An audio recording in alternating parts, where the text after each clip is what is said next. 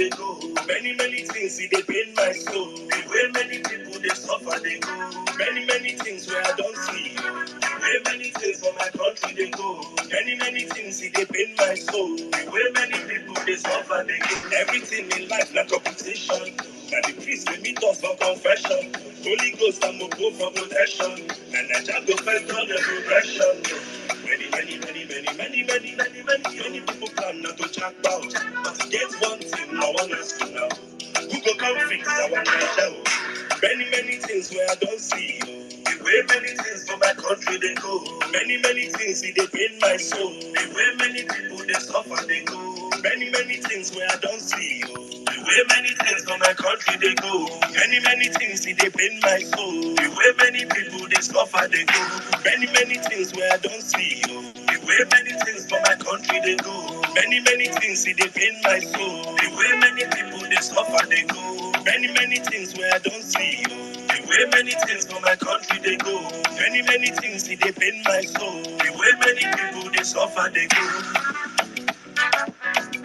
Many people plan not to jack down.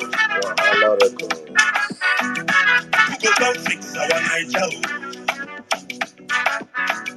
Who go come fix our Nigeria?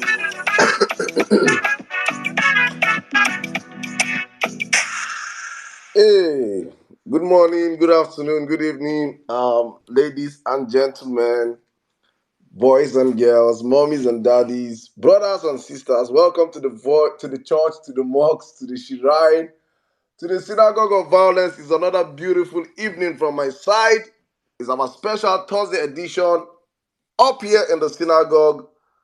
Thank you to all our amazing first respondents. It is always a pleasure having you guys starting the space with us, starting the space with me, and always the first set of people to listen to my voice. Thank you so much for joining us.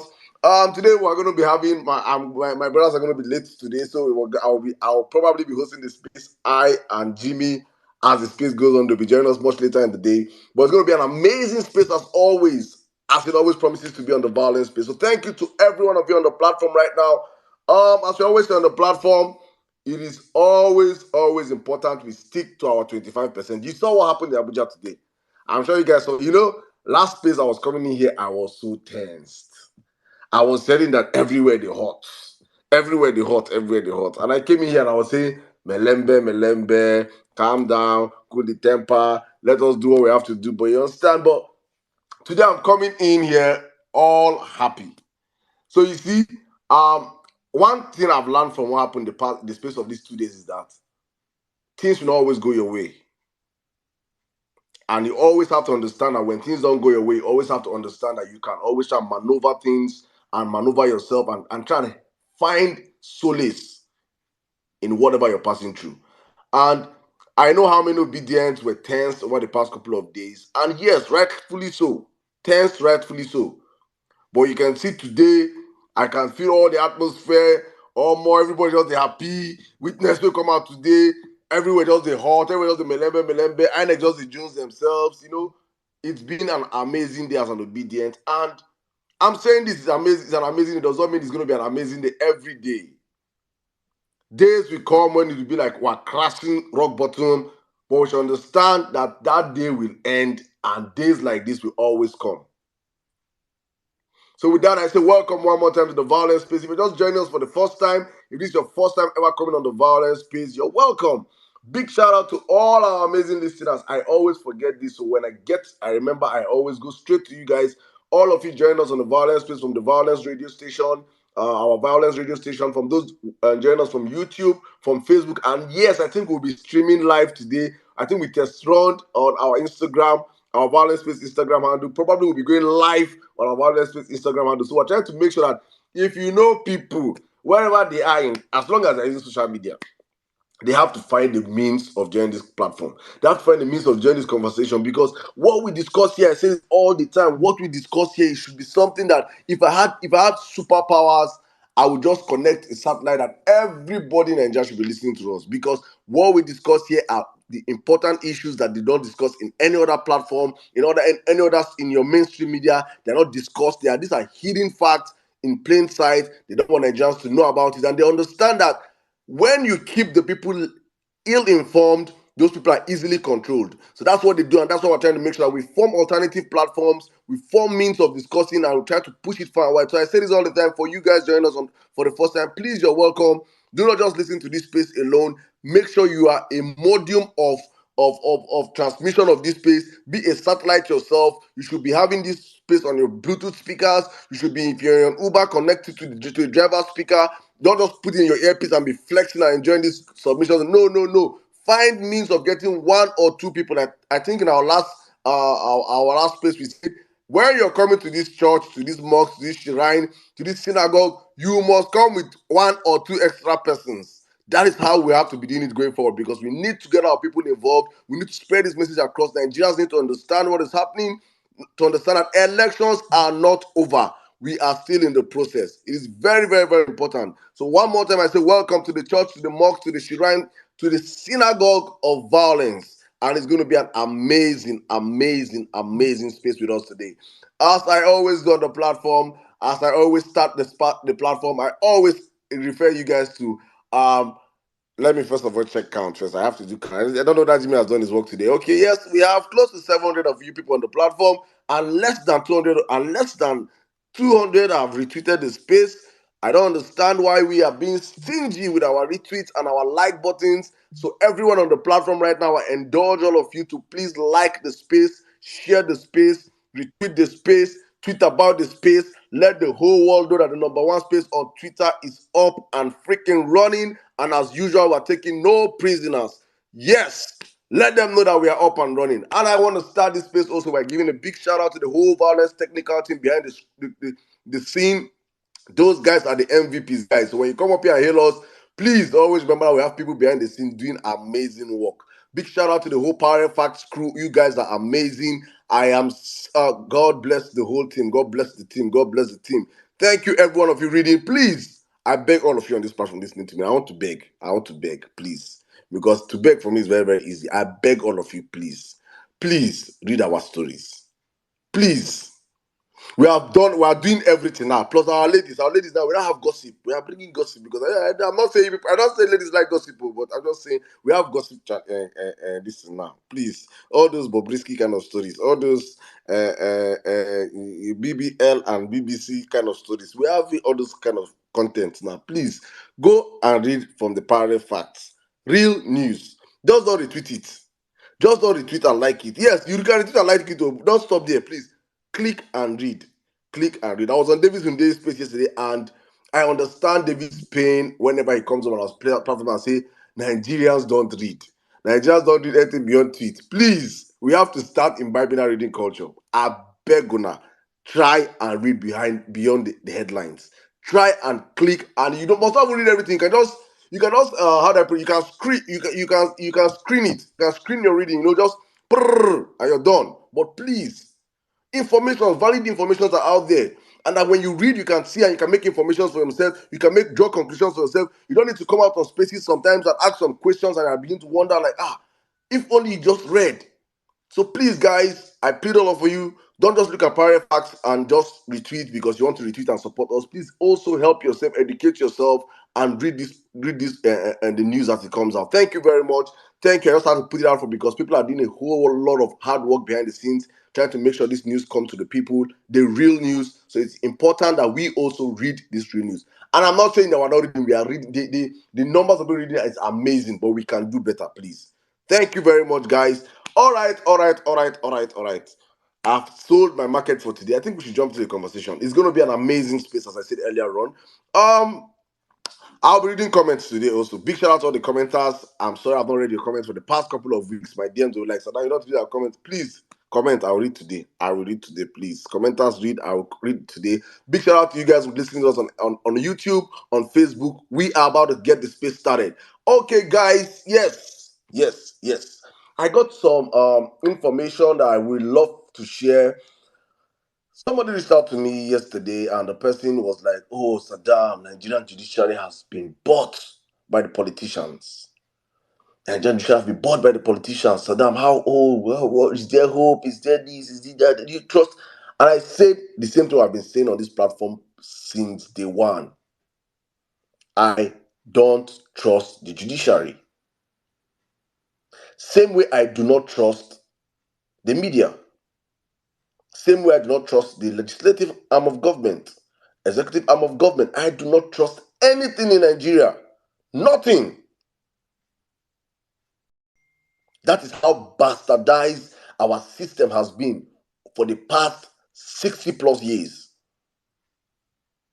And you now see an arm of government that is meant to be the last hope of the masses, an arm of government that is meant for learned men and women. That you go through school, there's a reason why you have to go through school for 6 years or 5 years. I cannot remember, I don't know how many years is law, I think it's 5 or 6 years. And when you're done, you have to go through the law school. And if you fail law school, you keep going till you graduate. You can, if you graduate from university say I read law, you're not a lawyer.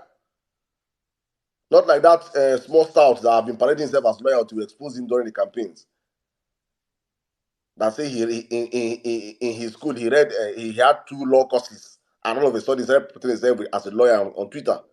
No, you have to go through the whole system, the process, and come out as a professional.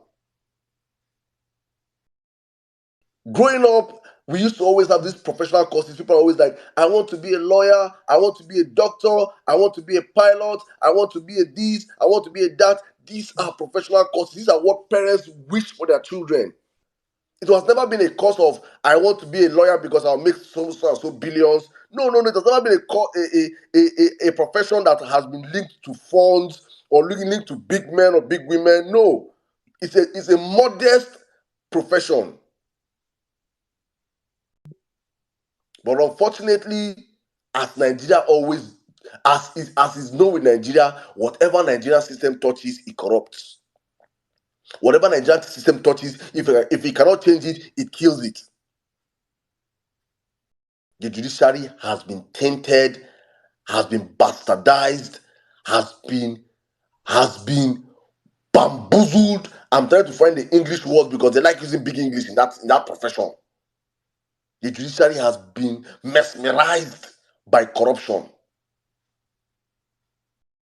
Every criminal politician has succeeded in having 1 or 2 judges in their pockets.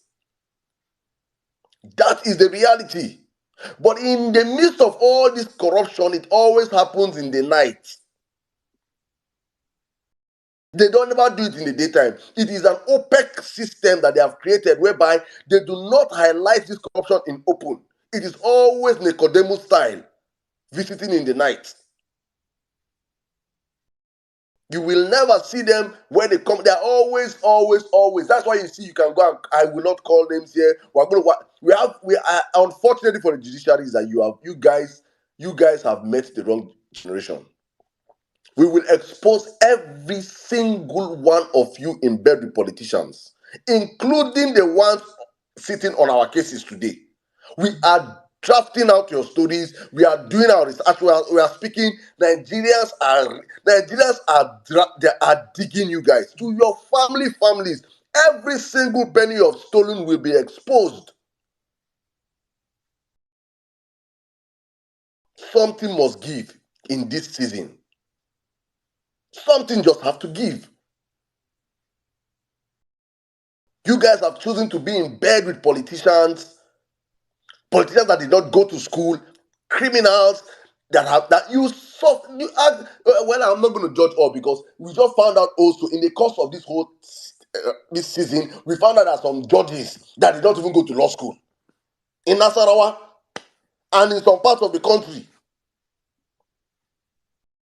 That is how corrupt the Nigerian system is, that people will just finish and anybody can just come and say he's a lawyer. No checks, no balance. What is the MBC doing? I mean, what the MBA? What are they doing? And so, because you guys have refused to clean your houses, Nigerians will help you and clean your house.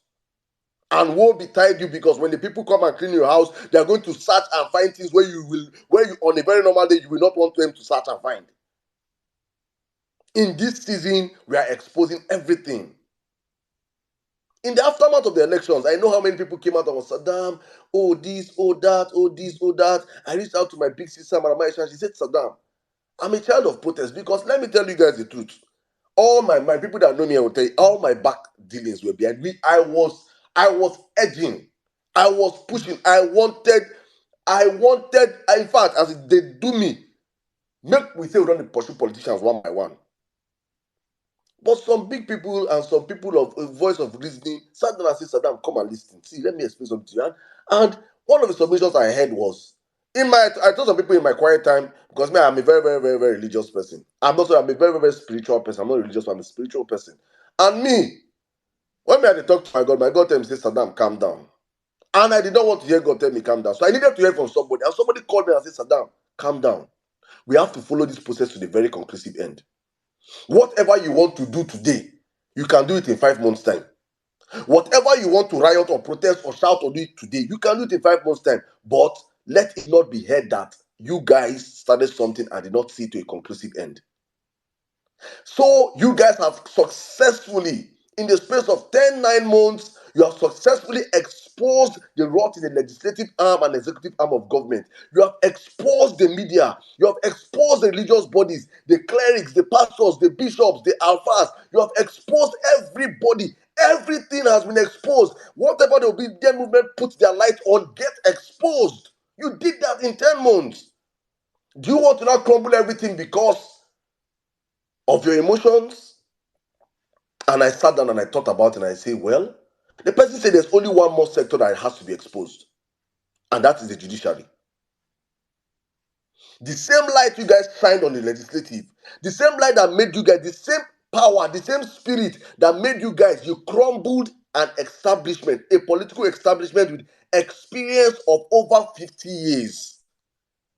You joined APC and PDP, and you amateurs, because I call ourselves amateurs, you headless mobs. You headless mob with no degree in political science, that has no experience in political science, you crumbled an establishment of corruption, including a sitting government with over 36 governors. Not one governor supporting you guys openly until 1 week to elections. G5 are jumping left and right, doing meeting in the middle of the night, trying to strike deals here left and right. We conquered this system, including Buhari. With all the forces, we won that elections. So if we could, as a people, united and say we want to take back our country, we took back our country. If we stay in the same course, the same motive, the same mindset, we are going to take back our judiciary. And if there's one sector, if there's one arm of the government that do not like to be seen in the light, that is why I see their clothes is black. Now, why their uniform self now black? Because they don't like to be seen in the light. They like doing their things coded. So even if you're going to bribe them, it's in a coded place where nobody can see. It's the judiciary arm. And the person says, Saddam, what you people are going to do is you're going to put the judiciary on trial. And ever since we put the judiciary on trial, my people, you have been seeing evidence coming out from that cesspool of corruption, from that dirty coven. We have been seeing evidences, plus the one that spiritually, for me, I never knew it was Bukachuawa. I've never cared about any of these people. So when people come and say, Saddam, Supreme Court is this, Supreme Court, I said, I do not even know who is the Supreme Court. I do not. The last person I knew about CGN was Onegon.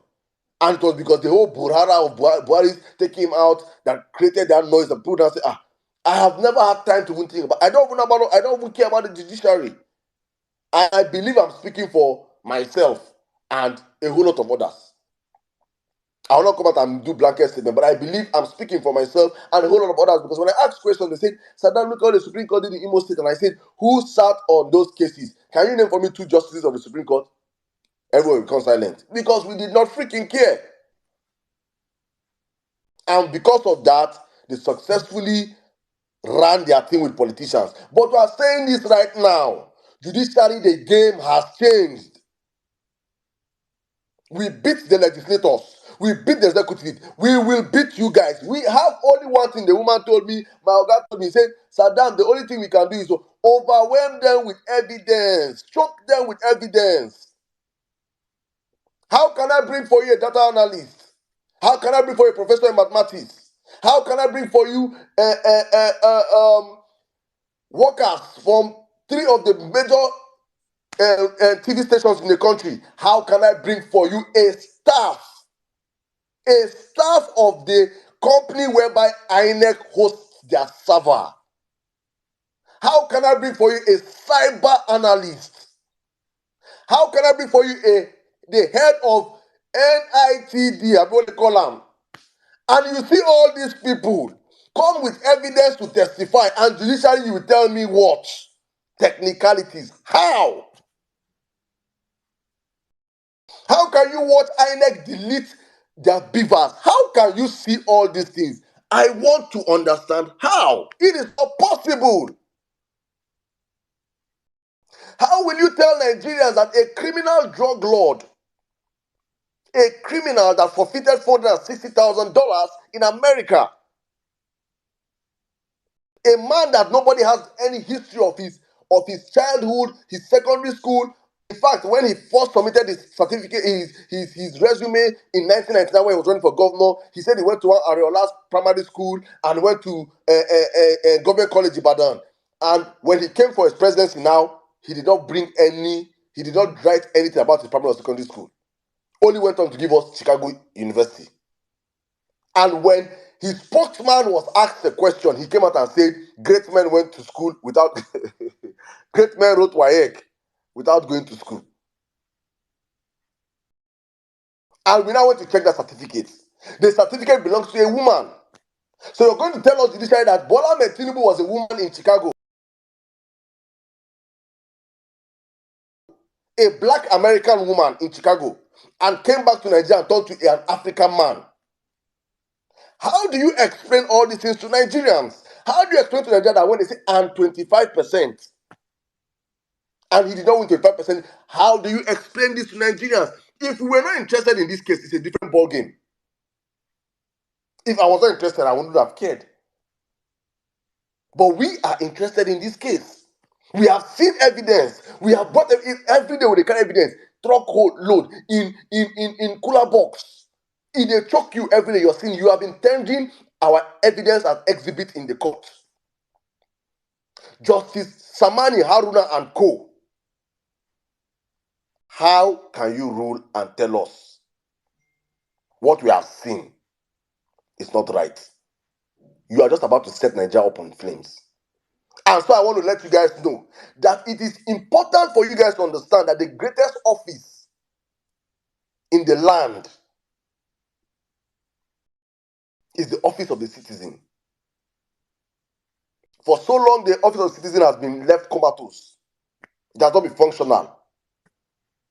It has not been working. So criminals have been roaming the asylum for so long. But right now, citizens don't find our voice. So we now know the power we wield. We now know what we can do. Now they calm people down. We are calming our people down because our people want to come and our people want to overwhelm you guys on the streets by telling them, calm down. Make one wrong move. Make one wrong move and you understand the anger in the land. In the course of all the submission, I was telling people then earlier on when people were screaming and talking, I said, my brother always said, Saddam, I am scared of July 1st. He kept saying, I am scared of July 1st. In private conversations and in spaces. Why? Because we already knew from November last year June 1st. June 1st, sorry, my brother, June 1st, that Buhari has already set a landmine for anybody that was going to take over from him. The implementation of subsidy. But we always said, if Peter Obi comes in, we understand that Peter Obi is not going to just immediately rush into it. He's going to throw in some low-hanging fruits for Nigerians, and he will always communicate with Nigerians for you guys to understand. I understand what you're feeling. We say this all the time. Imagine a Peter Obi government, and somebody comes to him and they have removed subsidy, and you say, sir, let us increase salary of yourself and governors and House of Rep and lawyers by 10%, you lose your job that day. When you lose your job, that will arrest you. But these freaking criminals came in and they shut it up. Renewed shege. They come shown as shege. We told you people. We said, do you want a president that when he comes in and he takes this out of subsidy, he comes up, or probably comes up on our space, or come up on one of the YouTube channels, or have a Zoom meeting in Nigeria and say, Nigerians, please understand what you guys are passing through. I truly will implement these subsidy funds and put it in critical sectors in the country and make it work for Nigerians? Or do you want a president that will come in and tell you, let the poor breathe, and carry that money and squander it with his accomplice? Say make una breathe. He say make una breathe. You know, say they go to shout, who they breathe? Who they breathe? Because they let the poor breathe. Hey, Nigeria, I go hear them. We always say this, but I say in hindsight, I always thank God. I thank God that Peter Obi did not collect his mandate on the first ballot. I am so happy. I did hit my chest. I am happy. So that all these things can happen now. Let it happen. Let Nigerians see. So when we come back our mandate, I want to see that bagger. I want to see that animal that will not come out and say, Peter Obi is the cause of the suffering. No. We now know who are the causes of the suffering. All Peter Obi will become to this to what? Repair the damage this freaking criminal and his gang of thieves have laid for Nigerians. That's what we're going to do when we get back our mandate. And I will wrap up with China SeaPort. You know, a news broke out in Parafax yesterday. And I told you people, be careful of what you wish for. Nigerians, be careful what you wish for. And I'm happy. Nigerians did not wish for this. So it is not us. It is not on us. No. This is not what we wanted for. This is not what we wished for. What we wished for was Peter. And Peter will come. But for the Abados, you know, you guys, when you do your bigotry and when you do your Yoruba running and all those things to legitimate hustlers, the Igbos are people that have gone around the whole country settling. And I'm saying this for those that have traveled, because many people in Nigeria have not traveled. I before I left the country, I am opportune to say I've been to over 30 states in Nigeria. I am proud to say that. I have not just been, I have stayed, I have done business there, I have seen settlements. And there is no state in Nigeria you go to. There is no state that you go to, you not see Igbo people thriving, not just thriving, investing in that place. No state, no local government. Either they are building the markets, or they have built houses, or they are the ones doing the hoteling business. They are investing their own hard money there. But at the end of all these things, when we get to Lagos, it now looks like, say, you're doing Igbos a favor. You're doing Igbos a favor. Igbos are buying your houses. Igbos are buying the real estate in Lagos. Right now, go and ask realtors in Lagos. They are suffering. They are suffering because people that normally buy these houses are not buying anymore. It's no longer as like pre-elections, whereby you just put house 120 million, 150 million, 200 million. Bam! People could just rush go buy them. A lot of Lagos don't they sell house. What make real estate people begin employ a lot of Lagos, making do advert for them? You can know say you don't rugged. You don't rugged. But you see, one thing I'm telling people, I'm telling the Ronu boys, is this. Your master, your Lord, and your Savior, he has brought in new customers. He has brought in the Chinese. And before he brought in the Chinese, he brought in the Lebanese. I want to tell you a story that you do not know. Lebanese, actually, the man they call Chaguri.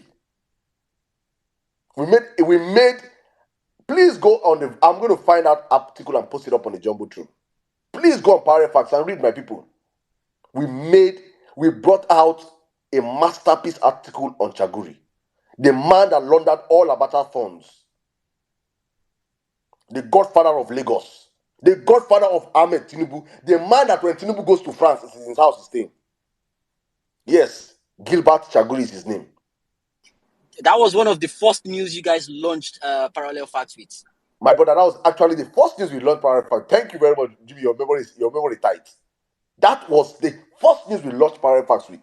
You need to dig up on that man and you will be shocked and amazed by the amount of corruption that man embodies.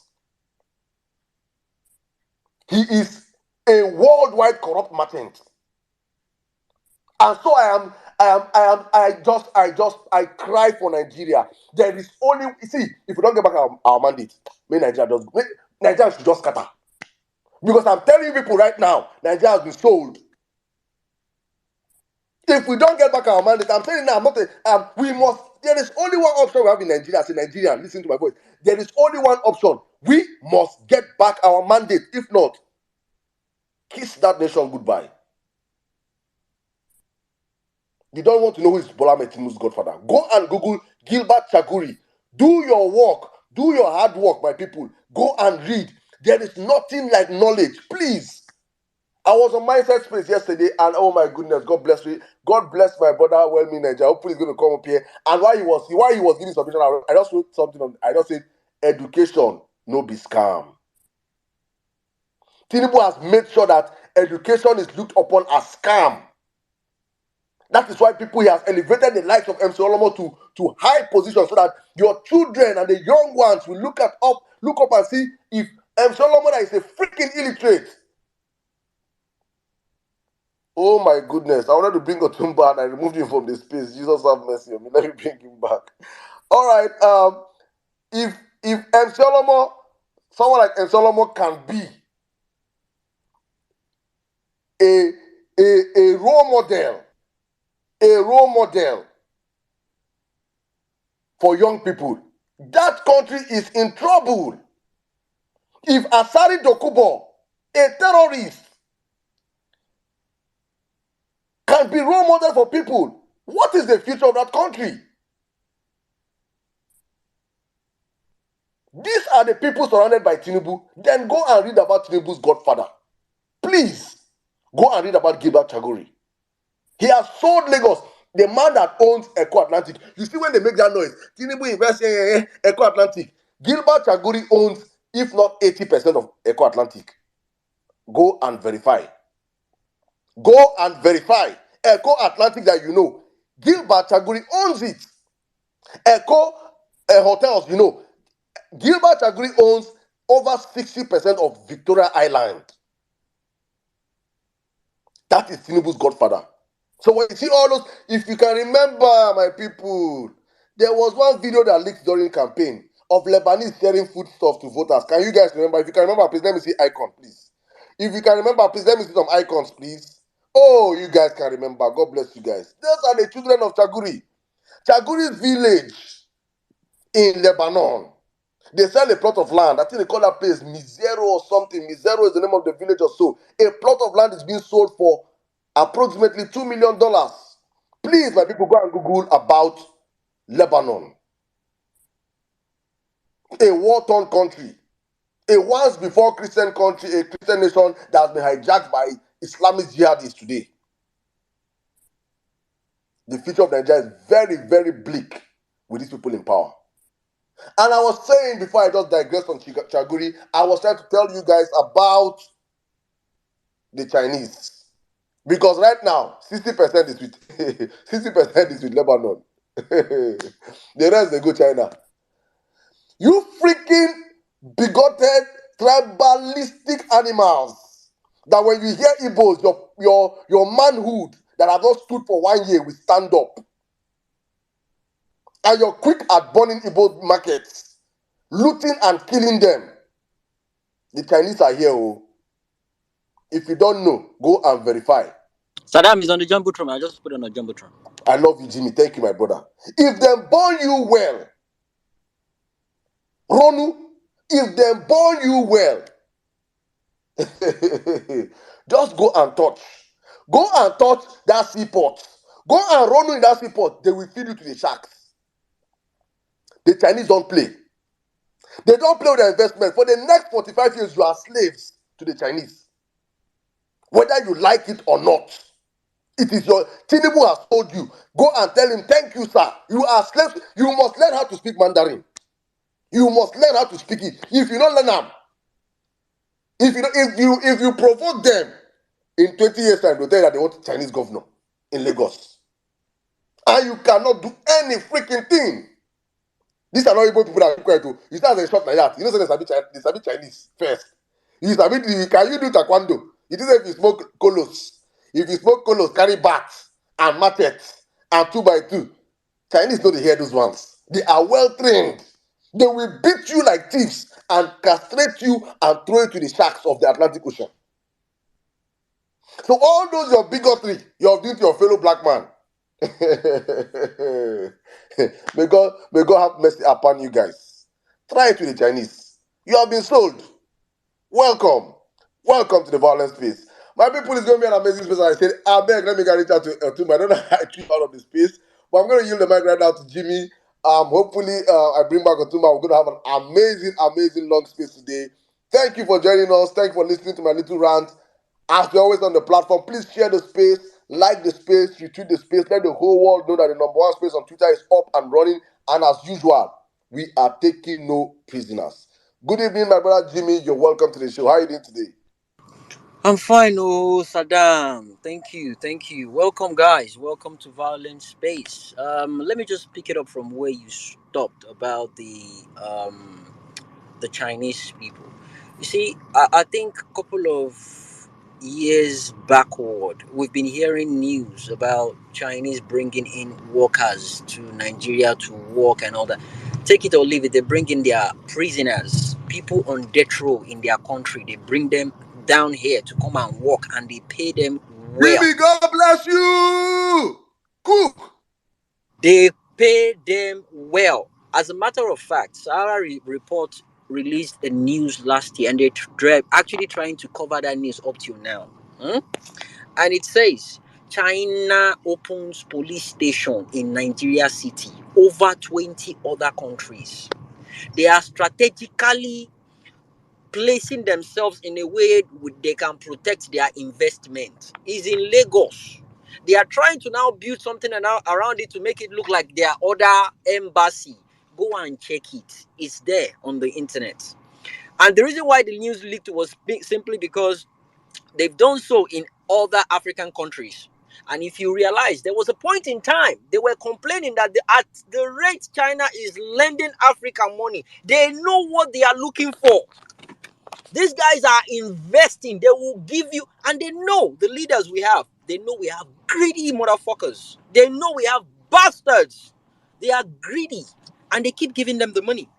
They keep pumping in the money they need. They keep giving them the money they need just because they know at the point in time they will own it. They won't be able to pay, and they will use collateral to finish them. They will own properties. They will own lands in that country, and there is nothing anybody can do because the idiots, the bigots, the greedy bastards you guys have put in power, they've sold the nation without us knowing.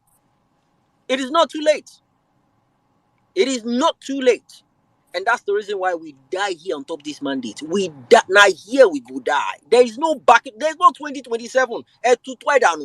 No fucking 2027. It is now or never. The Chinese people are all over the country. They're doing everything they're doing just to make sure the right time comes for them to take over the country, because they know these guys won't be able to pay back.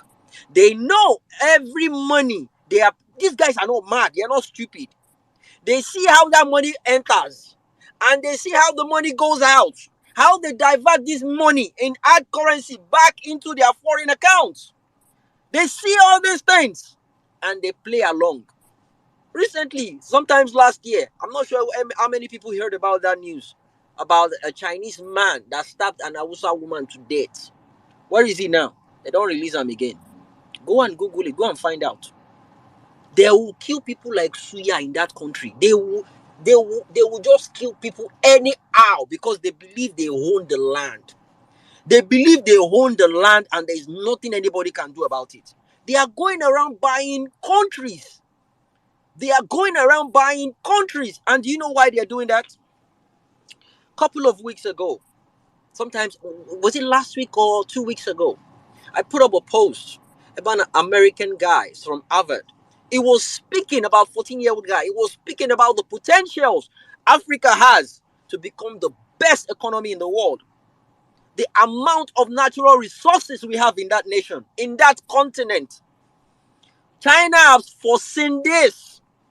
And that's the reason why they're going. That's the reason why they are going into Africa, not just Nigeria. Go and Google it. You see how many places, the list of countries China has actually lent money. China has invested billions of dollars lending African leaders because they know they are greedy. They're not going to use the money to do because Jimmy, they have even taken over some people, some countries. of course, all other countries. Exactly. They've taken over some other countries. They will tell them it will be on their own terms. They know they won't be able to pay back. They will tell them, okay, una airport is what the collateral. We'll just take your airport. Then they will change it to their own name or something. That is it. Slowly, that country is going to shit. And guess what? All the so-called leaders, all the ones where they run now, all the ones where nothing say yes, infinity logo, our local, when are they do? When are they do? By the time everything land finish, they go base. They have their private jet to leave the country. It is you that is doing Yoruba Ronu. Yoruba Ronu. It is you doing Igbo people are your problem. Is it not better that you have a nationality of Nigeria buying property in Nigeria than an outsider to come to your land and buy something? But because of bigotry, tribalism, I'm talking to my Yoruba fellows. Tribalism has eaten the core of your heart. One idiot, they used this tweet to wake me up this morning. It took his time to he did like a family tree of Yorubas that are marrying Igbo people, and to himself it did the Igbo people like the most ugliest ones. See, when you are a bigot, you are a bigot. There is nothing you can do to change it. It's in the blood. It is in the blood. I don't blame him. It's the way it was raised, and it's what they've put into his head. It's what the narrative they've put into, they've made him known that these people are your problem. How do you think the Tutsi and the Hutu, how do you think their problem started? How do you think they started killing themselves?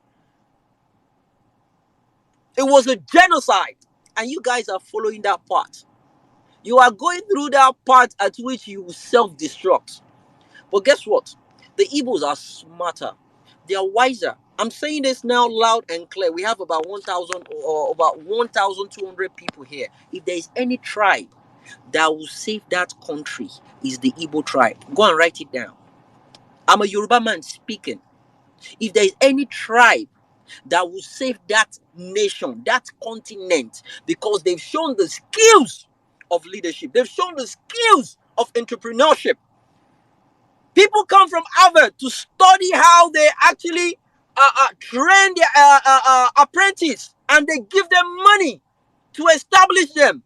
Professors from Harvard, they come to Nigeria to observe, and you are there saying, Omo Nani, Omo Iboni, Omo Na kill you there. If it's that Omo Na that will save your life for hospital bed, no make and save him. Kolon Torupo Jomona. If it's that one that will give you, that is his own blood, matches your own blood type because it's rare.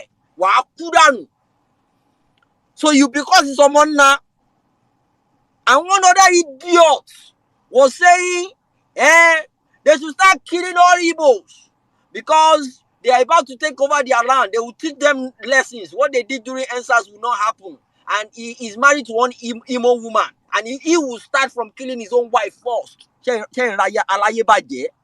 you listening to someone speak? It was on the social media. I tweeted about it.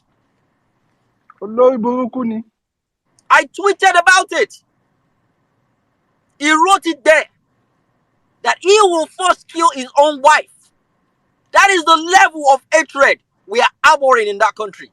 That is the level of hate we have gotten to that part. And if you go and read your history very well, that was exactly what happened with the Tutsi and the Hutus.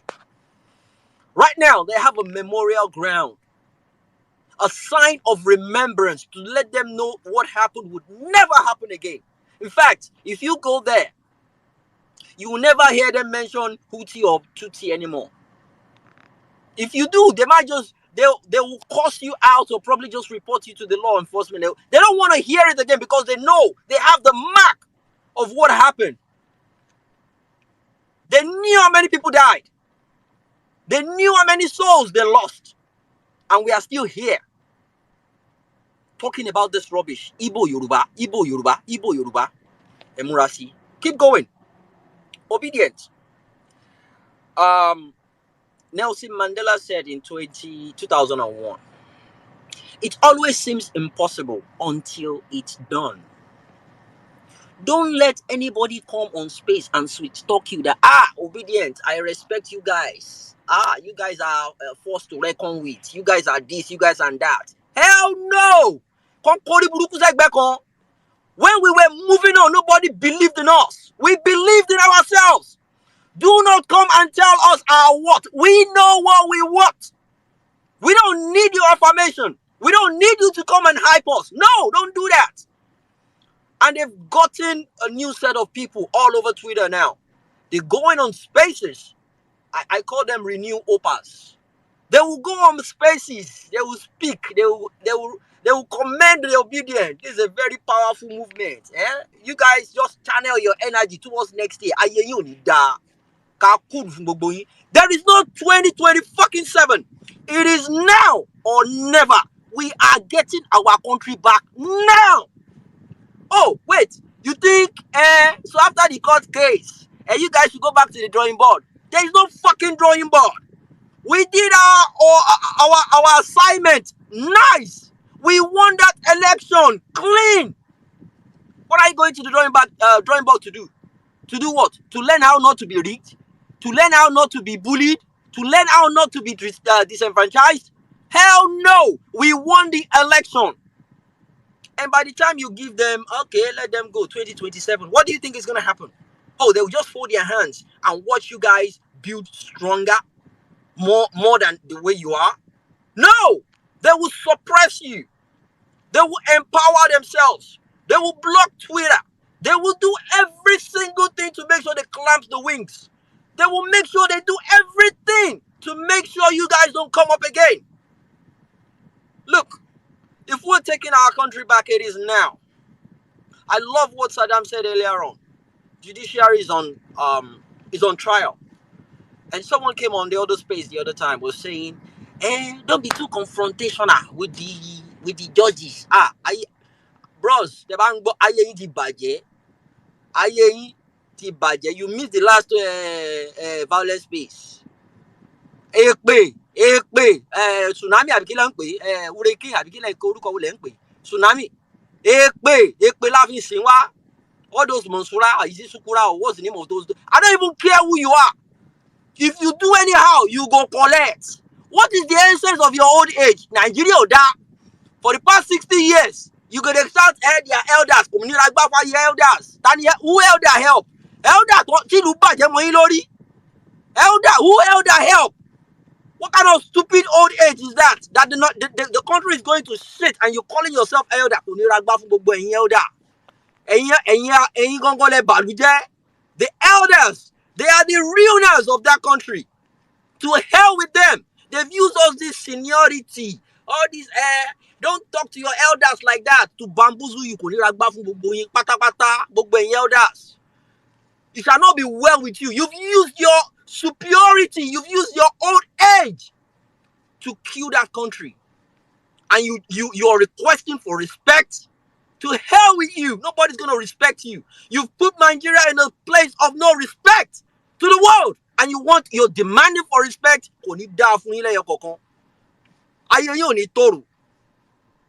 Look, if you like, do your job. If you like, not do your job. One thing is certain. We are taking our country back. You have two options. It's either you join the people, Toma luku nulu ye dego. Woma anojaleti. Down na choir. Say na chorister uniform wey na dey wear. You na go dey run. We go dey fly. Aye ma baje. O ma le taja. You guys are stupid. Nobody. Seriously, guys, it's not funny. These guys are the realness of that country. You are the realness of that country. With that stupid wig where they put for head. That thing where they smell. That thing where they smell like mad with their black uniform. You guys are stupid. You think Nigerians are here to just keep quiet? The reason why we are keeping quiet is simply because of the principle we have. I love the fact that you guys keep underestimating this man. I love it. I love it. Keep underestimating him. We like it that way. Oh my sucking. Hey, oh my sucking. Keep at it.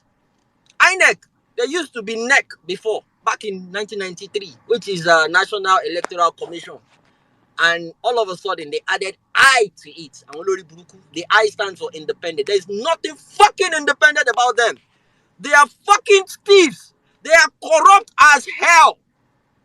INEC deliberately deleted Abuja's results, says the PDP witness today, just to clear their track.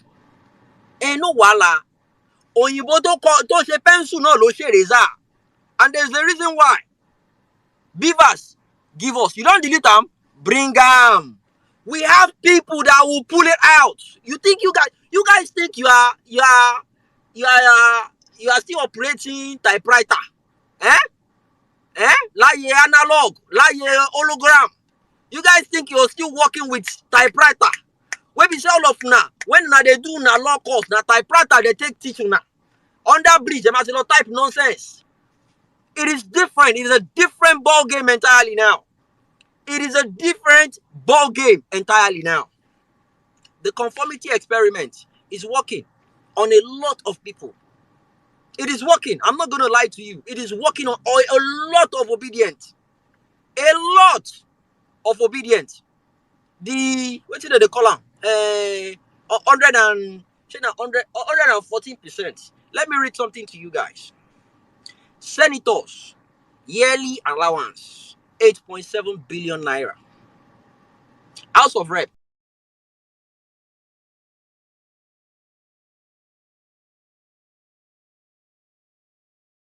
6.5 billion naira.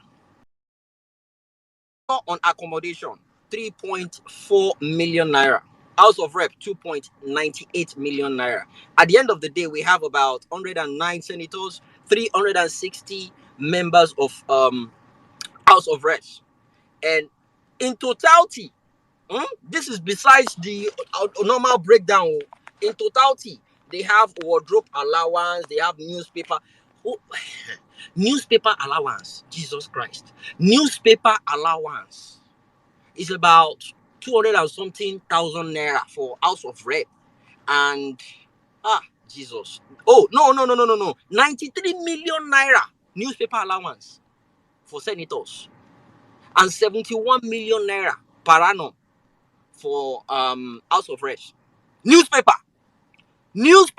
Where they go end up take do bonds, where they will end up take rap akara. Newspaper. For one senator and for one House of Rep. Now, everything I just read now. Do you not wonder why the media is corrupt? Sure, you understand? Everything I just read now. The total is about 8 billion naira for senators and 7 point something billion naira for House of Rep. Now, calculate it with the new 114% they've added to it. 114%. APC, teba wa nbi bayi, aye yin ti baje, ti yin ti ta. You know why? I will explain to you. Couple of you were in my DM recently asking for help. Ebi ló máa pa mọ̀nàmọ́ná kú, ebi tó ń pa mọ̀nàmọ́ná kú ló máa pa ìyá yín kú. Ebi tó ń pa mọ̀nàmọ́ná kú ló máa pa ẹ̀gbọ́n yín kú àti ìyá yín. Ṣẹ́rí gbogbo yín lẹ́yọ kọ̀ọ̀kan ìyà ló máa ìyà wọ́n ní ìyà kì í ṣomi ọbẹ̀ bàbá má jẹ́ ẹ máa jìyà kú ni. Because when we were screaming, when we were talking about this, do not vote APC. Ìyà lẹ bá ń bẹ̀. Wait, all the money you think they spent during campaign, how do you think they're going to get their money back? How do you think they're going to get their money back? Right now, they are proposing, is it proposal safe or they've actually approved it? Electrifying Shaggy. na electricity bill, it don't skyrocket. That is what I call electrifying shege. Lójú méjèèjì. Ẹ̀jẹ̀yà títí wọ́n fi iná ìyà jó yín. Iná tún gbé yín, iná ìyà tún gbé yín. Ẹ múra sí. You guys keep doing it. Keep doing it. Ẹ múra sí. Lastly, obedience. Especially we in diaspora. I want to say something. Personally, I've come to realize that a lot of um, people in Nigeria, they are feeling very, very comfortable. This is my own opinion. I beg, if we can just stop sending money to people back home. You see, the 2k, 5k you are sending to people, they are feeling comfortable. Honestly speaking, the 2,000 you are sending, the 5,000 you are sending, they are feeling very, very comfortable. When you don't send money back home, when you leave people to just be, and they don't have any other way to go about it, nobody will tell them before they do the right thing. We still spoke about this whole protest or no protesting. When the time is right, it will happen, but not now. But you see, people now having this sense of entitlement. Say you have to send me something. During the whole electionary period, a lot of us, we were kind to people. We were very, very kind to people. But it's like they've turned it into a by force, by fire thing now. No, please, don't do that. I beg, don't do that. It is not mandatory for anybody to send you anything. And that's the reason why I'm calling on diasporas. Don't send money to people. When it gets to the right time, nobody will tell them to come out. Because by the time you start sending 2,000, 5,000, when the time reaches to come out, be like, if I don't get 2,000 by credit, I go there okay. If there is nothing for you to fall back on, nobody will tell you to go out. Nobody will tell you to go outside and do the right thing. We call to support people in Nigeria because we have the decision-making skills. We are not leaders. We just say what we think is right for people. We don't consider ourselves leaders, even though a lot of people look up to us. We don't consider ourselves that way. So guys, please, let us respect that boundary. Nobody is owing you money. You don't work for anybody hand. Let us respect that boundary. Consider that a public service announcement, by the way. But that being said, welcome to another Vawulence space today. It's a beautiful one. Today is Thursday. We have our Vawulence space on Tuesdays, Thursdays, and Saturdays. Always a good platform for. I mean, this is for newcomers, people just joining for the first time. A great platform for you to speak your mind and listen to facts and figures. Huh? Waiting you can't say to people on other spaces, you go come talk and hear. We don't come in here to plan how to get rid of anybody, to kill anybody. We're not doing that. We are here. We are speaking against the superpowers, speaking against the status quo, and we say it the way it is. We're not adding to it. We're not taking out of it. We speak nothing but the fact, and we're fearless to the status quo because we are here to take them out of power. Their time is up. Thank you, guys. We still have Otumba and well-meaning Nigeria to speak, and afterwards we can do the whole roll call. Thank you for listening to me. Back to you now, Sudan. Thank you very much, my brother Jimmy. It's always a pleasure having you up here. Thank you. Otumba came with his horse also. When in Nigeria, called for night shift. You know, he does morning shift on the 1 million man mark. Thank you guys for always coming. It's always a pleasure having you guys on the platform. We will SC will Yeah, be here soon. my name is Lambert. Please, Lambert, off your mic. Nobody called you to speak, sir. Eh? Sorry. Is it your first time on Twitter Spaces? Please, I don't know what happened, but please, Lambert, if you can come back, or please, we will call you to speak if it gets to you. Yeah, thank you. All right, guys, we're about to move on with the conversation. I don't know, Otumba, if you're ready to speak, let us know. Or well, Nigeria, you guys Yeah, let 1 minute go first, please. All right, but before 1 minute go on, I just want to remind Nigeria something. I'm like, we have. I want to go back to the SeaPort. because people don't understand this seaport. China, for the next 45 years, Tinubu sold Lagos Seaport to China for 45 years. If you're following Tinubu real age, his real age, he's like 86 years. His football age, he's 70-something years. By 45 years' time from now, Tinubu is dead and gone.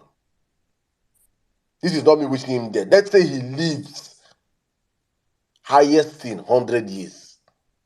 110. Tinubu cannot reach his 130. But he has sold the future of his children to the Chinese. That's the reality of what we are today as a country. Welcome, Wembley, Nigeria. You can join the conversation right now, my brother. How you doing? I was on your space today and it was amazing. I don't day walk, just hear everything. So put it in cost me. I said, I know this speaker, I day walk. Make I call you waiting to happen, and amazing submission. I think today, enter my DM, tell me say people they para.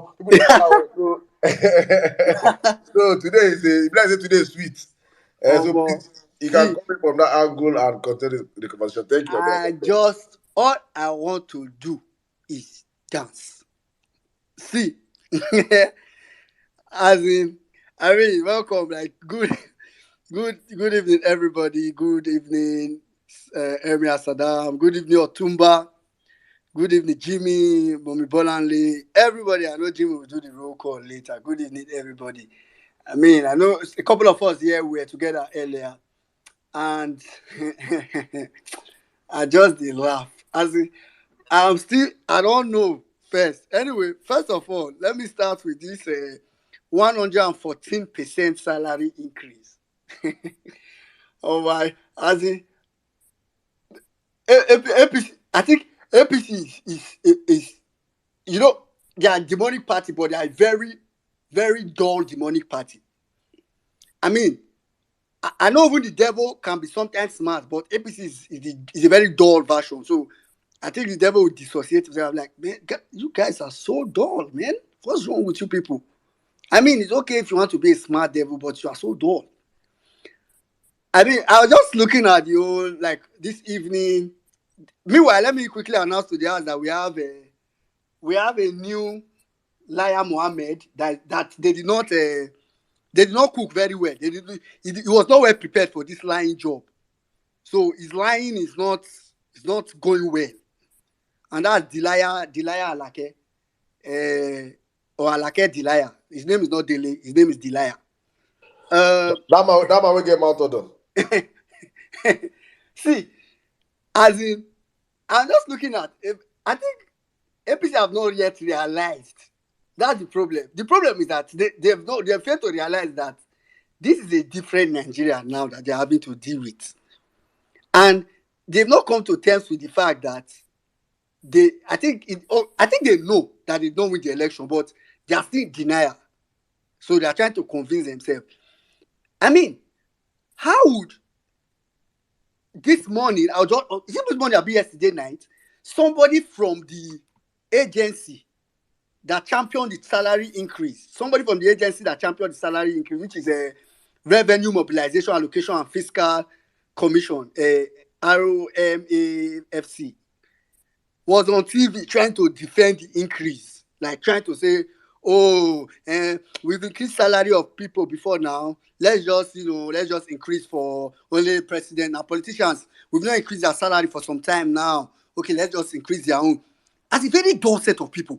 I don't understand what he thought he was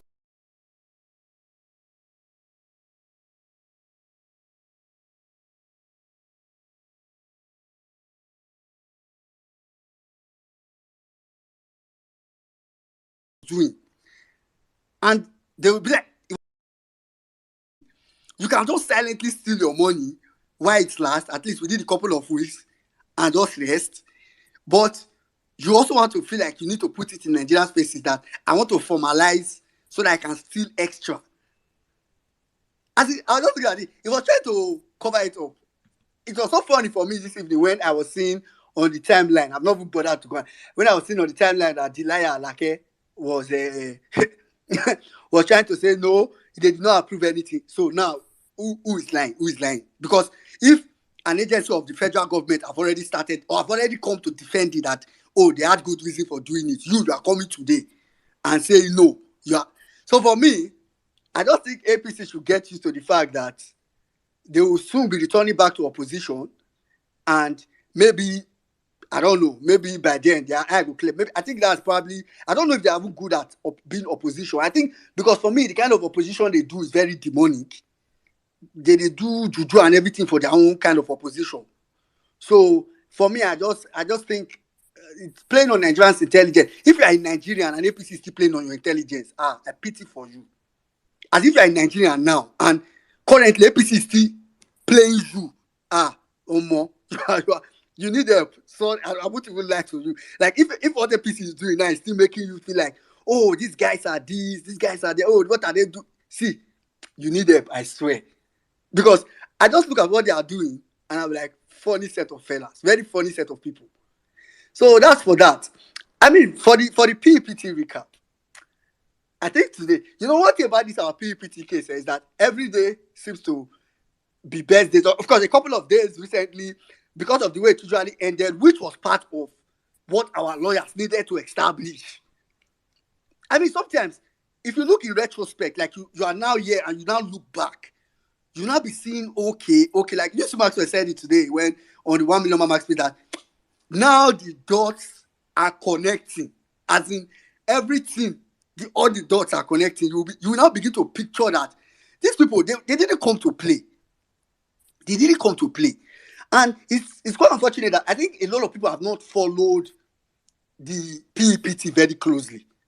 If you follow PEPT very closely, you would understand where some of us that feel unperturbed are coming from. To be honest, it's not being insensitive. So sometimes when you are saying something, and I mean, some people come to my DM and say something, and I don't know if they are annoyed. I mean, I'm not very rude, so I'm not rude, not like I'm not very rude. So I try to just laugh it off, like, and then forget this one. See, I just just forget this. So if you see me doing that, like if I'm one of those people I relate to my DM, it's really because I know in my head, like some of these things, it don't dey head already. It's inside his head. As in, I just look, for me, the judiciary is in a position to confirm what we already know. So it's not as if the judiciary is in a position to tell us something we don't know or something. They are really just in a position to confirm what we already know. So the problem will now be, oh, will they for some reason do that or not? And like I was saying today, and I think Sada was saying it earlier, for me, I really do, at this point, I don't have any, okay, I want the outcome, so people don't get me wrong, but I think I'm kind of just looking at the judiciary like, how are you people going to do this? I don't think people understand how LP has stretched that case. LP has taken it out of, see, you need to understand that before you know. I think it was just yesterday on Mindset Space, some people were just talking, some people just come and talk with so much ignorance, but with so much confidence. As in, the ignorance, I go take my phone, they smell for my phone. So much ignorance, but they will come with so much confidence. As in, if you know half of, just go and read on your own. You don't even need to, I'm not saying go and read. I know yesterday somebody was telling me, after the Mindset Space, Barrister Henry was telling me that, after that submission, I need to get, I was like, see, I'm not going to lie you, the only law I know now related to election process, I don't know any other law, any other thing. But this election one like this, we don't go read and finish. So we know what the judiciary should do. It's where the confidence is coming from for some of us. I don't trust the judiciary. As a matter of fact, when I talk to people, I usually tell them that I don't really care. I don't care about what they want to do. But my own is that let me push, like I'm going to add my own effort to ensure that I used to say it like this, that Peter Obi's job is to overwhelm them with evidence. Peter Obi and his legal team and Labour Party, their own job is to overwhelm the judiciary with evidence.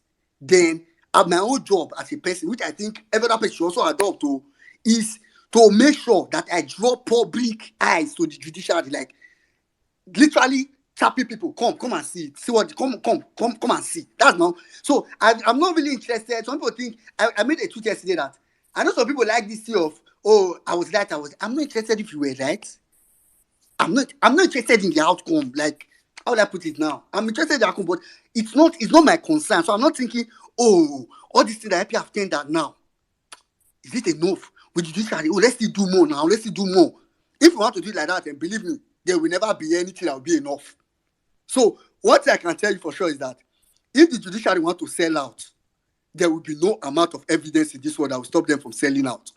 But the truth is, this evidence in their front that they have, even if they sell out, even Mahmoud Yakubu go shock. Say, my own not is like this. Like Mahmoud Yakubu will start feeling like a saint.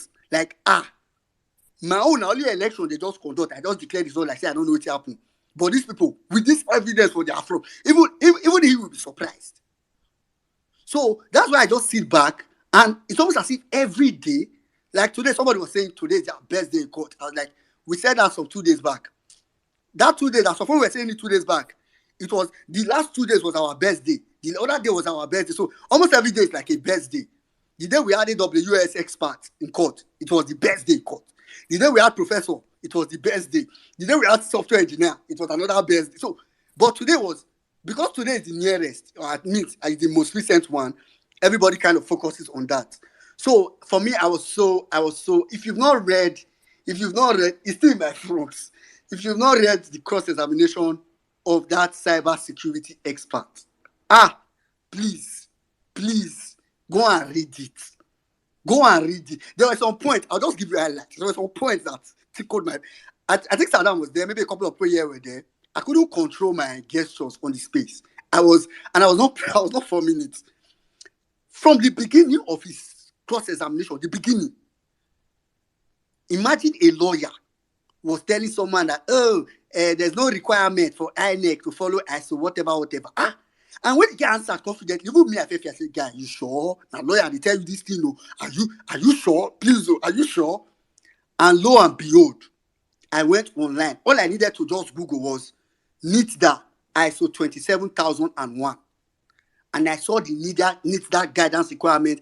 And I just, on the document, I didn't read everything. Some of us are searching with the file. I just did, on the PDF document, I just did Control F, find. I just typed 27001. And it just took me to where that document specifically said that it's a requirement. I was like, oh, APC lawyer, no law. APC, after they said yesterday that they needed to go and study overnight to come and interrogate the person this morning, they went to study overnight. They didn't still get it. So if you will go further, there was a point where, oh God, when they told you the number of polling units in Nigeria, and the guy was approximating, like the lawyer said, oh, you know, we have over about 170,000 polling units in Nigeria. Omo, Baba told him to be precise. We have 176,000, and he called the exact number. But hey, God, I just say, I mean, at that point, if you go and read Sarah's updates, because maybe if you use my update, you may feel like it's just official. Go and read Sarah's update. Sarah used to add the gestures of the court when the court was saying yes. Everybody, he used to add the gestures of people that are in court. So you probably feel what the courtroom is like. So for me, I can't say this enough. Peter Obi's team, the legal team, they are on the right course. I mean, the dot is adding. After that, they brought the director of legal services at NITDA. It's not like say they just want to finish APC. I don't know how many of you saw it today. APC, it was APC lawyer that got to a point and say, some people say it's a joke, but I don't know what kind of joke is that. That got to a point and said, I am angry, I'm not asking you any question again. After the guy had given him one answer. And the guy was like, if you say that something, the guy was like, that would be very good. I'm excited. Not because I know for sure, like I can come and tell you now, but because I know Peter Obi is doing the right thing, he's bringing out so much evidence, the judiciary will be damned. And they will be setting Nigeria up for flames if they make any wrong move in this particular judgment. So I really just want to tell everybody that we are on the right course. Please, as much as possible. In fact, today, Sarabila say one of your Wala record singer because somebody came on the space today and suggested that we need to release a song about judiciary, and he just said, I was like, this makes sense, please. Salam, all your 25 million artists, which of them you go? No, they're in the studio now. They're in the studio. Or they go do joints. Nah, Joint album. we Wahala get we the best collaboration album when they come out. Please, you guys should patronize us when it comes out. If I don't buy, Wahala record, please guys. Wahala record artist, I beg. Even if you release song, I do make una release song. Thank God say Saddam soon at this studio. So please, I want to beg everybody, let's keep doing what we are doing. We'll be back in court tomorrow by 3 p.m. And just as I round up, I want to tell you, we are gradually getting close. Some people may not know this. Today is the 94th day out of the 180 days. So we've even crossed the halfway mark. So basically, we have about 86 days remaining. And like I said the last time, it's not as if they will even use that entire 86 days. So it depends on the judges. If they follow the current schedule that they have, they'll probably have the judgment in the next 30 days, or with the current schedule, maybe in the next 30, 50 days. I don't want to put any particular number. So they might not use that entire 80-something days. So we are moving. We are making progress. So all those people that used to tell you, 3 years, like that junkie that was on that was taught in the name of comedy was saying 8 years. That's the thing. Ignorance is oozing in the brain of many people. with confidence, with confidence. As with confidence, he will stay in the court for 8 years. I was like, you don't know nothing. Ignorance. You don't know nothing. Everybody knows now, at least most people know now, that this case cannot go beyond 180 days. And after the judgment is given, which might not be up to 180 days, from the day the judgment is given, the Supreme Court will have 60 days to appeal it. From the day the judgment was given, they will have 60 days to appeal it. So that's why some time back when I did that calculation, I said, worst case scenario, let's even imagine that, Appeal Court used the entire 180 days. And Supreme Court used the entire 60 days that they have. This case will not be more than November. But it will not even get to that because it is way too glaring. And the court has no choice. So I really want to encourage everybody. All you have to do is ensure you keep your hopes up and keep doing your own part, passing the message across. People are thinking about doing aprons. People are thinking about doing b-ball. Like I just said, people are thinking about releasing a song. What's you? What are you thinking about doing? Some people are sharing it on WhatsApp broadcasts, WhatsApp pages, WhatsApp groups. Some people are doing it on Facebook. Some people are doing it on Instagram. It will be so I don't know. I want to say it will be so unright. It will be so wrong and unright if you are just here, just listening, and all you want to do is discourage. Like all you want to do is self-sabotage. I want to say, no, I don't think it's possible. Nobody say trust the judiciary. Don't trust the judiciary. Just overwhelm them with evidence. At this point, China SeaPort. I don't want to talk about China SeaPort. Make new people they deal with China SeaPort. I wish them all the best of luck. By the time they don't they container, they don't they ship them go China. They go no say this one not be China. Not they play with anybody when it comes to contract. All right, so now over to you. Thank you very much, my brother. Thank you. Amazing, wonderful submission as usual. I was just before you give on the speech, I was just talking about how you dismantled that clown yesterday on Mindset Space. Oh, it was a joy to my heart. I said, education no be scam. You see, education no be scam. Please send your children to school. Let them stay in school. Please, and monitor them. Education is not scam, as people like Bola Tinubu is trying to portray. Filling his government and filling people around him with criminals, giving exalted position to criminals. With such people in power, I say Nigeria goodbye. So that's why we have only one thing to do to take back our mandate. Because when you have criminals and terrorists like Asari Dokubo, when you have I don't know if you guys saw a video. A very big video came out this week, 2 days ago, and I'm sure we just passed under the radar. I think only parallel fans that took that news of an alleged Boko Haram member that has never in his life, he has been saying this, Boko Haram are for forest in the state. All his life are forest in the state. They are so rock. They dance with Kashim Shetima. They shout jihad, jihad, jihad. Did you guys watch that video? Jimmy posted it also. I'm going to find out video and put it up for you guys to see. These are the people at the corridor of power. There is trouble in that country. Make guys, more than don't think say There is only one thing that can be done is to take back our country. There is nothing, any other thing will happen. Now say Nigeria is au revoir. Goodbye. Otumba, if your hands are not painful, if you're free right now, my brother, you can come in. So we can now open up the space for people to react to the conversation. My brother, good evening. How are you doing today? Good evening, my brother. Sorry for apologies for coming late, man. Well, book me for nap. Ain't no easy, but um, I was listening to some of the space on the PEPT. Then I had a conversation with Saddam for a new okay. Oh, this is the person. See, what today? I mean, not even today. This week, last week, this week has been hell for APC. It's been hell. Whether, and I'm shocked to say this, whether it's the PDP angle or the LP angle, and then to add Pepe to the matter, the GRV case also.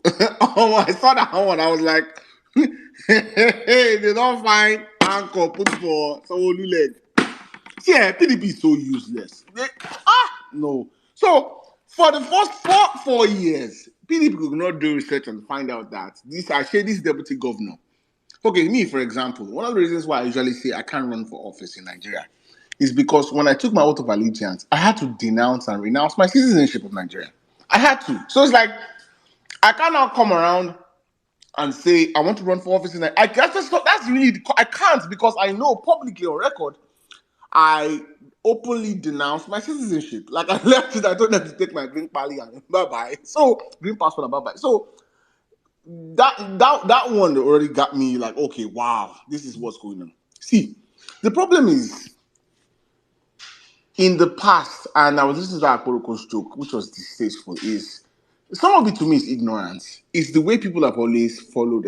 I've never followed an election tribunal. I think the only one I followed, even before this one, was maybe the Adeleke one.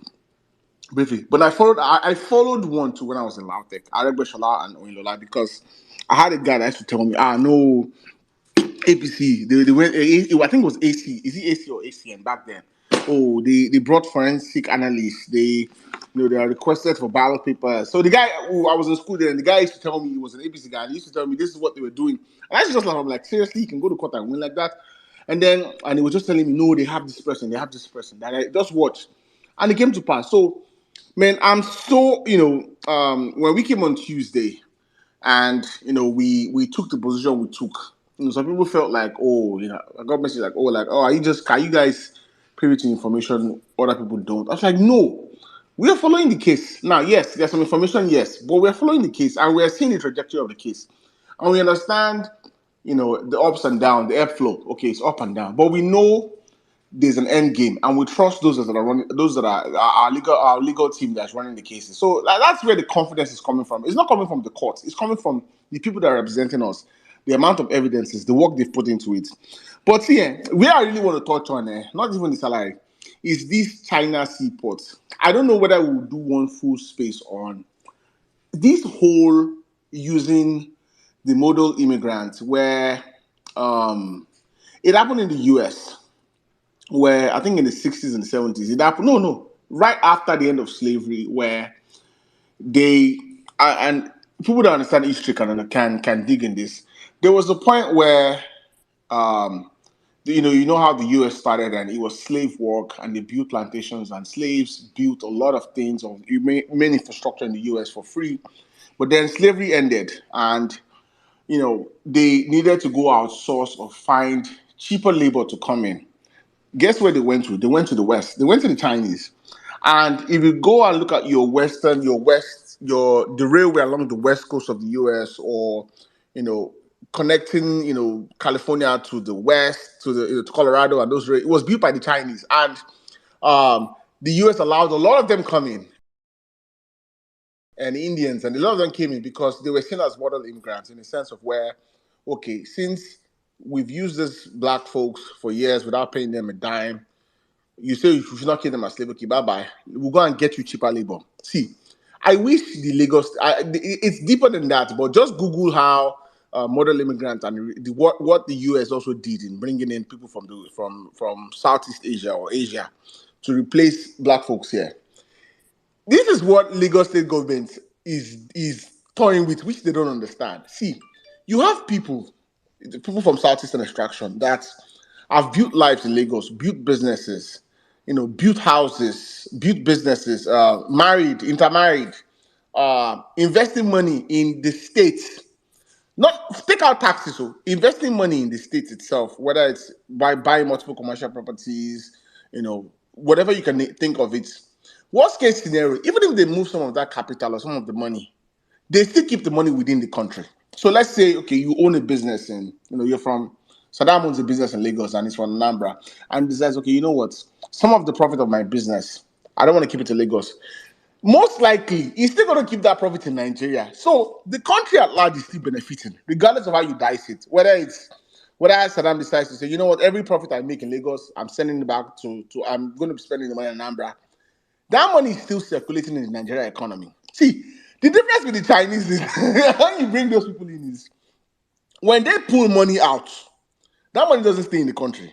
That money goes to their country. So all the benefits, the multiplication of that money, you don't get the benefits.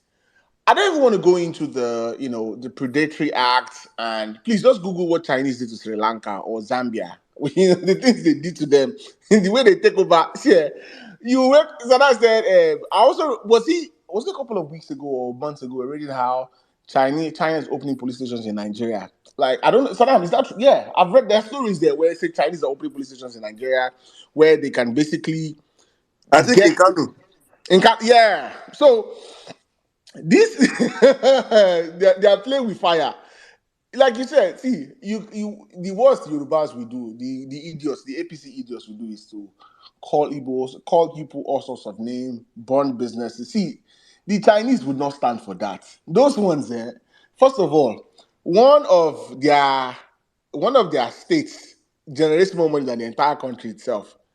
Two, do you no dime of Chinese money that comes to Nigeria, believe me, doesn't get an eye of the or that leaves China doesn't get an eye from the Chinese government itself. See, you think the money just comes from they are billionaires, but study what they did to Jack Ma, Alibaba. If you think the Chinese government is not involved in every single Chinese business, man, you're sitting on a long term. When I mean involvement, I'm not saying that they're collecting taxes from them. I'm saying the level of communism they hold, like the way they run things. Yeah, they have billionaires, but China can blink to that and tell a billionaire, man, you're done, and he's done. Like what it is with Jack Ma. The US is different, other countries is different. So the Chinese government is also involved in those money that are coming to the country to come and spend. See, what the Bola Tinubu and Co, what they are doing with this whole Alaba International is sad, but the repercussions. I wish someone can warn them, like, hey, okay, oh, hey, you guys, you can use your Yoruba Rodu to say XYZ to the Southeasterners, but these people, they're not. Hey, the paper they will show you, the paper they will show you. Just read upon Zambia, Sri Lanka, what they do. You will wake up one day and Lagos LTV television will change its name to a Mandarin name. Or your when you drive by a toll gate, they'll have renamed one of your roads to a Chinese name. Those ones don't send you. If they have to occupy government house outside Kenya, they will do it. Like, see, they don't send you. They have the army, they have the money, they have the budget, they have the technology to do whatever they want to do. Full on surveillance state. So I just laugh. You want to replace people that have for decades and centuries been doing business just because of your tribalistic bullshit, and you want to go and bring in people that, hey, you know, some people say the flaw of the Southeasterners is that they assimilate, they're accommodating. A Chinese man will not speak Yoruba with you. An Igbo man will learn Yoruba. An Igbo man will still marry your kids. Let his kids marry your kids. Chinese will not learn your language. They won't do none of that. That money, that profit that they make, it won't stay in the country. They will send it back to where it's coming from. But as usual, these people don't have sense. But let me yield for now. I know we're way past time for speakers. I'll come back. I really want to engage on that China SeaPort. It's a very much deeper conversation. Saddam, back to you. Thank you very much. But I think that we might probably have a space on China and the acquisitions across Nigeria or across Africa. In For Africa, example, yes, this the Silk Road, the way China is what they're doing with the Silk Road. yeah, It's crazy how I made my submission. I said what these guys don't understand is that you can run your way around Igbos, Hausas, and all the other and tribes, but you see Chinese. Hi, go and verify. These are Chinese who say, Peter, I'll be blessed and then let them go and verify. Go and verify. Just go and verify. You will suffer. If you just money, they don't carry cutlass come on your throat. Before you land that leg, you're a hellfire because you cannot go to heaven first for being a bigot. You cannot. So just I said, but just tell anybody. So I used to live in Ikorodu. I live in Ikorodu, and there used to be these textile factories, a bunch of them. You see that Ikorodu Shagamu. And see, go and talk to anybody that's worked in a Chinese factory. that's Just have slavery a now, bro. That's slavery. Jimmy said something here. He said the people that they bring from China are people. Please, not China is so in the populated. US here. In the US here, see, there are so many stories and reports where when they bring them in, they keep their passports. Where if you go, there are some Chinese restaurants where we say, if you go there Monday to Sunday, it's the same person you will see from morning to night. I used to wonder, like, yeah, this person knows to take break. See, folks that go to Chinese restaurants a lot, especially in the US here. Just think about if you have a particular one you used to go to, or if you've not paid attention, just pay attention to the staff there. Go there maybe multiple times a week. And just pay attention. You can even stagger the times. Maybe go in the morning, go in the evening. You will see the same person. I used to wonder, if we need to take off, Monday to Sunday, he runs that way. Bell to bell, close to close. The English language you understand is welcome. Sweetie, Coke, Pepsi. I'm not trying to make fun of them, but this is factual. I love Chinese food. So it's the same. They don't assimilate. They don't. They don't. Now, if they're willing to do that to their own people, now think of what they would do to a bloody Nigerian.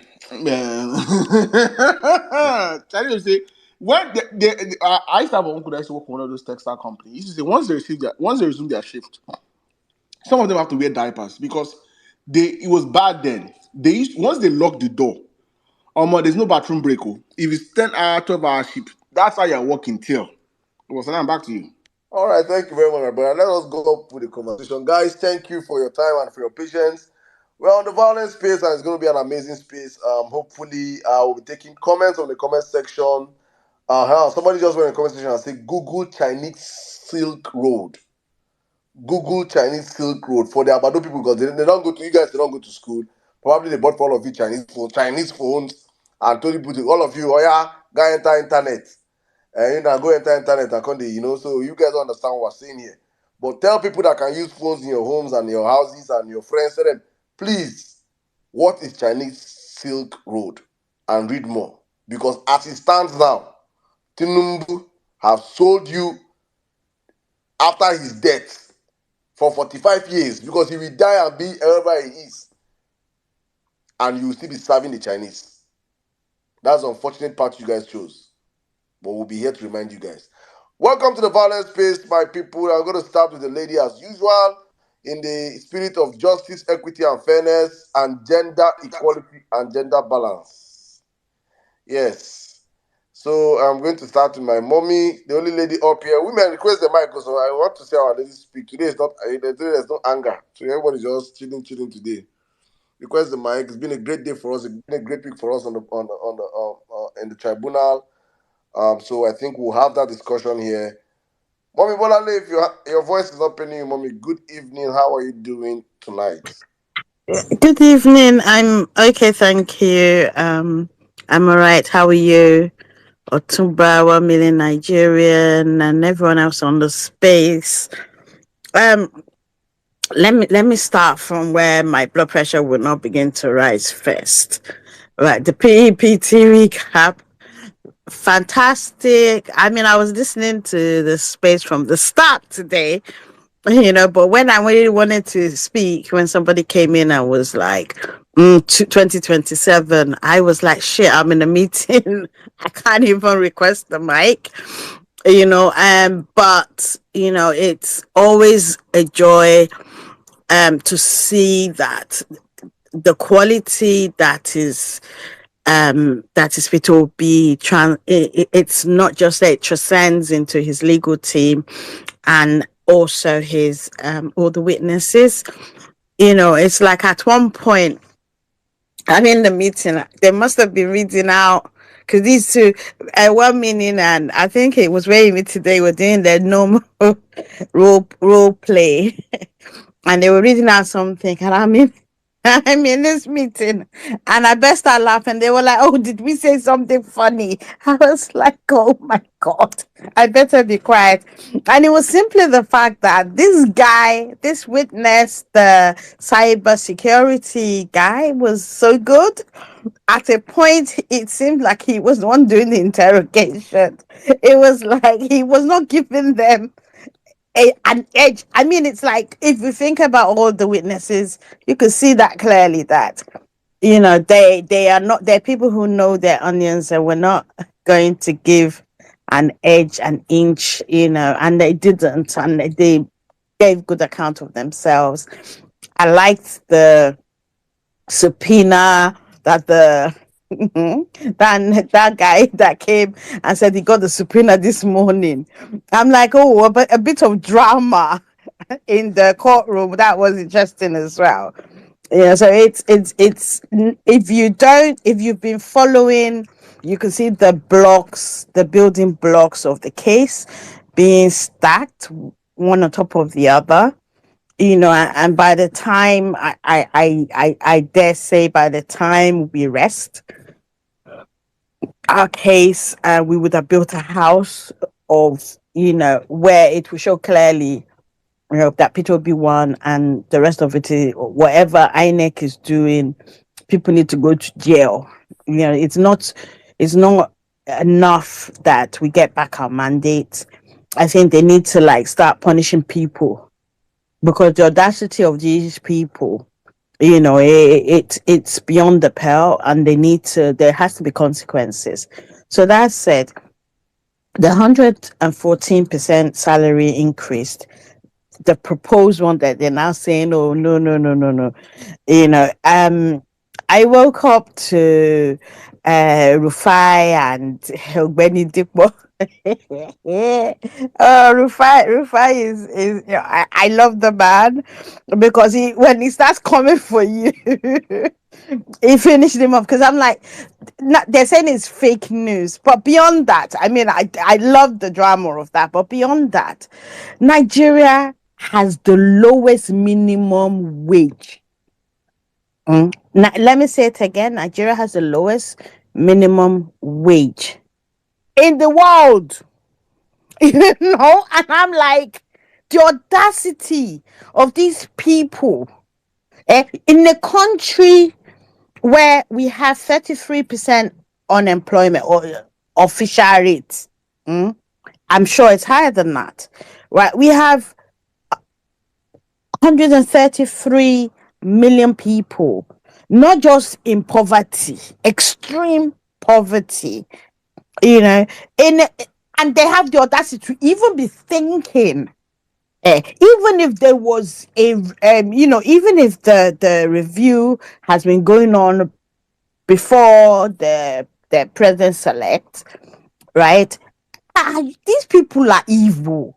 They don't care about the common man, because how is it that they feel that, okay, with people suffering, right, it wasn't enough that you just cut subsidy with nothing to cushion the effects, right? Mambalani, do you know why?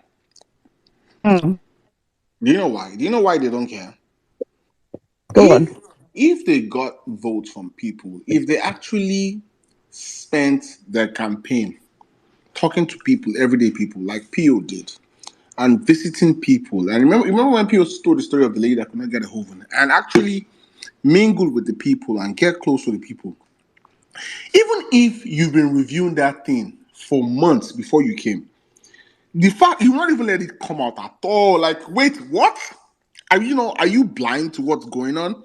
Like, have you seen my mother-in-law was complaining of buying pepper what 63,000 and it wasn't up to a bucket, and I was like, and she was trying to explain to me what she would last spent 3 months or 2 months ago to buy that same pepper. And I was like, wow. Because sometimes, Naira, trying to do the calculation in my head of what 20,000 Naira will buy for you, sometimes it's hard for me. But so, to use the bucket as an example, if these people were actually connected to actual real people and not the criminals they have surrounded by them, even if someone floated that up, they will have shot that person down and screamed on top of their lungs.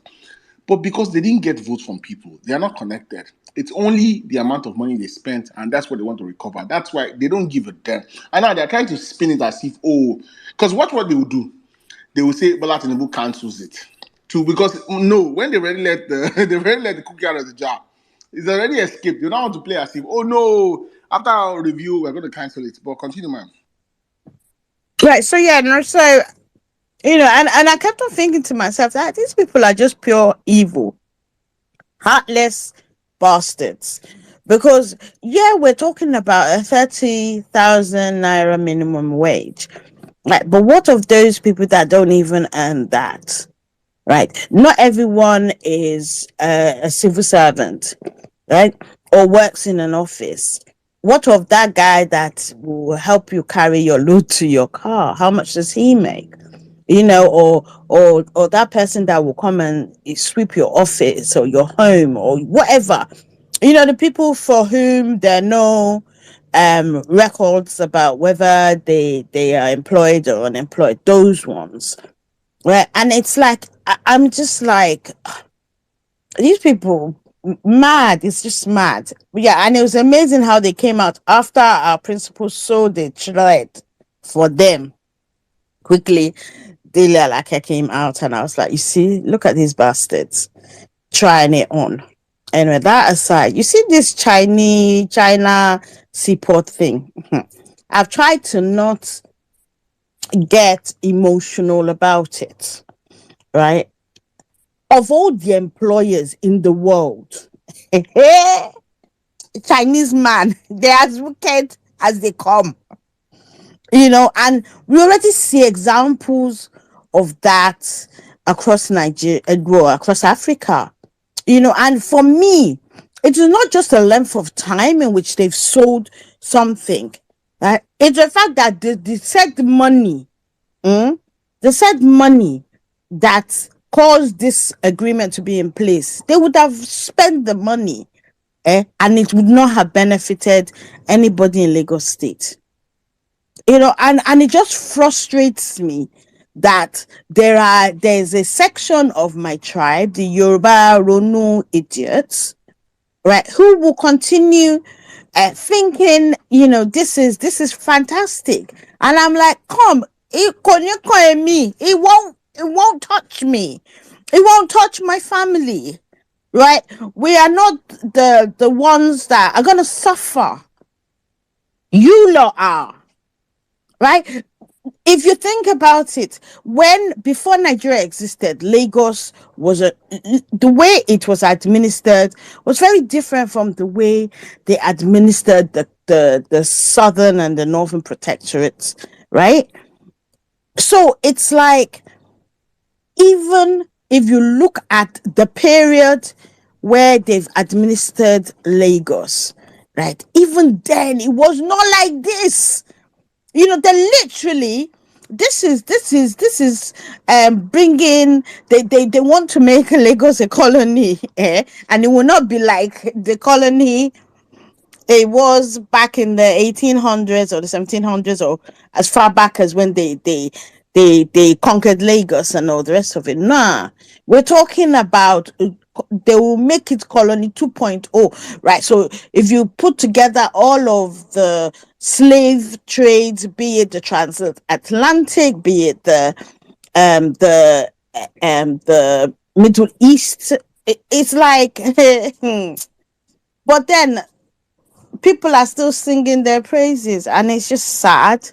It's really, really, really sad that after he has sold, as Saddam said earlier on, after he had literally sold Lagos, grabbed our lands, right, given it to the Lebanese, his cronies, and everything else, it is now the Chinese.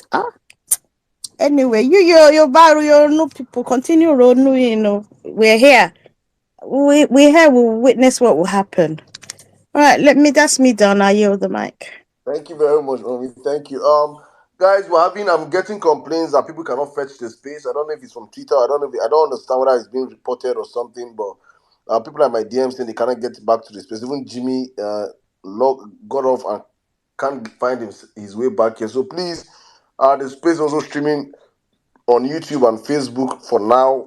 So you can help us tweet out people to understand that we are on YouTube and Facebook right now. You can just go on the Vawulence piece and join us the conversation from there. Hopefully, the Twitter glitch gets fixed up and they can all join back again. All right, Wembley, Nigeria. I don't know if you want to come in, but before that, let's take Ola. Wembley, can you hear me? Yes, I can hear you.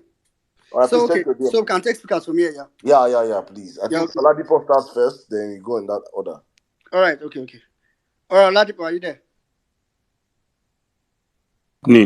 Good evening. Can you guys hear me? Yes. Saddam, I greet you. The wisdom God has bestowed upon you will not grow dim, and God will continually lift you guys up. Otumba, I treasure you guys. Thank you for all what you do. I greet everyone. Well-meaning, just because you guys have been involved in Nigeria's issue and you are dedicated to progress in Nigeria, everything in your life will continually progress. I'm sorry for the people on this space that do not understand Yoruba.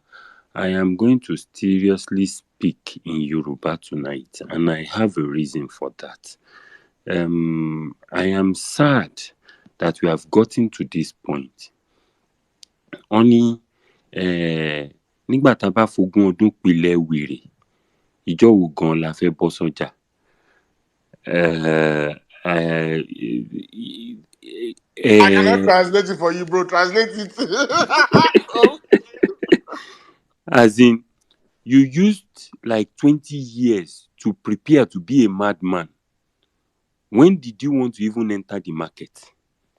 Because when you have spent 20 years to prepare to be a madman, you see, it is sad each time I think about the fact that we were not hoodwinked. Our brains were not used. People are, for you to be on Twitter, you have to be somewhat educated level. Somewhat educated. And people kept supporting this failure. I call this administration a failure. Because I don't understand how someone will claim that they have love for you, will claim that they are concerned about you, will claim that they are here to work for you. And the first thing these calamity people that will never do well till they die did is to increase their salaries. And you are still there shouting that they are for you. Let me tell you something. As long as these people did not get to this power peacefully, there will be no peace in their lives. Because you see, it doesn't make any sense. I was somewhere today and I was weeping for my country. A government school, a federal government school does not even... You see, if I mention the name of that school here, a lot of you would definitely be past students from that school. Federal Government College, Odogbolu, was an eyesore today. An eyesore.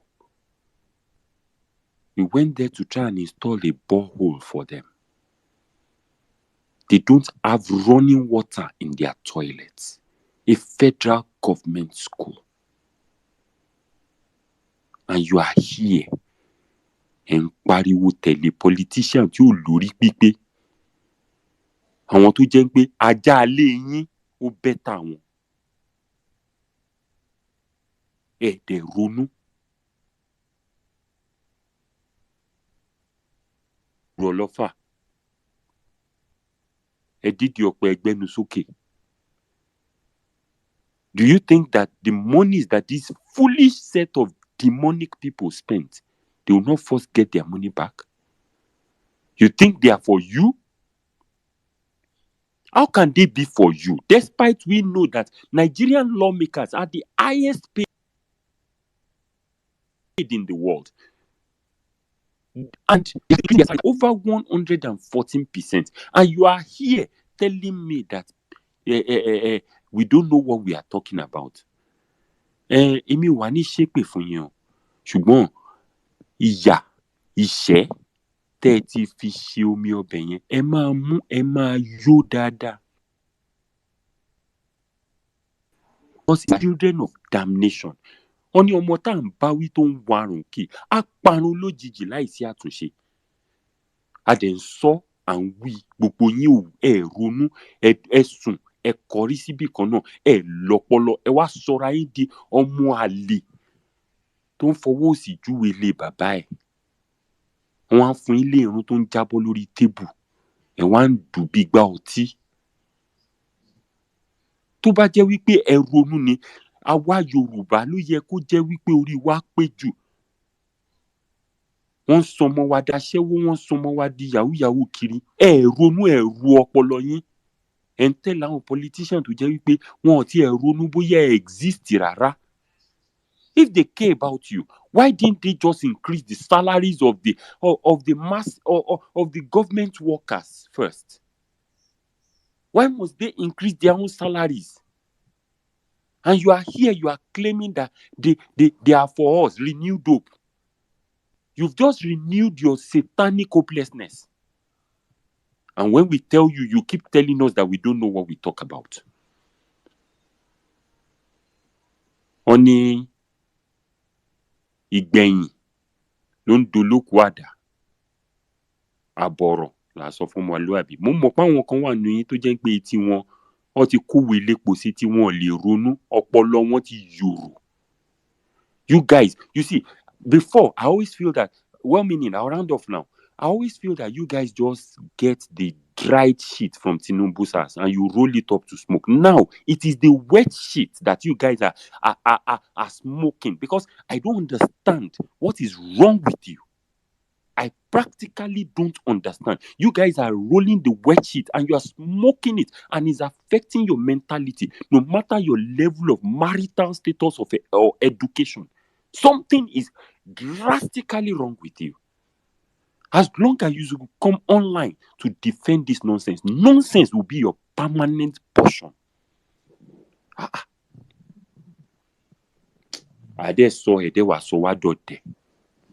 yield my mic. All right, thank you very much, Oladipo. Like I said, I think some people about village. It's a lot of people. It's not even some. Like it's way. Yeah, this is. I'm getting a lot of DMs saying what's happening to this. Yeah, it's more than usual. This is not even just one person. Yeah. This is a huge glitch. I can't. I mean, Elon don't prepare for a fight with Mark Zuckerberg, because he say he won't fight. Don't leave Twitter. Going to prepare for fight. We just continue like this now, do we? Okay. Saddam. I don't know if you want to restart, but sorry, go ahead. Sir, please, I just want to say this. I'm sorry. I'm so sorry. Monday was my birthday and a whole lot of people wished me happy birthday. I'm so sorry I've not responded to anybody. I want to tell you that I saw it and I appreciate the love from you guys. God bless you. For everyone that took time to write something, I really appreciate all of you. God bless you. Thank you very much. Happy birthday, my brother in Aria. So I know see him. Happy birthday, me too. I don't even see him too. Happy birthday, my brother. God bless you. Long life. Thank you for all you do for the movement. God bless you. Much love. Day one. Now all of us start violence with together. Now foundational black American. Thank you, my brother. God bless you. Thank you so much. Otumba don't laugh. You know it's how they talk. Karim. My brother, FBA. Thank you very much, my brother. All right, well, we enjoy. Back to you. All right, okay. quickly, let's Well, I just think say, I was gonna say if folks can get, because the problem is that if we can't, if we end the space and start a new one, that one another wahala. So first of all, you can restart your phone. First of all, then also if they can follow it on the YouTube channel. If you can't get in, you might just not be able to request the mic to speak. But yeah, that's what I would advise. Back to you, brother. Meanwhile, breaking news. Tinubu, go France. Go take 2 shots. 2 shots. And he go, he see the stage. Saddam, that thing was disgracing. Don't even talk about it. It was The tell us disgracing. making climb steps. You see the steps. You see that it looks like Mount Everest. I cannot climb. Let me ignite the law of teamship.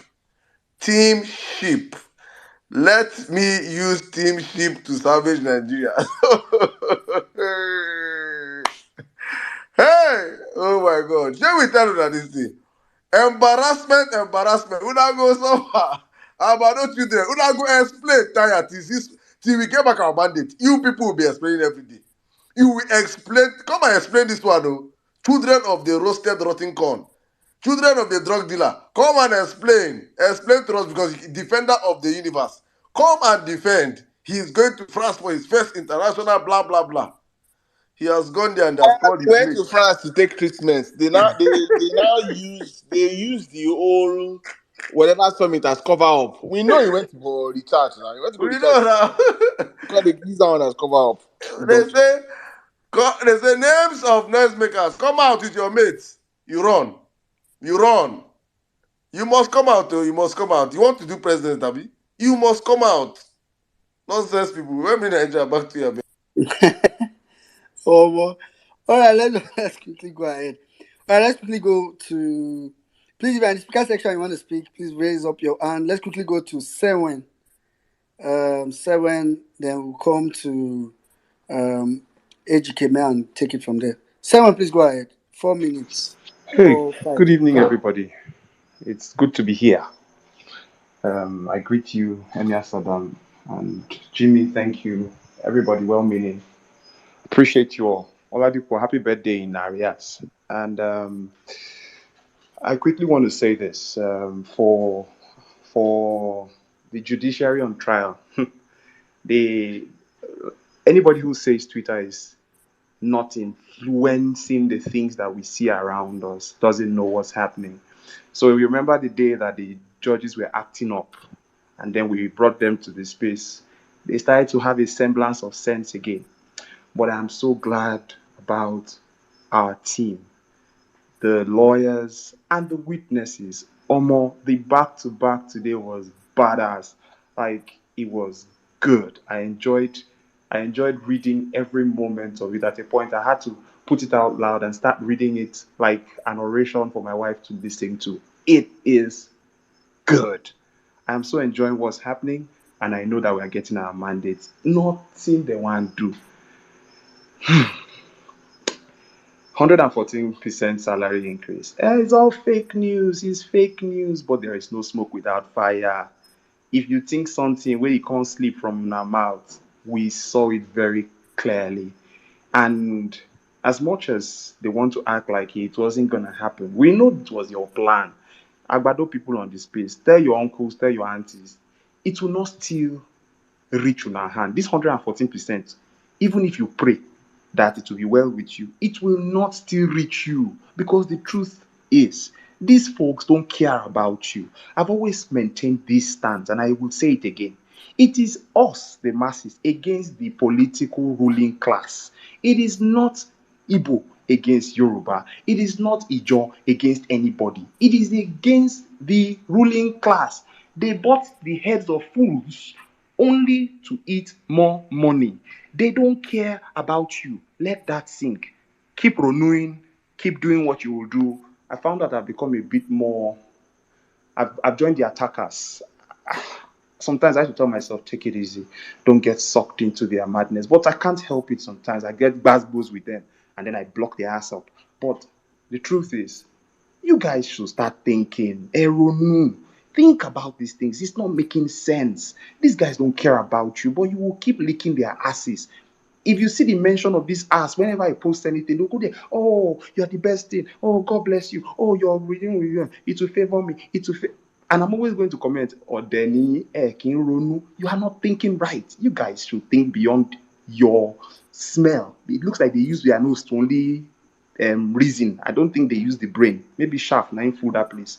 For the China seaport, we all know how the Chinese are, how high-handed they are. I think they're the worst of the pack when it comes to this. And we know all the deals they do in this country. We know how people have complained about the Chinese employers everywhere around Nigeria. But what we will see, Tinubu and his cronies have gone to sign a deal for 45 years. I am hopeful that all the madness we have seen in Nigeria due to bad governance, I'm hopeful that when we get it right and have a good person, there will be some sort of upturning. I hope these things are not sealed in stone and forever, because the thought of it gives me headache. I am hopeful that all the madness, I remember the last time we talked about a particular person whose wife made sure that nobody can judge that person. See, all those things should be obtainable by an executive order. I beg, Nigeria cannot continue like this. We can't continue on this trajectory for years. I am very hopeful that as we get closer to retrieving our mandate, many of these fools will get to their senses. Maybe they will stop smoking this shit that they have been smoking, and they will probably get to their senses and start acting right, because Nigeria must be good in our lifetime. I'm not just waiting for it to be good for my son. It must be good for me. I will eat the good of this land, whether whatever the hell they are, like it or not.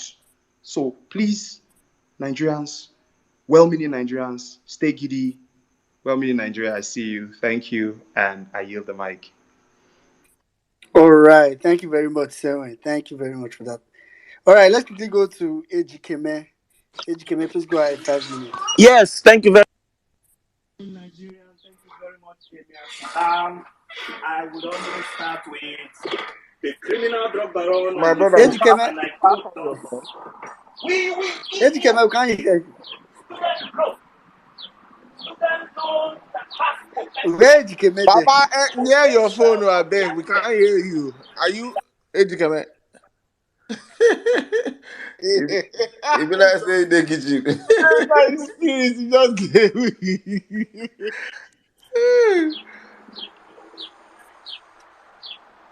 Ejikeme, try again. Are you using the earpiece, Ejikeme? You don't inside forest. Where you did educated? I did tell you. You yeah.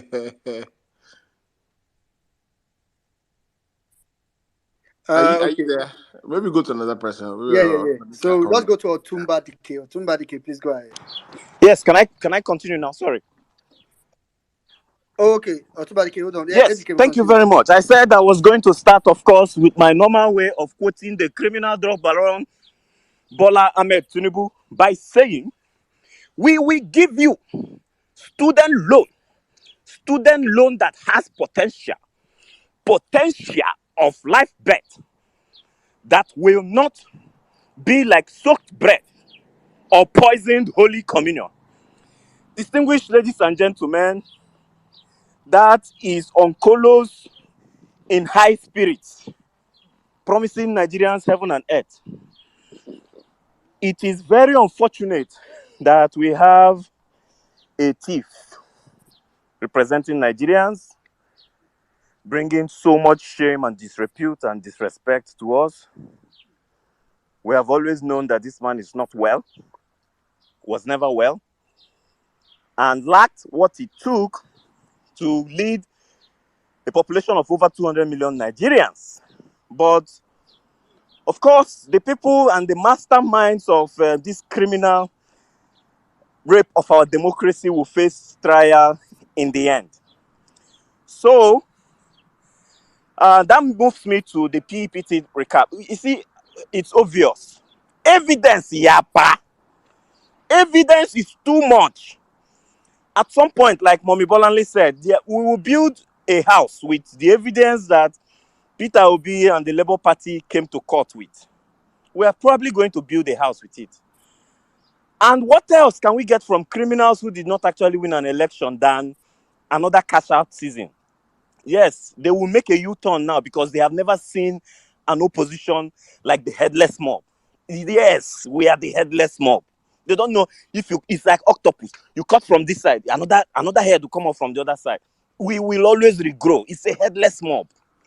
So they have never seen that kind of opposition. So in the night they will chip in something to the to the civil service to implement, and then by morning when they gauge the level of opprobrium and the level of attack on that particular policy, they change around and say they did not do it. That is what they are doing.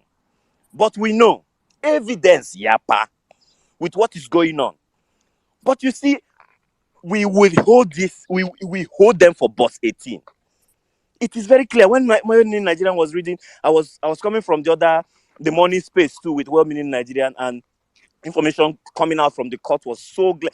Today is one of those days I am so happy. That is why I started with a criminal drug baron quote.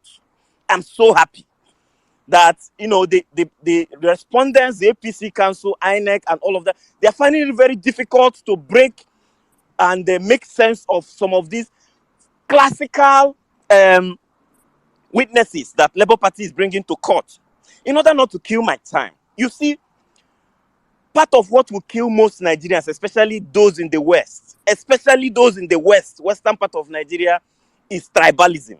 And that tribalism is going to destroy Lagos. Let me tell you how it's going to destroy Lagos. Let us remember that Peter Obi has said it clearly. For us to grow the economy of Nigeria, Nigeria is so much a big country that does not require just one port from one state. The whole of Nigerian continental shelf, the whole of South Nigeria is a continental shelf.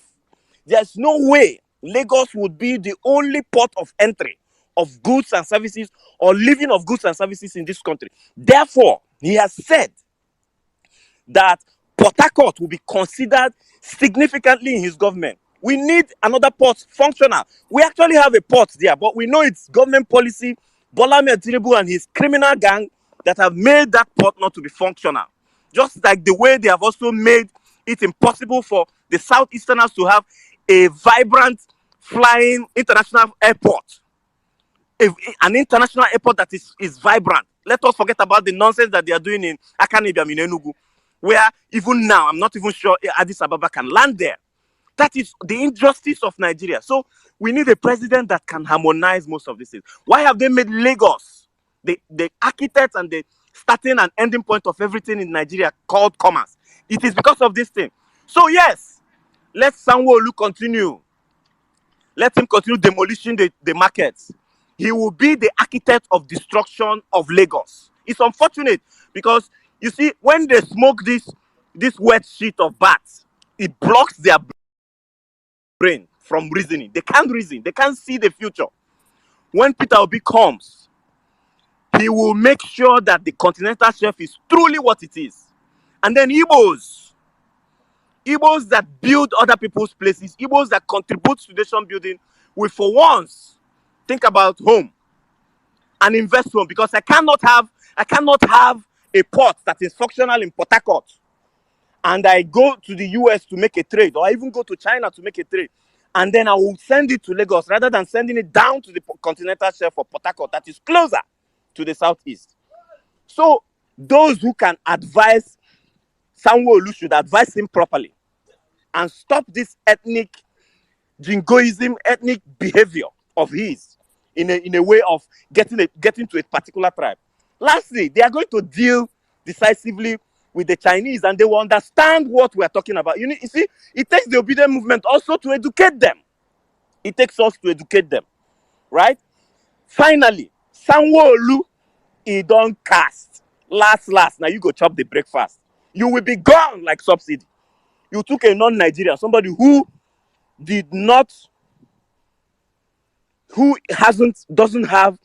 has denounced his allegiance to Nigeria and made him deputy governor. And Otumba, my brother, just like you said, PDP is a very useless party. They didn't see this last 4 years. It took a Labour Party bright candidate, a son of the soil of Lagos, to get this out. So even if they are able to not make substantial evidence to the fact that he actually won that election in Lagos, Sanwo-Olu will be disqualified on the basis that he took somebody who is not A Nigerian by law, as his deputy governor, all his votes will come to null and void. That is what it means.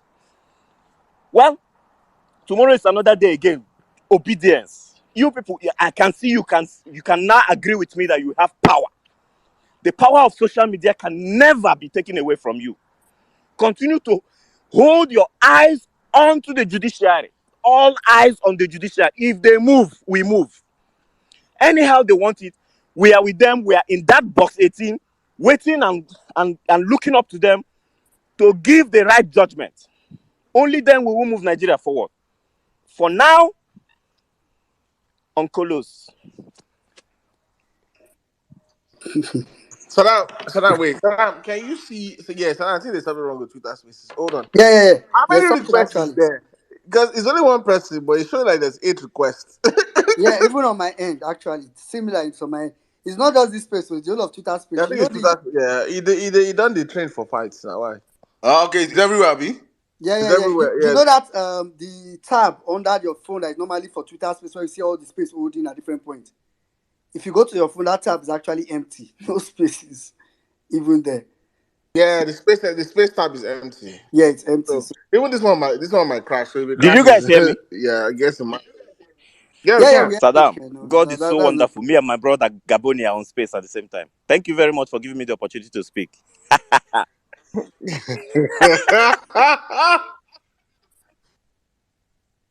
Anyway, let's just go with the That one is speaker. there. Yes, Gabon is here. Let's just go with the speaker. No, it fell off. It fell off. No, it's not in the speaker section. But Oh, yeah. yeah. So let's quickly take call me Lexi. Please go ahead. If you want to speak in the speaker section, please raise up your hand. Call me Lexi, are you there? Yeah, I am here. Yeah, please go ahead, 5 Yeah. minutes. Yeah. Good evening, everybody. Good day. It's another beautiful day again to give them back to back, to let them know as we are not backing down. The last speaker that talked said we are in box 18. Oga, I'm sorry. I'm inside box 6 with the judiciary. Any movement they made is a no-go for them because I've taken over that box 6. And I want every one of us here to understand one thing about Peter Obi. Sorry, please. Peter Obi is very, very conscious about his choice of words. When Mini is trying to break down something about the PEPT today. And I think where he's trying to get to, let's bring it up. Peter Obi said, we won the election and we are going to prove it. He didn't say, I'm going to become the president. It is now left for the judiciary to now say, one, Peter Obi, take over your seat. But we, the Nigerians, we, the obedient, we are the one channeling it that Labour Party won and Peter Obi owns it. And what is happening now is just Peter Obi proving it. Back to back, front and back, left and right, as he has promised in his word. He's going to prove it and he's proving it. For every time Labour Party goes to that court of appeal, I enjoyed it. And back to back, I posted it on my status. Someone was telling me, do you think these people you are telling see it? I said, I don't care. You don't worry. It is a hope for a common Nigeria to understand that this thing, we are taking it back.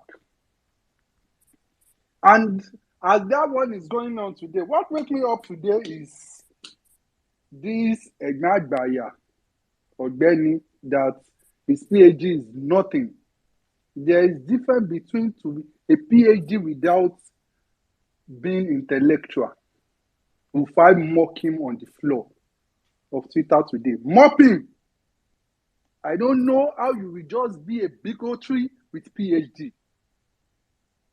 The country is sinking and you are still saying everything is all right. Wherever you are that you are enjoying good life, good electricity, is that what we deserve in this country? For how long will this continue? Is that I'm not even ready to talk about the SeaPort because a lot of people who are educated that we talk they are matured, we should follow their footsteps. They are just stupid. They are a bunch of fools. You want me to sit down and talk with Sheg, Saga Link about how they sold SeaPort? No, I'm not ready for that. My focus right now is how we are going to get back our mandate, and we must get it back because these people have sold themselves. And that is why when I come to this Twitter space, I make sure I speak in Yoruba so that they will understand. I'm a typical ọmọ Yorùbá, mo gbọ́ Yorùbá, kò ṣe pé bóyá wọ́n gbé mi wá láti ibì kan. I understand it in and out. For how long will this continue? You want me to sit down with you and begin to converse? Oh no, he didn't talk much all this while, but today, Baba saw a trend very early this morning. You are suffering and you are trying to increase your own salary. We're supposed to understand. Now, they have removed subsidy. They now take away the money, the gain, they share it on their own salary. Those they will be enjoying. Ordinary pure water, they're 5 naira, gradually 10 naira, 20 naira. Now I'm sure pure water has become 2 for 50 naira. Oh, to the lower,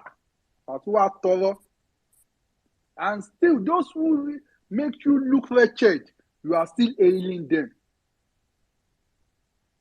One woman was complaining, nǹkan tí wàá lé o. I said to that woman, I said, ẹ ṣẹ̀ṣẹ̀ bẹ̀rẹ̀. Ṣé bá a sọ fún yín? She now said, nǹkan tó promise ìwà kan lélẹ̀. I said, a snake will always be a snake. A thief will always be a thief. Expect more. Ẹ ṣẹ̀ṣẹ̀ bẹ̀rẹ̀ ìyà. Not me and you will sit down and started praying. If any pastor said we should fast for 100 days for Nigeria, màá ní mo ti gbọ́, màá wọ yàrá mi, màá jẹun. That this man is there, máa jẹun 247 mi àti yín kọ́. When they say God bless America because they have a good leader. I cannot be saying God bless Nigeria when there is bad leader. God will answer that prayer on behalf of those who are there. God will keep blessing their pocket while I remain wretched. It is better we remove the bad ones so that when we say God bless Nigeria, indeed God blessing will come and it will flow from top to down. That is what we want. Don't come here and tell me I don't know what I'm doing. I know why I hold on to this mandate. It is personal to me. It is personal to my life. Tinubu has sold this for 45 years. They will be enjoying life. What is the hope of a common man like me and you? What is our hope? Think about it. What is your hope? For how long will this continue?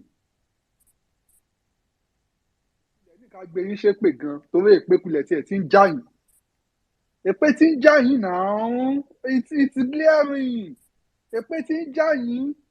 There's nothing to write home about in your life. We can see it. And I hope this increment of salary, I'm even sure, they have even packed all their gbado to Abuja now. They are enjoying. Their parents, they have increased their salary. It is only be obedient that we are suffering. Because we didn't support them. Don't worry, it's a matter of time. If they burn their papa judiciary well, they should say after all this evidence, even if it ends today, it is glaring. Can you imagine an INEC asking witness who is the president of USA? What has that got to do with what is on ground? Who is the president of USA? A whole man, a whole son. Who is the president? Just making mockery of yourself. Now I understand why they didn't allow live broadcast. To rest in one, it will just be live broadcast. Live broadcast. They have destroyed this country, all those old ones. The same way Jimmy said, you now want to put it on us. It is better you give us this or cut me. They will not allow us to gang up again. There is no 2027 tó bá fẹ́ gbọ́ kó tètè gbọ́. It is now or never. Ṣó ti gbọ́? That is what I will say. And for you that you think it is just for a moment. Don't let me deceive. It's not for a moment. Ìyà ìwà jẹ́kú. It is better you join us now and let's fight it and win this together. It is better we have a country we should be proud of. We should have a country that we will call our own, so that our unborn children will say we did it and we have time and we are proud of ourselves. I yield the mic. Thanks for the opportunity to speak. All right, thank you very much. Call me Lexi. Let's take a lady. I think the only lady we have here is Jenny Key. Jenny Key, are you here? Okay, I don't.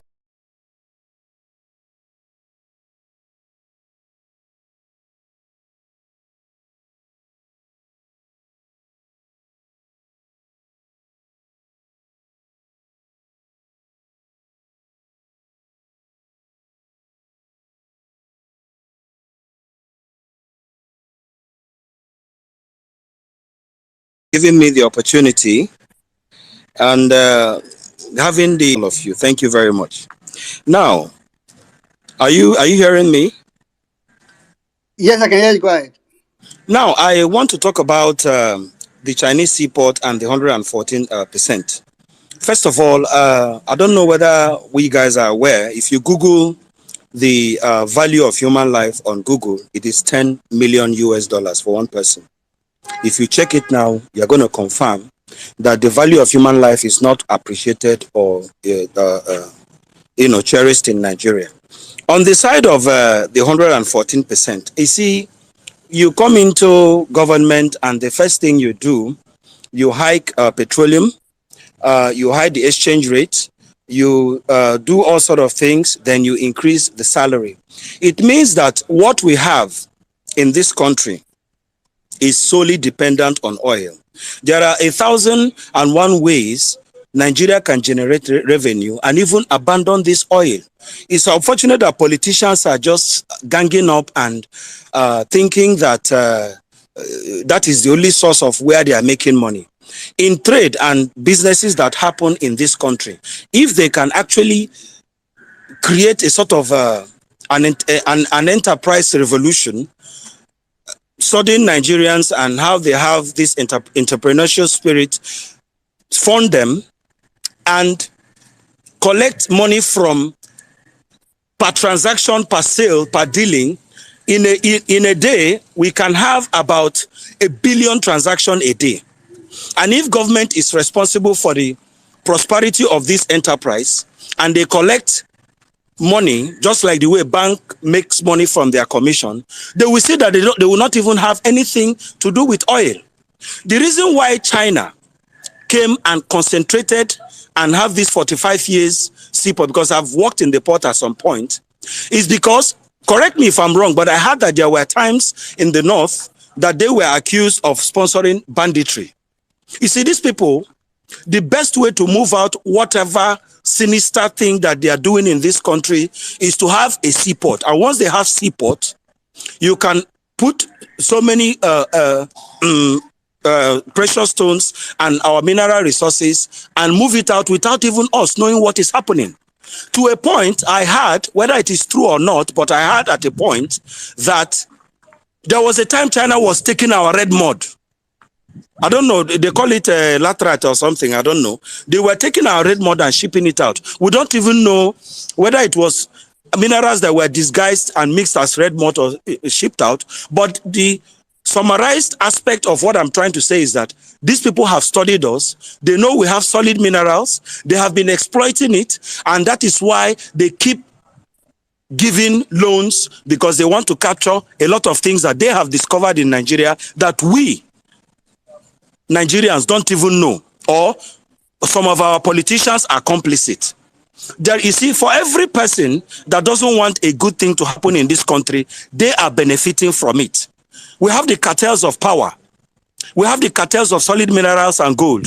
We have the cartels of the Nigerian factor in the civil service. In all aspects of every business setup that is supposed to contribute to nation building, There are some people that are living, breathing, and enjoying themselves at the detriment of everybody. I don't know whether you heard about what I just had it in this election time when they were talking about something that is called Californium, to mention but a few. There are a lot of things that are happening in this country that we don't know that we have, that exist, that are quite very, very valuable. So when you have a seaport, for whatever reason, you can now export a lot of things that you are now in control in exporting a lot of things out of this country and using the Silk Road back to China. I sent a link by Nas Daily in this platform that talks about the Silk Road by Chinese money trap. They will first of all stealth, Chinese intelligence, study a lot of things about your country. They will even discover minerals that you don't even know exist in the guise of maybe rendering services by construction and everything. Then they will send this message back to China, and before you know it, you'll be wondering why they will be dishing out loans to you. Writing agreements in Chinese language that corrupt politicians, because of their pocket, will now sign to. You don't know why they are doing all those things. And they will be gradually putting this country into a sort of agreement that will not come out from. This one you are talking about, SeaPort,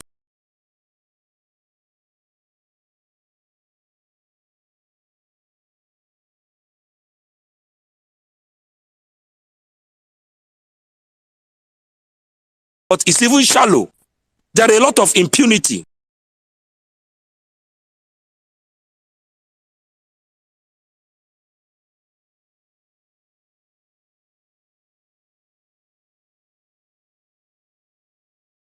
And you know the advancement of things, including the against the tide, and forcing Nigeria, 200 million people in this country, to follow them to swim against the tide. Even the law of physics does not even allow it.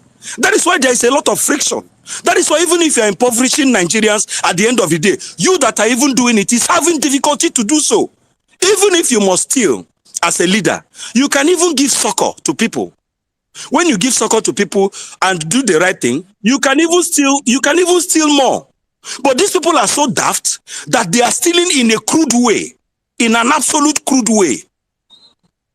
If you make things right and make people productive and steal, that 10 naira that will impoverish everybody, that fuel scarcity, fuel increment that you do to impoverish Nigerians, if you do things the right way and you steal, you might steal 10 naira to without putting infrastructures on ground. But when you do things the right way and steal 100 naira, nobody will feel it. I don't understand.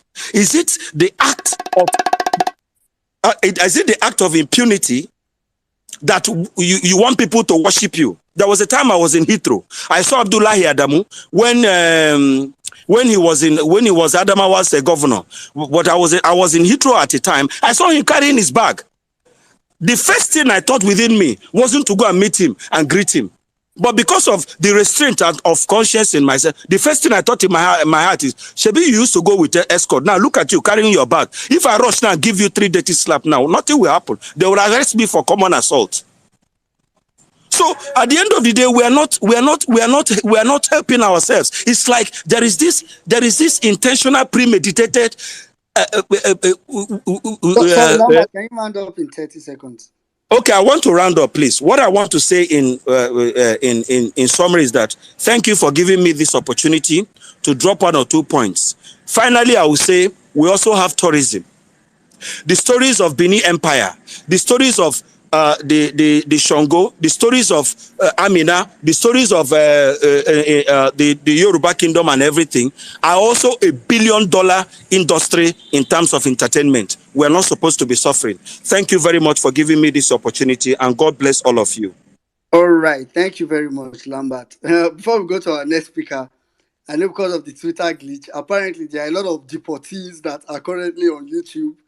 So let me give a shout out to Twitter deportees on YouTube.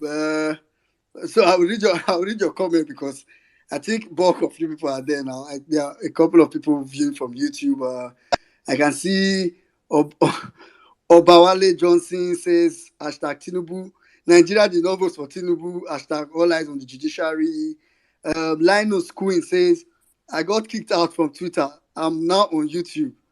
Abiodun as well says same here too. Unable to connect to the space. Sorry, I think that's like a Twitter glitch. I don't think it is a Twitter glitch. Fat Abiodun, bless you, you get this Twitter. Abiodun says, Saddam, since Twitter is throwing people out of the space, remind people that they are that they can connect through YouTube. Yeah, I think we've done that. I tried posting it on Jumbotron. It's like you can't even post something on Jumbotron actually. But if you look at my last tweet, go to my timeline. I posted the YouTube link. You'd okay. If you are here, why am I saying it here? Anybody here, you don't need it. People that will need it, they're already on YouTube. I thought, I mean, you can go and help me retweet it. Someone says that's, I can see your love actually. Obiora says, I cannot see anybody on Twitter. Oh. Joseph says, thought the problem was for my phone. I uninstalled, I uninstalled and reinstalled Twitter thinking it would be different. Joseph, very sorry about that. Amara, I see you. Amara says, I thought I was the only person. Johnson says, Elon Musk on highway. Crazy World says, I'm here from Twitter. Pinky's Place says, being on Twitter. I don't refresh tire. Thank you, well meaning. Okay, thank you too. I thought that Coast has blocked me. Nobody blocked you. Sorry, nobody blocked you. It's a glitch. Thank you, Violence Space. Lawrence, Help us greet Jimmy. Jimmy will be on the YouTube too. Jimmy. I know Jimmy, they see sorry, you. yo. Jimmy, where you? Jimmy, we don't see Jimmy, sorry. Oh, Jimmy don't disappear. Oh. Jimmy, Oh, hey, God. I don't know. I can't see Jimmy's comment, but there are actually a couple of people on YouTube channel. You see why we say subscribe to YouTube because today now YouTube now everybody go end up. Somebody says why are some people still somebody say why are some people still there? You want everybody to leave. You want everybody to leave. Typical Nigerian spirit. If it does not No, work no, for the me, it thing, does not work for everybody. yeah, the thing is, if you drop out of the space, you move to come back. I'm So that's telling you. the thing. Somebody, Patrick, I see you say welcome, Violence Space newbies on Twitter. So for your mind, they feel like old timer for YouTube. My Twitter space not green connect. Pinky's Lawrence. Okay, let me know these people I've not read their comment before.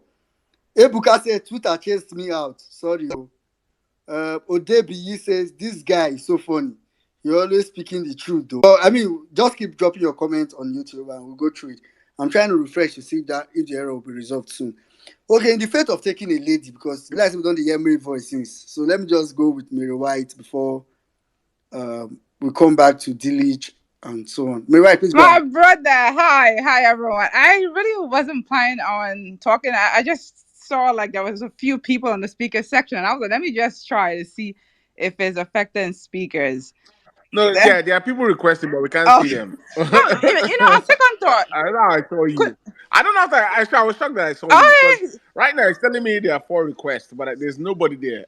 could So it be like an Apple thing? Because I mean, I have Apple. Maybe nah, it's it's. not. I think you were. I don't know how you scaled through because if you click on Twitter Spaces, there's no space available at all. So I mean, we yeah, could Twitter. check with all those Android people. Check if it's Android because it seems like Apple is.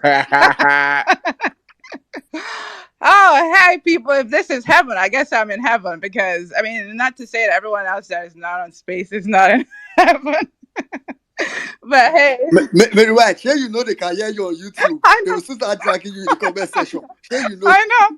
Please don't say anything bad about me. We're all in heaven. So long as you're listening to Violence, but it don't matter where you're listening to it, whether it be on Twitter, YouTube, anywhere. I mean, please, people.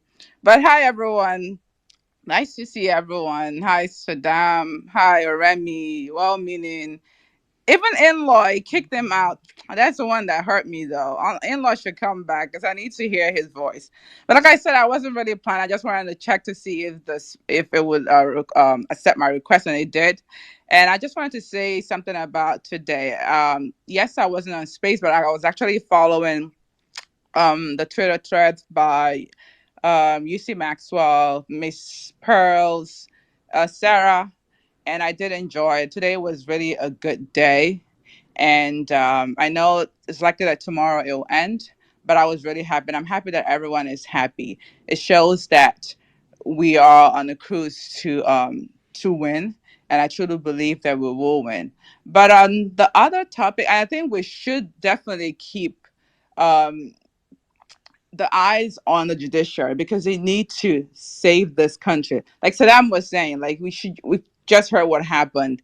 Their mandate couldn't even stand at the G20 summit. And this is the beginning if we don't do anything. So this is a time for us to keep making our voices heard in whichever way you can do it, whether it be you retweeting, doing whatever you're doing. And like I said on my comment section, please always give it to those Salvadorans because they think that they are the only harbinger of fake news.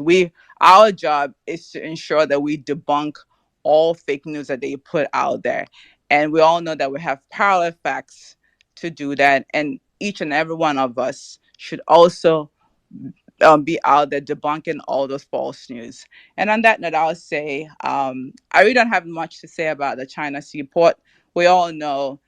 Um, I mean, what do we expect from a country whose form of government is communism in form of what they call democracy? I'm not surprised. But the only thing I would say is that I really thank, especially my Yoruba brothers, for people like Oremi, which is Otumba, Jimmy, Ladipo, Antibolanle, everyone else that I don't remember, for Way and me, Jay Obedient, everyone else that's out there fighting all this bigotry that is it's like trying to find its way into our culture. Not that it hasn't been there; it's been there. It's just that it's rearing its ugly head up, and we should make sure that we do everything humanly possible that we nip it in the bud, especially in our generation. We shouldn't let it pass our generation because we know what it could cause.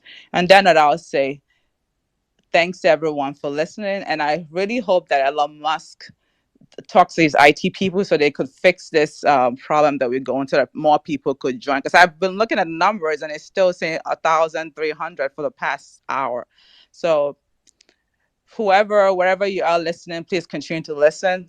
And please, while I'm talking, I don't know if Rita or everyone else is gonna come up. Please join us every morning in our prayer sessions every day by Next Squeezer. It does really help. I know it's helped me.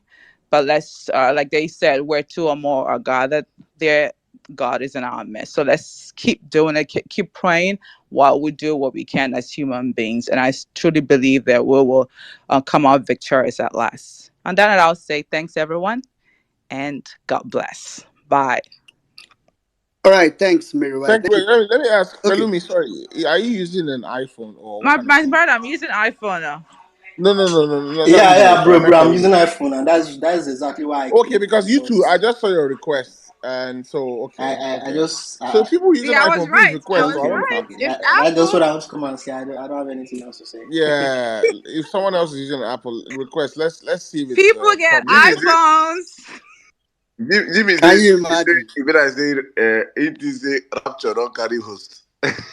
Anyway, let me quickly please the guys on the YouTube Repent channel. to now, so rapture go happen, I go move. Oh. I go move. Video balance space, I go move.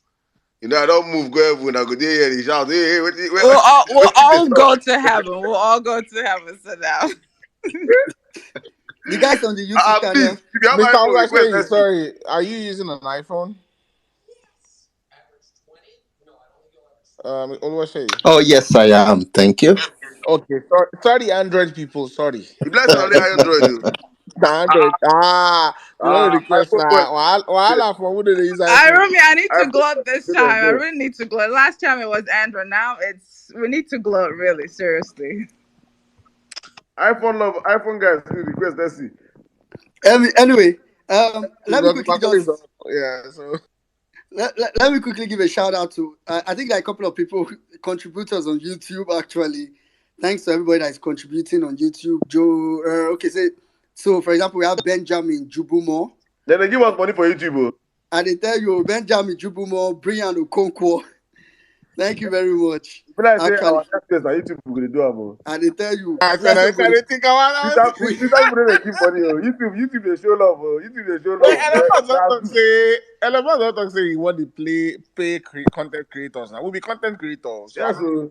Where is carry the money come on? Hello. Oh God. Since they do this space, whenever one the person say enter our DMC, $10, $20, and now $50, balance $100. But YouTube will see you people don't drop money. Please, next space on Saturday is YouTube, eh? If you Yes, don't we like YouTube. it, go Okay. Meanwhile, please. I think somebody said we should tweet the YouTube link. If you go to my last tweet, you see, so you can help retweet it for other people to see it, and I can see the numbers on YouTube actually increasing. So you can drop your comments or submission on the YouTube channel, and we try to on the comment section, and we can try to read it from time to time in between speakers. Mary White, I tell you, say they go drag you. You know, I yeah. know, my. That's why I apologize. I did. Somebody say, Mary White, in Saddam's voice, your phone will break. In Saddam's voice, Mary White, your phone will In break. Another Saddam's person say, voice, Mary my White. phone will not break. Another person say, Mary White, let the poor breathe. Don't suffocate them. Let the poor breathe. What we Nigeria? That video. I want the request. Can someone play that video? I don't. I've listened to that video like 10 times. Let the poor breathe. All right, let's just take some speakers. I'll go back to the comment after our next speaker. All right, let's quickly take Dilich. When will they play my video now? I don't get the video. I mean, who get the let the poor breathe video? I beg. Maybe I'll try to check for Isha. Dilich, please go ahead. 5 minutes. Good evening, everybody. Oh, good evening. Thank Dilich, God. are you using iPhone? Yes, I use iPhone. You guys are not true. Go ahead. iPhone gang. So I requested. Normally, I don't think I've spoken on violence space before, but I requested this mic because I gave plenty testimony. When Saddam they talk about Chinese people and their wickedness, some people think say they play. Me, I be full-time witness. I work with Chinese company, Homart Furniture. They have brand. They are on the island of Lagos. See, Chinese people, you see all these ones where some of all these bigots them, the always they do say Igbo, you can't do this, they jump up and down. Chinese people will fucking blow your head. Those people have licensed guns. Wait, make I not even talk and like say maybe na like say na movie stuff. One day we go furnish one estate. We get contract to furnish one estate for wetin be this place name o Ikate side for Oniru. When we reach there, we carry some things go in. So some guys then come na hey we be I hope so people they hear me. Una they hear me? Yeah, go ahead. So some guys just gather say hey we be onile una no bring anything down from that motor if una no pay us this certain amount. They just call the Chinese guy, the way they showroom. They just come. This guy come like they think say maybe na the normal way where normal cuckoo head of Igbo people or some other people they fit intimidate. This guy, only one Chinese guy go carry a shovel where they for the site. He hold the shovel say maybe they bring things down say and all these Yoruba guys them only like they plenty o. He tell them say anybody where don't show for make him can't touch any of those things. Can't say as all of them mellow, they no fit move. Hey, at the end of everything, na smoke came by. In they tell them say they no even sabi do am. Say for China, then they kill people. Say all this one they do, they make noise. That is even on another thing on maybe self-defense or make I put am like that. Now, I get one friend for factory, the guy na security. Now make I tell una say this guy, I don't know. The guy with some Nigerian police where they secure the place one day in the night because the guy na security and wetin bring that guy to security na say that guy was working in factory then one day machine cut this guy hand in finger cut am out no be say maybe tear cut am out then these Chinese people with their heart of stone tell this guy say you can go they just pay am his salary for that month the one wey don work tell am hey you can go home and this the guy come be like I just got injured like I just got severely injured I can't even do anything till my hand heals how do I do this thing then as somebody na just give am brain say make him go call police stuff like that police come tell dem say okay they go dey pay the guy till him hand heal stuff like that so the guy come back based on say the guy wanted to work When he come back, he can say, okay, he no go fit, when he hand heal, he no go fit work for factory again. He can say, okay, make him work for security post. The guy dey for security post. One night, maybe some people won't come, maybe he notice some sound. As in dey waka dey go, carelessness of Nigerian police. I no even know wetin I fit talk o. As in dey waka dey go, wey notice the sound, wey dey say, ah, e be like say some people don enter o. As in dey move, Nigerian police wey dey secure factory, wey dey on duty that night, dey hold gun, dey for the guy back. This guy dey go, only God na him know how this police take shoot. And they say na accidental discharge or whatever. This guy fucking died on the spot. Fucking died on the spot. Nothing happened. Nothing freaking happened. Calabar guy, that is on another side. Then these people, they no go even care, because some people go dey happy say they wan bring the development, they wan bring employment. These people don't fucking send you. These people, you go walk like elephant, you fucking feed like ants under them. They no care about all this wetin be name, wetin be name, minimum wage. They can decide to pay you below minimum wage. Your government can't do nothing, because government has been leaking from their pocket. They can't do nothing. They can't do nothing. These people go put us inside truck, back truck without ventilation. They go take us outside Lagos. There will be just, they go there inside their pickup. Where we go even say, okay, maybe we even there for back of that pickup. These people don't freaking care, because some of all these bigot idiotic people now go feel, they feel say these people, they bring development and employment to you. They no send your mama. They no send your mama. These people, when they do Lagos Trade Fair, they go for where they pay for their exhibit. Where they pay for, they were still even shouting, and it shocked me. Say Lagos State government, the official, the security people, they there, the police or whatsoever, couldn't even do anything. The way they make the way they para, say they take more than their space. So the space so they buy, they take more than that space, and they take the para. Government couldn't do nothing. Government couldn't even do.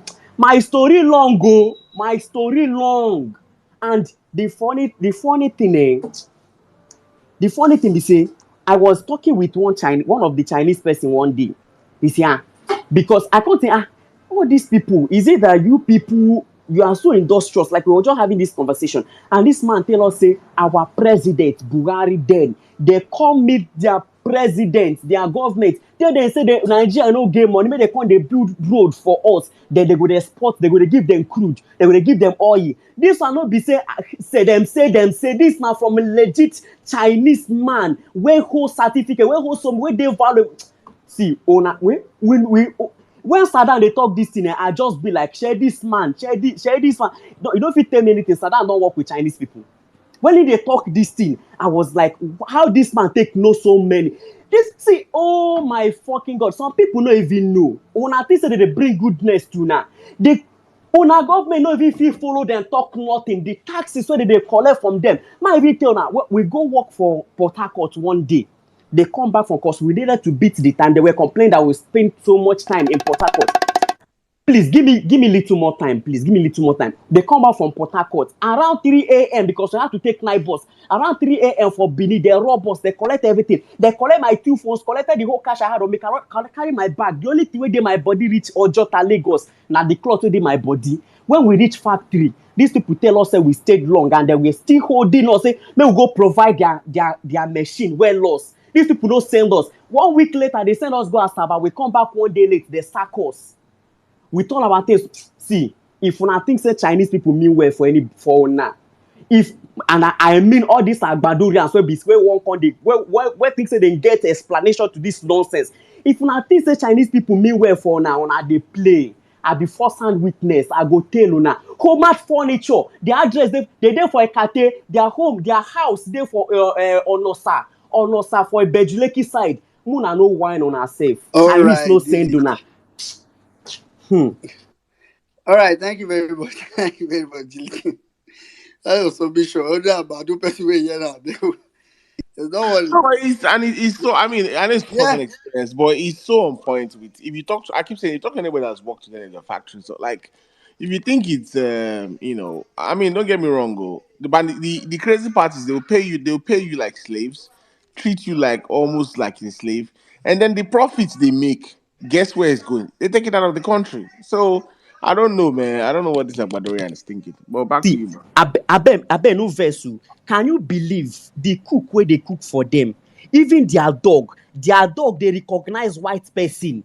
We dey stay the same compound with these people, but we dey feed this dog. But if this dog see us, if they come they attack us like say one bite us, and if you dare raise anything, say you want attack this dog, you are in trouble.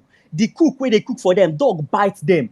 Dog bite am, and they can't even want they threaten to sack the girl because say the girl carry something hit the dog. I get plenty story, but time no dey. My just mute my mic back. All right, all right. Thank you very much. Thank you very much, Dilich. Okay, for people, people not saying now we don't run now two channels with the run like this. For people on the YouTube channel, Liberty Champion, I saw your message. Liberty Champion says, great submission, Mary White. iPhone will pay commission, no. A couple of people, please. Somebody say kudos, guys, doing the Lord's work and love for the country. That's from Ebuka. Somebody said, I just go to YouTube now. When Twitter kicked me out. Somebody say, I got suddenly removed. Okay, I know they tell us again. Someone says that's a new last says hilarious to be here. Quite unusual but amazing. Someone had said earlier that it seems to be clearer on YouTube. Right? I think I also explained that. Mommy Stella says Saddam is a Twitter palaver. My iPhone was dropped. Like they don't bust an iPhone theory.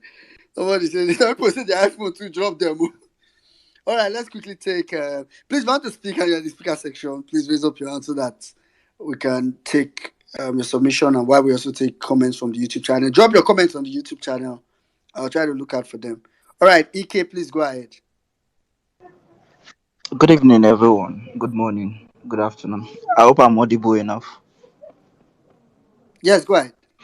Yeah. So, I'll start with the issue of the Chinese people, because for me, now direct contact I don't get with Chinese, and not just the Chinese, also the Lebanese, because um, I know it will also be fair for us to say the truth where the truth lies. Those people, one thing that is attached to them, for those of us that are like technically grounded here in Nigeria, if you work with them, you go sabi work. You go sabi the work well, and you would understand and appreciate safety also. But let's move aside. Let's go back to the bad reputation they have. I shared the two photos on the comment section, so I would just quickly do a recap of what actually transpired between I and a friend of mine, a very close friend of mine, and Life Made Furniture. Because me, I go call their name out. They are criminals. Life Made Furniture is owned by a Chinese organization. They have their head office at Oregon, Ikeja. What happened was we got employed as electrical engineer at Life Made Furniture. So we were doing the lighting design and electrical installation of their facilities, showrooms, buildings, and what have you. So one thing they do, which is like the supervisory body, and it is couple of only Chinese people. Supervisors are, are only Chinese. Nigerians are not allowed to be supervisors. So one thing good about them is when they know that you can communicate with them on WeChat, because they don't use any other thing apart from WeChat. If you can communicate with them on WeChat, they make you friend, and they would discuss things with you. And I think I noticed one thing about them: when they are close to you, they don't lie. They will tell you everything. I don't know who said that thing on this platform today, that majority of the Chinese workers that come into Nigeria are ex-convicts and people serving J time. That person no lie. 100% of them, their passport certainly they deal with them. The funny thing is that they always have one military man among them that they always go home with and come back to the office with. They don't go home without that person, and they don't do anything without that person. That military man is always there, but the person is always on uniform like them. So to cut all those side shots. So these people, they pay us salary, and most of the time we do overtime. But the annoying part was that they normally remove pay. Is it pay as you earn tax? Yes, pay tax then. So normally, let's assume your basic salary is maybe 70,000. I think pay as you earn should be around 3% of that 70,000. So what these people do is that when you do overtime and you work the calculation of the whole timing and you do maybe extra 30,000 to sum up to that 70,000 to make it 100,000 at the end of the month, they do not remove the 3% on just your basic salary. They remove it even on overtime, and I think they keep the 3% of that to themselves, and they pay the normal 3% of your basic salary to LIRS, which is Lagos State Internal Revenue Service or thereabouts. And they kept on doing that for the longest time. And one of the most annoying parts is that majority of the people they employ are, I don't know, I think they are people that can't really read or write much. So majority of the people they employ are people that do the basic manual work, which is like carpenter, the furniture guys. So they call them wood boyer. That's what the Chinese people call the wood makers, wood boyer. The electricians, they call them wire boyer. So they don't call us electrical engineer. We are wire boyers. So it goes on like that, extorting us, giving us our labors and the rest, and taking our money where they are not supposed to touch. And one other story I want to talk about is when they came to do their trade fair in Lagos State. So one of the picture I shared on the comment section shows the Chinese where they are eating chicken and chips and drinking beer. So that work is supposed to go on for like 3 days. We're supposed to like do it for 3 days, but the trade fair had to like call the Chinese contract company, which is Life Meat Furniture, to fasten up the building of the trade fair place. So they had to like put in extra hours to build the whole trade fair platform within 2 days. So meaning cutting an extra day off because they wanted to do the trade fair and get on with it. So now we have to do extra hours for those 2 days. Trying to do extra hours, they needed us to do overtime, like even sleep over at the venue. So they are supposed to like provide us food for those extra hours that we will be doing. The annoying part was that it was a Nigerian that made this very difficult for us. The Chinese proposed to buy us chicken and chips just like every other Chinese guys, like the supervisors that was there supervising us doing the whole major work. But a Nigerian HR person went to this so-called Chinese um, head of supervisor and said that Nigerians, we don't need those kind of food. Just give us bread and mineral, and we are fine. And the annoying part was that these people went to I don't know which mall, Spa. They went to Spa. Wahala for who be Chinese today. Oh. They went to Spa on the island, and they went to go and buy bread meant for diabetes patients. Those bread that don't have sugar, don't have butter, don't have anything, wheat bread. And I think those bread are most of the bread are they've expired date on it was even past. They went to go and buy those bread. I think one bread cost about 320 nairas at that time. They bought that bread meant for diabetes patient, and Pepsi, hot Pepsi for us. And the Chinese supervisors that was just walking up and down looking at what we were doing. We are eating chicken and chips and anything. And it was just so annoying. It was so annoying at that point. I got so furious that I almost got into physical combat with one of the Chinese guys because I started telling them that this thing that they are doing is wrong. They cannot be allowing this Nigerian pot belly man to be dictating what they would give to us when they know the right thing to do. And the one thing they normally say is, if you boy are no good worker, you boy are go home. Go home means that if you know you are going to always be arguing with us, you go home. Because they know there is nothing you can do to them. The country has been sold to them and the Lebanese people. Lagos, let me not say the whole entire country, but naturally, Lagos State, has been sold to Lebanese and Chinese people. If a Chinese man kills a Nigerian man today, nothing will happen to that man. Nothing will happen. And it happens like that in virtually all the Chinese company and the Lebanese company in Lagos. So this Chinese story is a story that we need to, like, I don't know how we would escalate it to our Ronu brothers for them to understand that they are not just selling their futures to the Chinese people.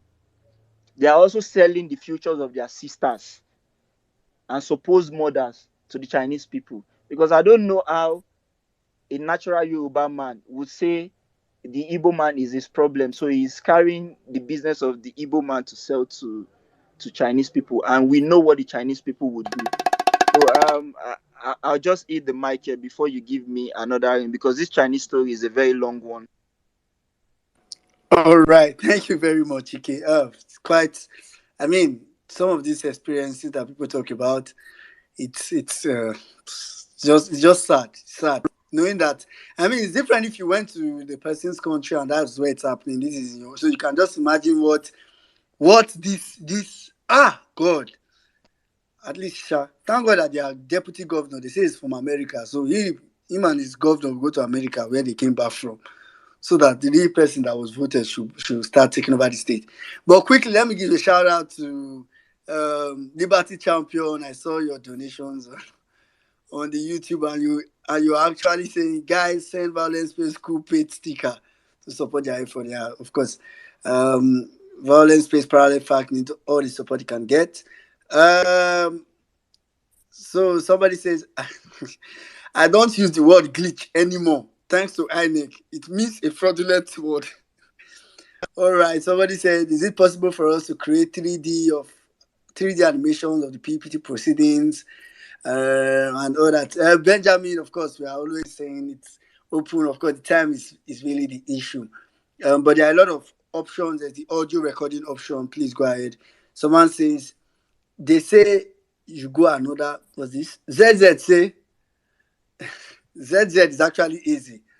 ZZ is our easy. It says, how can people be confused? Dominic says, Wahala for who not get diabetes to chop diabetes bread. All right, quick, let's take another speaker. So none of our speakers are raising up their hand. Okay, but let me just go with I don't know if Oluwa Shea, are you here?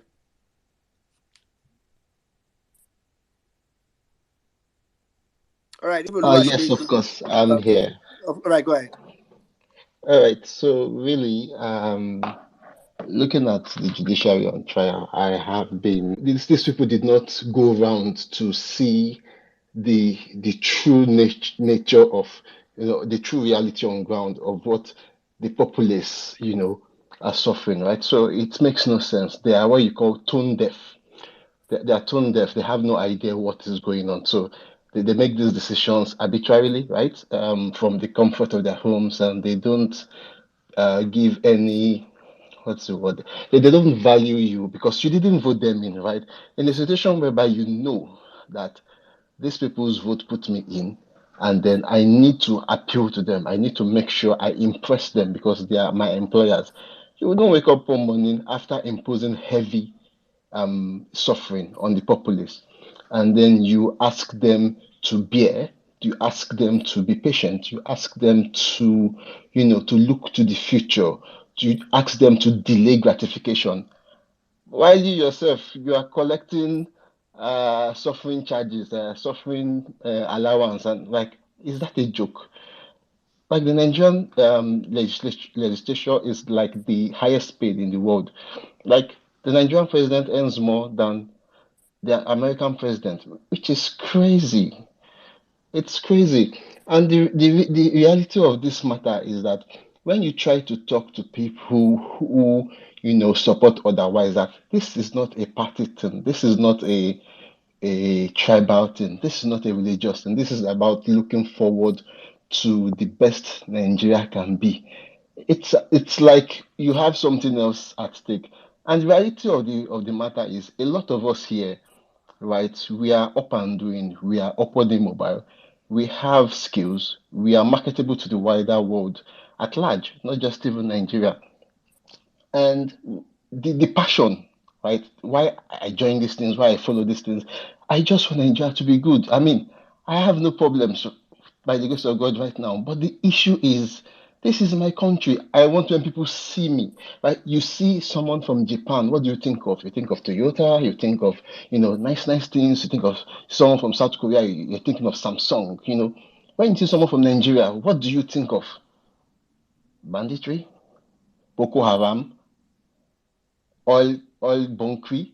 What do you think of when you see someone from Nigeria? When you see the green, white, green, are you filled with pride or are you filled with loathing? Right. So, anyways, let me not go too deep into that.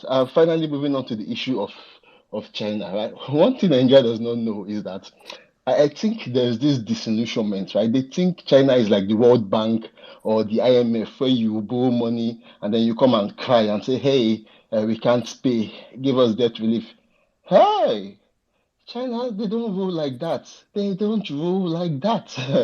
It's going to be very funny, in the coming years. They will take over your asset. Ask Philippines, ask many, even countries in Asia right there that have borrowed from China and they can't pay. They take over your assets. It's not negotiable. They don't do debt relief. They don't do debt forgiveness. They're not in the business of forgiving your loans, your gbese. You will pay it in full with interest. They don't do forgiveness. And that is the thing. When you borrow the money and you don't use it for the project you want, you intended to execute, right? And you blow the money off so that you can't pay your loans. In fact, China is happy. They are happy because in the agreements they've made, they've put adequate clauses to that effect that if we default, it's even beneficial for them. And the issue of how they treat people, man, that is another if you want to learn more about this, look at Zimbabwe, for instance. There was a viral video, that went out a while back where, the Chinese guy literally chained up this guy, this worker, and was flogging him mercilessly. And Zimbabwe is one country where they've infiltrated, and the Chinese are literally, running the place because the country has become so poor that they have no industry to sustain anything. So anything goes right in Zimbabwe. If you want to see what Nigeria can become, if nothing is done, just take an you don't need to go to Zimbabwe. Just look for what they do. Look for them on Twitter. Check their images. I think they're usually Facebook people. Go on to Facebook. Look for what they do. You would be amazed at what these Chinese can get away with and what they're even getting away with here in Nigeria. So to round it up, it's not about. It's about the very soul. This battle, this struggle, this movement is for the very soul of Nigeria to have a place where we can all be proud of. And the people who want to stand against that, I mean, I have nothing else to say, but that they are not going to see the future. Anyways, let's end it there. Thank you so much. All right. Thank you very much, Oluwashi. Okay, back to the YouTube guys. Okay, Gold Model Organics. Now your name I see for you. He said, if you don't call me today, after my transfer from Twitter, okay, now I've called your name. So YouTube boys still they pay. Oh. yeah, so I do me to make a wrong go YouTube server. I do me. I'm on plan to go host next place for YouTube at the time. anyway, so Gold Model Organics, Karaki says, finally I'm here. We survived together, die together. We are winning this battle. All right. Oh. Blessing Bassey say, I don't refresh Twitter tire. Often I understand. Even myself, I'm still refreshing it here to see if they will fix the glitch. Michael Dada said, Omo, not be only you. Hamilton says, what happened to Twitter? Why Dominic says, when you see someone from Nigeria, you see, eh? No, I don't. You see which con? No, but only you go see con. Gospel says sometimes I won't lie, coming to violence space sometimes because my heart breaks in tears because of the truth. Okay, I didn't get what you were trying to say, but of course I want to believe you meant coming to violence space fixes your heart, probably something like that. Okay, let me just quickly take another speaker while we get some more comments. on the YouTube channel. All right, let's quickly take Tony. Tony, I know you were here. I think Tony, are you there now? Tony, are you there?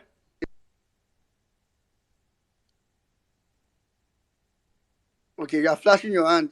Yeah, I'm here. I'm Yeah, here. go ahead. Yeah. Thank you for the privilege.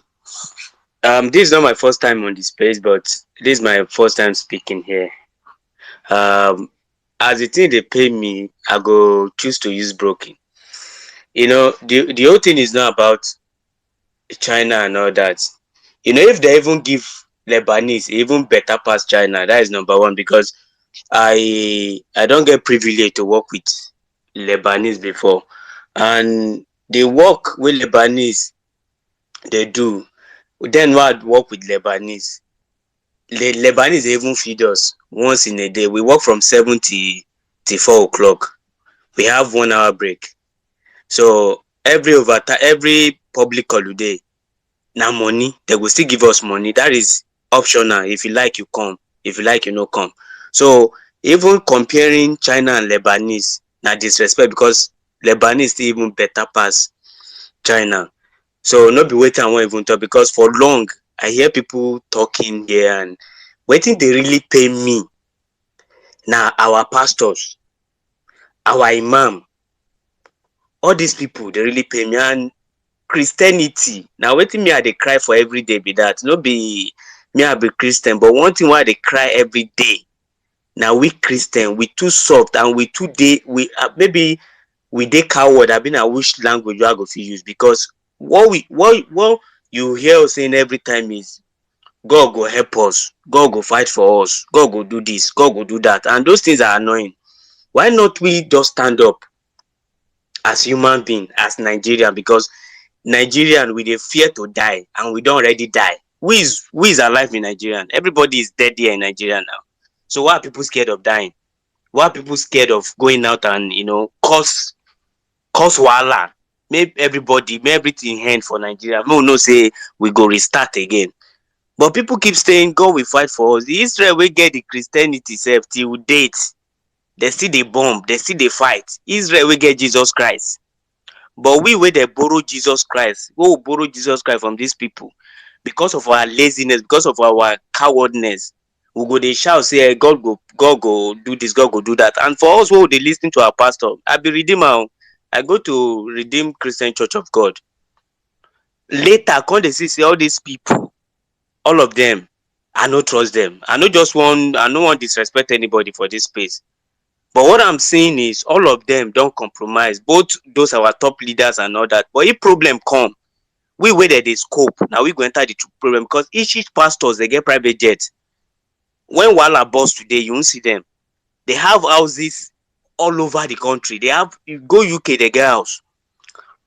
But they keep brainwash where they use for us every time. Elders, we know they respect elders. That's in our brainwash. Elders go they misbehave, they go say they no respect elders. And another brainwash where they use again, be say you hear a man of God do not talk to Ramon. That is why people are joining pastors, so that they will commit havoc, if you talk to them. Because of that thing behind that slogan behind that pastor. Don't talk to pastor, na man of God, let God judge him. Let God do this, let God do that. Now it make many people they run into pastoring, so that when he do something, we go use that statement, leave am for God and we are listening to these people. If the whole thing no go well, if anytime they won't cause problem, me na hala me I go follow. This one is not because when you see most of my dey tweet, because I get little follower, so people don't really notice me here. And I'll plead with the obedience. We will just get small accounts. A day sometimes retweet our tweet, so that at least people, because most of us get things where they tweet. So, but we know they really they really reach people because of our followers still little. So when problem won't come, person like me, I know they fear. I'm not Igbo, I'm not Yoruba, and I'm not Hausa. I be middle belt. I be middle belt, and many things they best. Even middle belt themselves, all of them, I don't know the kind of life they are living, because they are maybe now I don't know what I don't know the category where I put them. So all those things na me na violence my own. If anything no go well, wey wahala when I wan cause wahala this and that, me I go dey front. But all this soften thing all the time wey we go say mo leave this one, mo leave that one, mo wait for these people. And what is really going in court, I pray I never give up because till I die I no go give up on Obi. I will never. That is the last thing I will do. I won't give up on Obi because I see future for that man. I see wetin go change my life. No be for my children. I wan enjoy. My papa struggle. My papa I lost my dad 2019. My papa struggle inside Nigeria will be better in that no better. So na just little thing abeg. If let's leave this thing of God will fight for us, make we still live. If judiciary no do things well, make we come out. We are dead. Nigerians are dead already. Let's come outside and face these people. Na wetin me I just get to say be that. Thank you for the privilege. All right. Thank you very much, Tony. Thank you very much. Let me go back to my YouTube guys. All right, Otumba. Now you said you go still go join them from YouTube. Her first say no. Hold space for Twitter. Oh. They say make you not come. I beg. So now check your DM. Sunday I say finally. I'm here. Meanwhile, you can also go check on the Violence Space radio. It's also running up there. Then if I says we plenty for the radio platform. Oh, YouTube won't colonize my device, so I had to use the other the other platform. Thank you very much. Oddmont says, how does one request to speak on YouTube? Sadam, now you said you want to say They can something. enter their submission and type it in. We'll read it for them. Yeah, you can type your submission on the comment section. That's how you submit your request on YouTube. Okay. Okay. Meanwhile, shout out to Shei Sulu. Shout out for your um the donation or contribution. I think I just saw your gift card or whatever they call it when they do on YouTube. Shout out. Um, Now this space on YouTube. eh? I beg. Like say this I YouTube. swear, I Let swear. it sweet pass. Uh-uh. Anyway, Just today, we'll just see what without this for YouTube.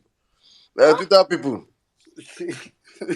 Twitter people now to say, Jimmy, you did not call my name. See I'm there when they laugh up their ATK. Just go to shout like bad boy. You and Gaboji. Your mates there for YouTube, they donate money. All right, let me just see some of the comments and I'll come to Sabi Sports. So just Sabi Sports, stay on standby. Once I'm done with the comment, I'll come to you.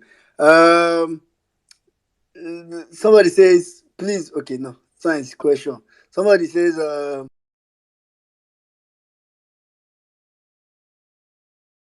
I swear, now one eye take the look pastors this day.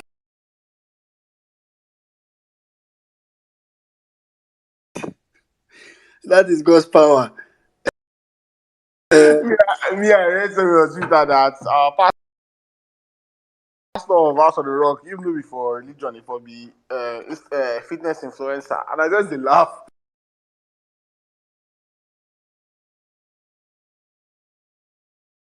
Pastors, they eat from the same plate and sleep on the same bed. All right, Lady Liberty Champion says again, obedient, show stickers to violence space crew. Yeah, so no not show stickers. See, women in Nigeria. See, Yeah. you know, when I was speaking earlier, and I was like talking about how this We don't get influencer another sticker. Oh. IJ, thank you very much. Go ahead, Saddam. see kind of money. Yes, then I'm money now. Hey, Twitter people. Now only to the smoke colos. Una sabi for Twitter. See YouTube boys and girls, giving us please YouTube people. I'm addressing you people now. I'm not seeing anybody on Twitter. It's YouTube, I'm talking to you, listening to me, please, more stickers. More stickers for me and my brothers up here. God bless people. You will not lack, eh? This our Twitter people for 10 months. 10 months we have been. It was 10 months. This July One will year enter. We plus. will do 1 year. July will enter 1 year. We will do balance space. Will never give us steel, not to talk of car. Not we never see steel. We never talk of car. YouTube, I love you guys. Next Violence Day Saturday is YouTube. If you're not subscribed to our YouTube, please go and subscribe. Please go and subscribe to our YouTube now. Our next Violence Space is YouTube Live. We're doing live. This Elon Musk in the high. There's no joy in this place. But let's go back to what I was saying. Before money, there's power in money. There's power in money. I'm telling you. No wonder Nigerian pastors the ball. Power of the money. Please give us more offering stickers. If you believe, YouTube, if you believe that your phone will enter and you will see this space on Twitter. So YouTube. people will be saying that YouTube guys they don't correct me. I know that. Lady Liberty now you call a sticker. People will get you ask for YouTube. Level I say well meaning it's called supercharge. If you believe on YouTube that you're supercharging us, that your phone will not automatically see the Twitter space. If you believe, give us more sticker. Give us more supercharge, please. That's what the Nigerian pastor did done. In But fact, brother not drop. Brother not drop sticker. why they are giving us supercharge, attach your Twitter handle to this so we can know who is. So your donor will bring you up next week on Saturday. Yes, so please attach your Twitter handle. Let us know you, please. Yes, so thank you. As we said, I say one thing this obedient movement have done over the past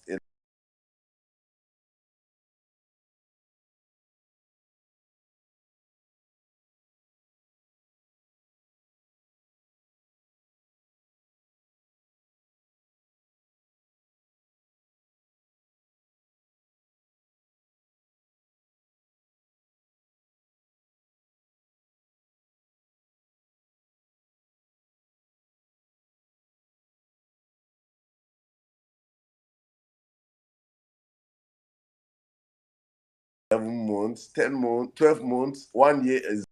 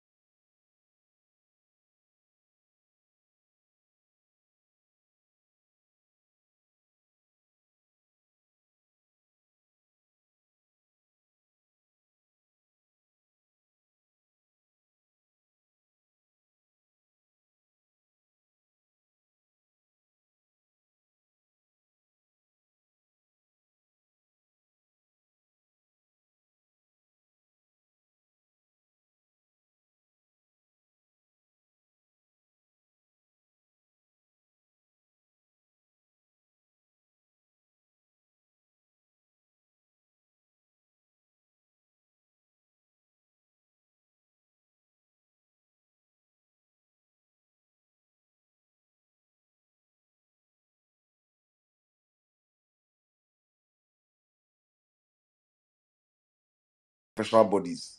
All these much revered bodies, they have used them, they have siphoned money through them, they have what they call it, laundered money through them, and right now they cannot talk anymore.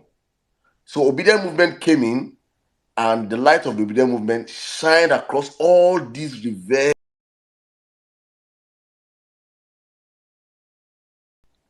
that you now see that the people that we have revered for years, I don't want to call so-called men of God, that I know in my heart of heart how much I love them, how much I used to look up to these people.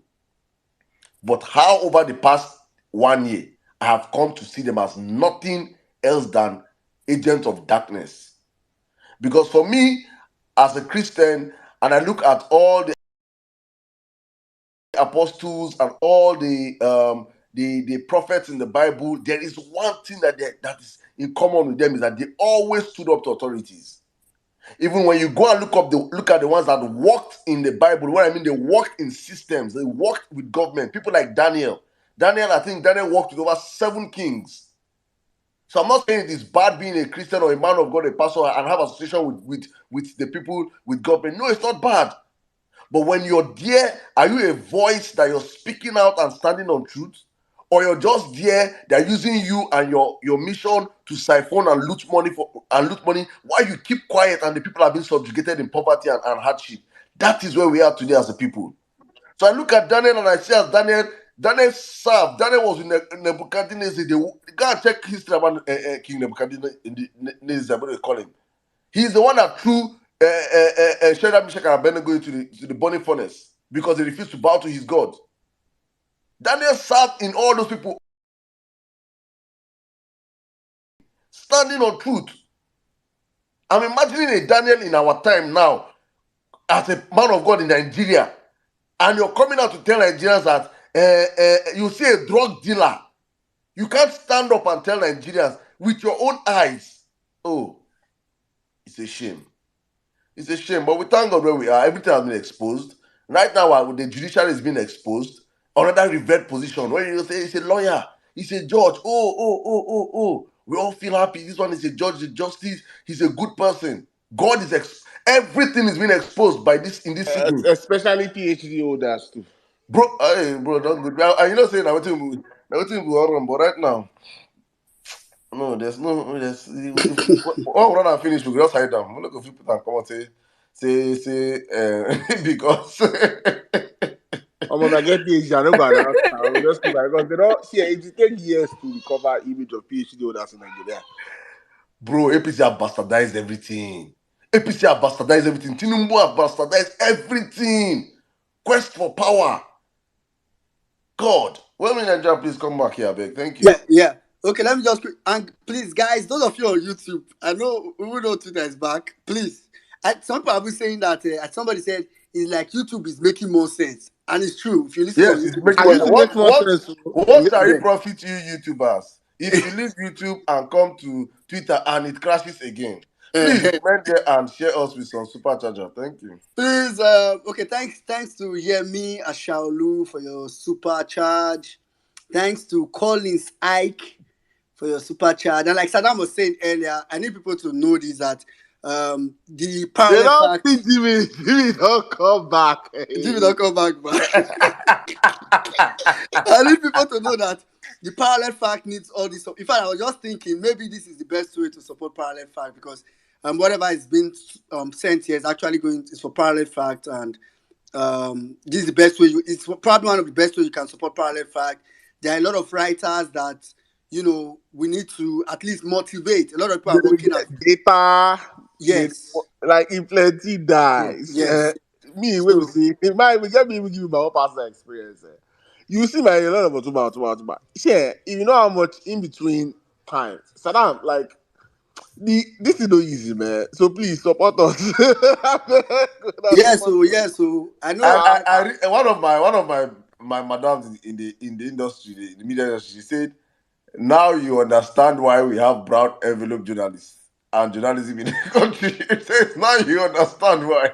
I say, oh, I now understand though why these people, hey, God, to give news for Nigeria. Ha! God have mercy upon us. And you drop it finish, many people don't still read it. After the whole hard work, after the whole stress, you could have to look yourself. So please, it's not easy, my people. It's not But easy. if I say the Liberty don't buy, Liberty champion I don't know what she buy. So I comment the day special. So I don't know what kind of super charge she charge. But she say I know the commodity. Even Nello day YouTube. Nello. Hey. I hear you people. Remain there, please. Remain there. All right. Thanks to everybody that sent super chat. Thanks to all those that will send. It's you supporting parallel fact literally, and that's very, very much helpful. All right, let's go back to our speakers. I think we have a couple of speaker requests now. Well, now they hear me now.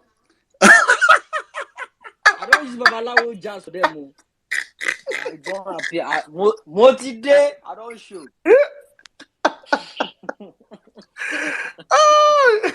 Jimmy, how do you feel being in jail? Let's talk up. Hey, I see my barrister. How's that joke?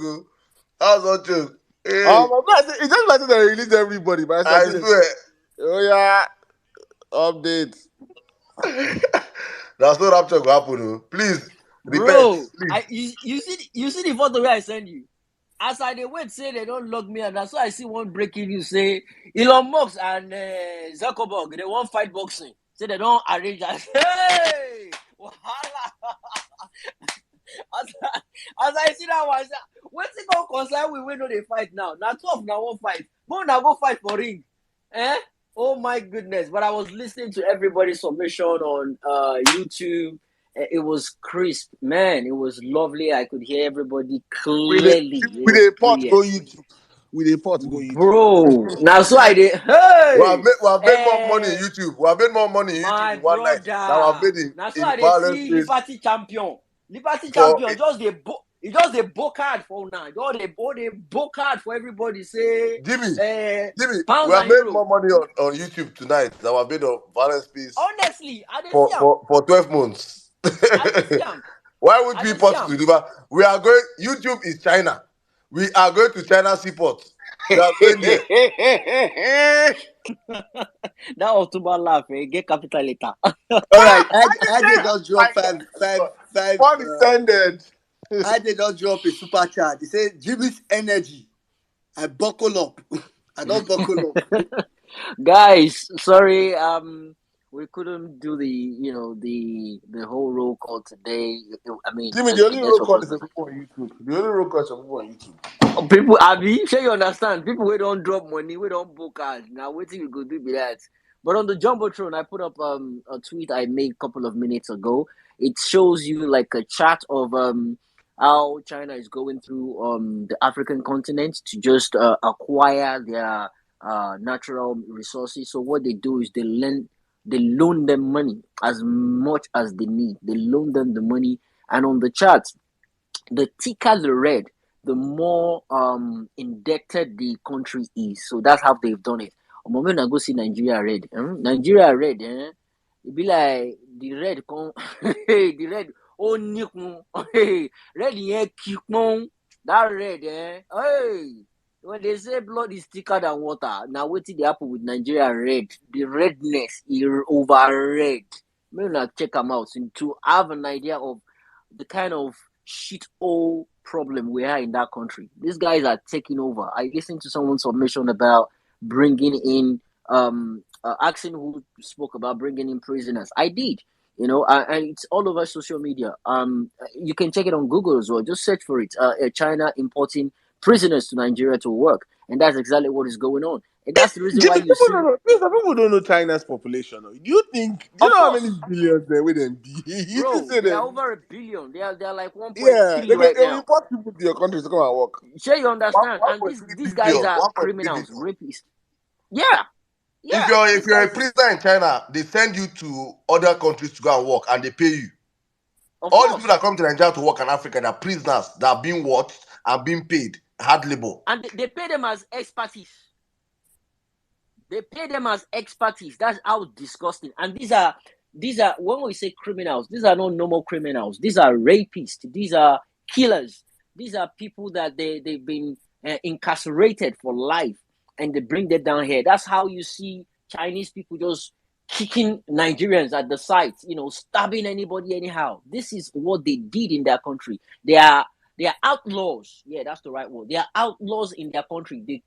The country don't determine, say, these guys are useless. They cannot bring any positivity to this country. But they ship them out to make money, and those prisoners will be placed on top Nigerians like expertise in that country. That is what we're going through in that country. It is now or never. My fellow obedience, now or never. No 2027, no going back. It is now or never. And congratulations. They say on interim president, if he appear for waiting then go do for France. We don't they talk am before, be like say we just the do gbasgbos. But I mean, come on, what are we expecting? Why are they expecting him to turn up? They don't need him there. He's not an Olympic. They only need his brain. Now only in brain they need for that meeting when they go. They need his brain. They don't need him to walk. They don't need him to stand. They need his brain. Because when we keep talking, you guys will just put your bigotry in a stupid-minded, shallow attitude. Could they talk? We need his brain. We're now running Olympics. We're not running... and you have someone... When Peter Obi came the last time, I told him, make him no fast. Make him no worry. People are fasting on his behalf. We need a fit president. When I said it, he laughed, he giggled. I heard when he giggled. He understand why we said those things. Now you have a teamship. Oh, I love the guy because he's doing exactly everything he promised you guys. Teamship. Now don't forget teamship. Now don't forget teamship. That is teamship going on right now. The president of the giant of Africa don't go France, go fall on a hand. They talk say one person go represent. It's teamship. What are you guys talking about? And you have gazettes and Sahara Reporter announcing the news as if it's a breaking news. It is not breaking news. He has told us this is what he's going to do, and he has done it. So why are you guys surprised? Why are they now posting about it? Obedience. We are getting our country back. Let us be focused. Did you hear what happened in Enugu? See, when we say these things, people think we are mad. People think we are delusional. People think we are just promoting false hope. We won this election, and we will reclaim our mandate on every level. See what GRV they do that Lagos man. GRV. See what GRV they do that. That man actually spent time with Peter Obi. That time when they in the airport, be like saying waiting the two of them talk with that. The way their picture they circulate, see they sleep for airports. Because he went after the VP, deputy governor. Where that one go, they talk rubbish. That one, he refused.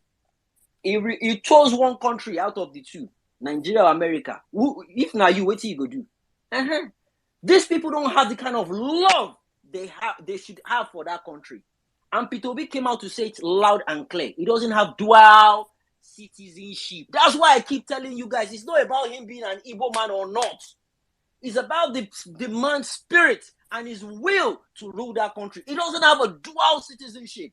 He is committed. Make them call him and come swear, say he go serve Nigeria once and for all, and no more, no less. He's ready to do that. He is ready. But these guys, they're selfish. He has placed America on top of his own selfishness, more than the people he's actually meant to serve. And we are seeing it now. Make them they play. You guys just keep watching. This is how it's going to happen. I said something earlier on in my first submission. I said, Nelson Mandela said it in 2001.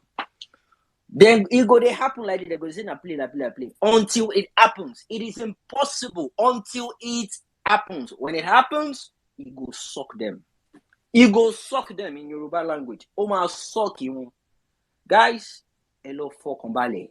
We've got this. And we will reclaim our mandate. On God, we will reclaim our mandate. Thank you. I yield for now.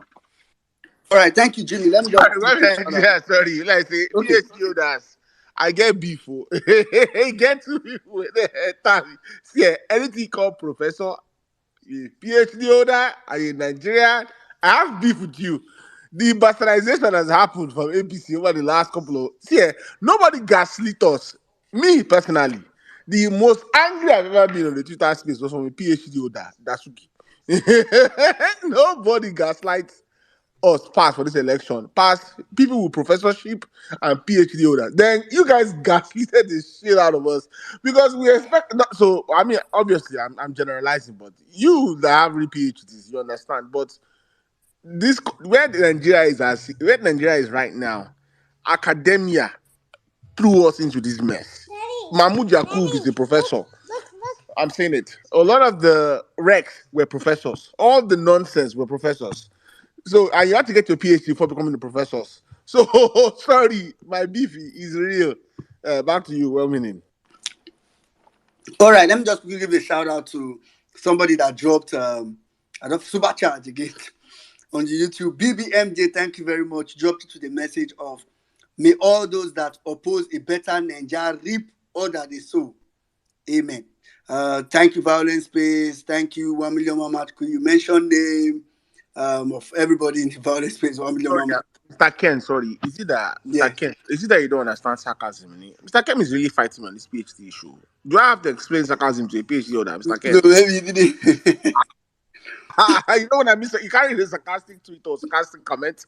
Mr. Ken really think I have beef with PhD holders. So. Otuba, you know how long when person doesn't study PhD, then you can't tell her for what space a PhD. You get problem with her. All right, Mr. Ken, I think you should understand. It's all these people that have sweat this PhD. So please, if you see any of them, hold them by their neck. That they See, sweat that name. what Please. what will happen is this now. What will happen with this original PhD? We have to put one more D to be PhDD. Hmm? So because this boy is not spelling our work. People have Yeah, no spoiler. PhD. I have friends that are PhD that. Sorry, yeah. All of you they collect. All of you that same bucket. Oh Okay. I God, think God, NCs, God. I don't know if NCs. Else is how far now? Oh, well, the way everybody take call, they be like how they release from one place. NCs, okay, maybe NCs is currently caught up. I'm sure when it's ready, we'll just call me. All right, I was going to use Maxwell, but UC Maxwell is not here. But let's take a lady. I think I don't hear male voice since There's one lady on the platform that you have to take. Oh, yeah, take her. yeah. So let's just go to Barrister Juliet. Barrister Juliet, don't you? Barrister Juliet, are you here? Maybe he's trying to open a phone. I know that feeling. All right, maybe. Or wait, sorry, please. If you guys just join, can you see if your microphone works? Because sometimes Twitter acts like maybe all the Abio. recent. Yeah, just unmute your mic and speak. Anyone. I want to see if people's mics are working. Mine is Yeah, working. man, This is TK. it's working now. Okay, so this is okay. Awesome. Okay, I think by suggest Okay, might just. maybe we'll just go. Let's go with some other speaker. Yeah, I think Barrister Juliet is not. Yeah, Mr. Maxwell, I can't see your request, so maybe you can leave and come back to the space. All right, but let me just take Cindy Gold. Cindy Gold, please go ahead. If you want to speak, please put up your hand so we don't keep asking you. Please go ahead, Cindy Gold.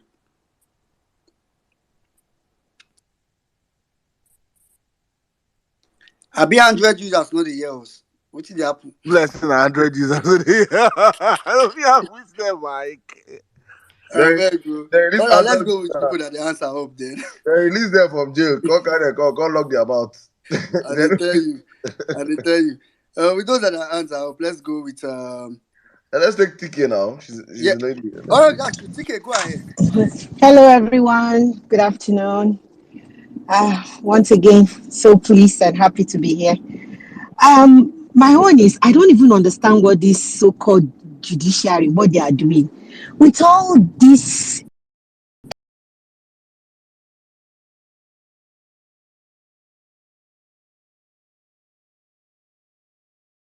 waiting for. I can't just understand with everything that they are seeing with their own judgment. My dear, may they just pack Kolu and each and every one of them go there, including their family. May I just put them for that place live. Oh, we go pardon them, no kill them, but I go there for life.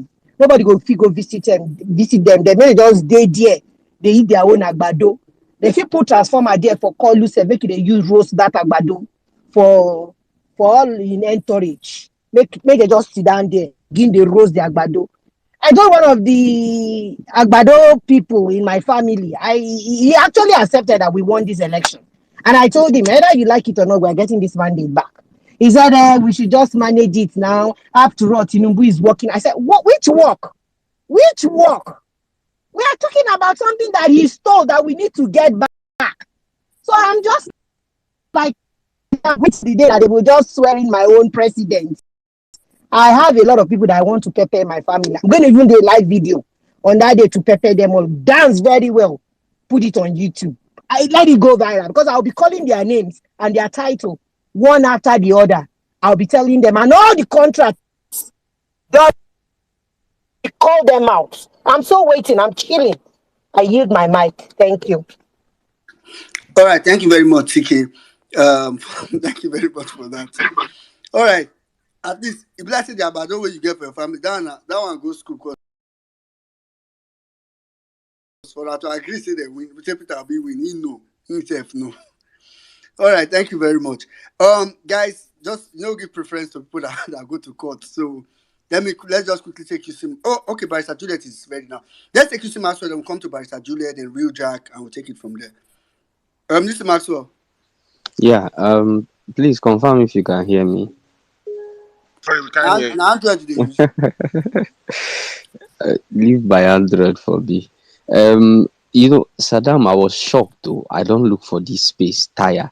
I had to go into your profile to see if I would see that normal blue stuff around profile pictures. I didn't see. I just keep my phone. I say make I rest small, sleep carry me small. As I wake up again, now I see for one group where the person send the space link. That was how I joined. If not, I was even thinking that you guys didn't host the space today, but it's obvious that there have been serious Twitter glitches.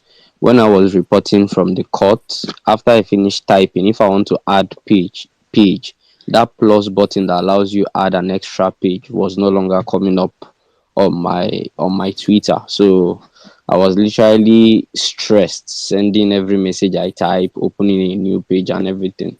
But then I'm here. It's a pleasure to be here. Otumba, good evening. Well meaning Saddam, N6, Jimmy, everybody. I greet each and every one of you. It was a beautiful session today, from the court with the kind of witness that we had. The witness started yesterday. He gave evidence in chief yesterday.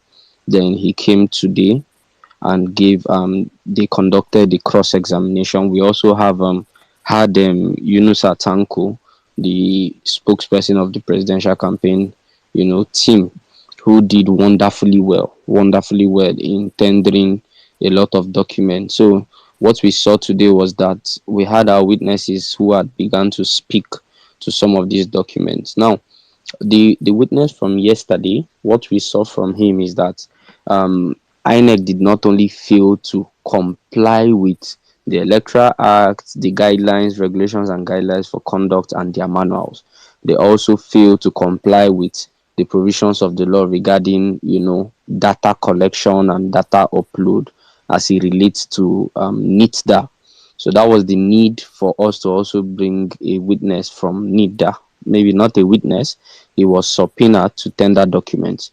If you recall before, a lady came from INEC, one Mrs. Fumilayo, who told the court that three certain documents which was required of her, that it was not in existence in their office. So there was a need to now subpoena NIDA, because those documents that they were asking from INEC were supposed to be issued by NIDA upon INEC's compliance with the provision of the law.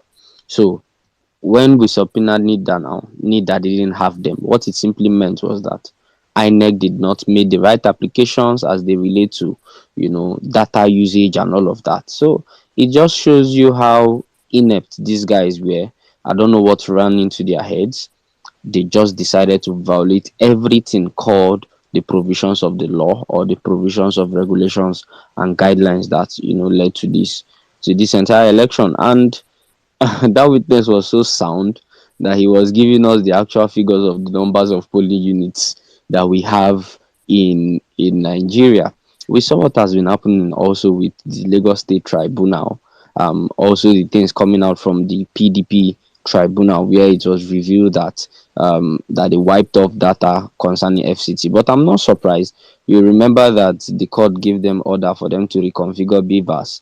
So whether FCT was a state to them or it was, moreover, they are trying to argue that FCT suddenly is a state. So what would you expect? So we had very nice outings. They tendered document, they tendered reports, which showed datas, metadata from Rivers State, from Anambra State, and one other state I can't remember right now. Also, the witness I was cross-examined today also showed attachments, one exhibit A of polling units from Benue State, which he investigated to show that INEC had a foul play towards the uploads of their documents. So it was a very good outing today. My only worry are the issues of time. You would agree with me that tomorrow is the day that they are supposed to round up their case, but I know that they still have witnesses to call. They are still expecting documents from INEC, which INEC is still trying to be intelligent. And one of the beautiful things is that prior to this entire case, that is the first petition we tendered, we had already highlighted very important documents that we would be tendering. Among the things tendered today by Tanko are evidence of payments, evidences of letters requesting for some of these documents, which INEC till today has failed to provide, the Labour Party team, and also some other documents. We also saw him speak to the double nomination case. Some people don't like to see it, but to me, to me, the double nomination case is the strongest case to me, because this is a clear thing that is clear before the law. Not only clear before the law, we have documents to prove that yes, indeed, that this young man had double nomination. The reason why I place it as the strongest above even the 25% is I'm not saying that that one is not strong. The reason is this. Now, when you talk about the violations of certain provisions of the law and you need the court to interpret, usually the court has the discretion. You don't need to call any witness to prove, you don't need any fact to prove. The court will simply apply the law. And you know how funny our judicial system is. They can decide to find one crazy rule and apply whichever way they feel.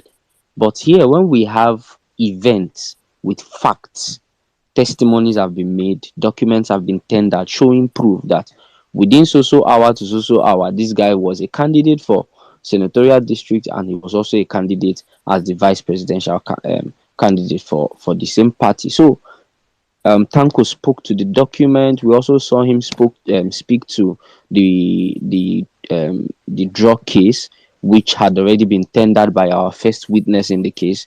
Now, in court, you just need to make sure that all the documents you tender, that you either make arguments to each and every one of them, or your witnesses speak to the documents.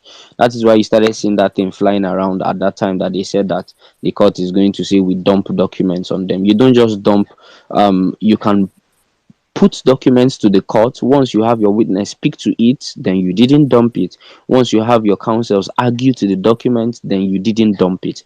And that's what you are already seeing, and it's beginning to make sense. All the puzzles are beginning to fit in to show you that these guys are just the greatest fraud of all time, the greatest circus. In fact, they just played us. The more you look, was it even the more you look, the less you see, or they just blatantly decided to be foolish because we were all looking and we were seeing everything that was going on.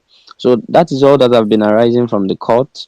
Tanko will be back tomorrow for his cross-examination, and I'm sure he's going to make very important, revelations. He's going to.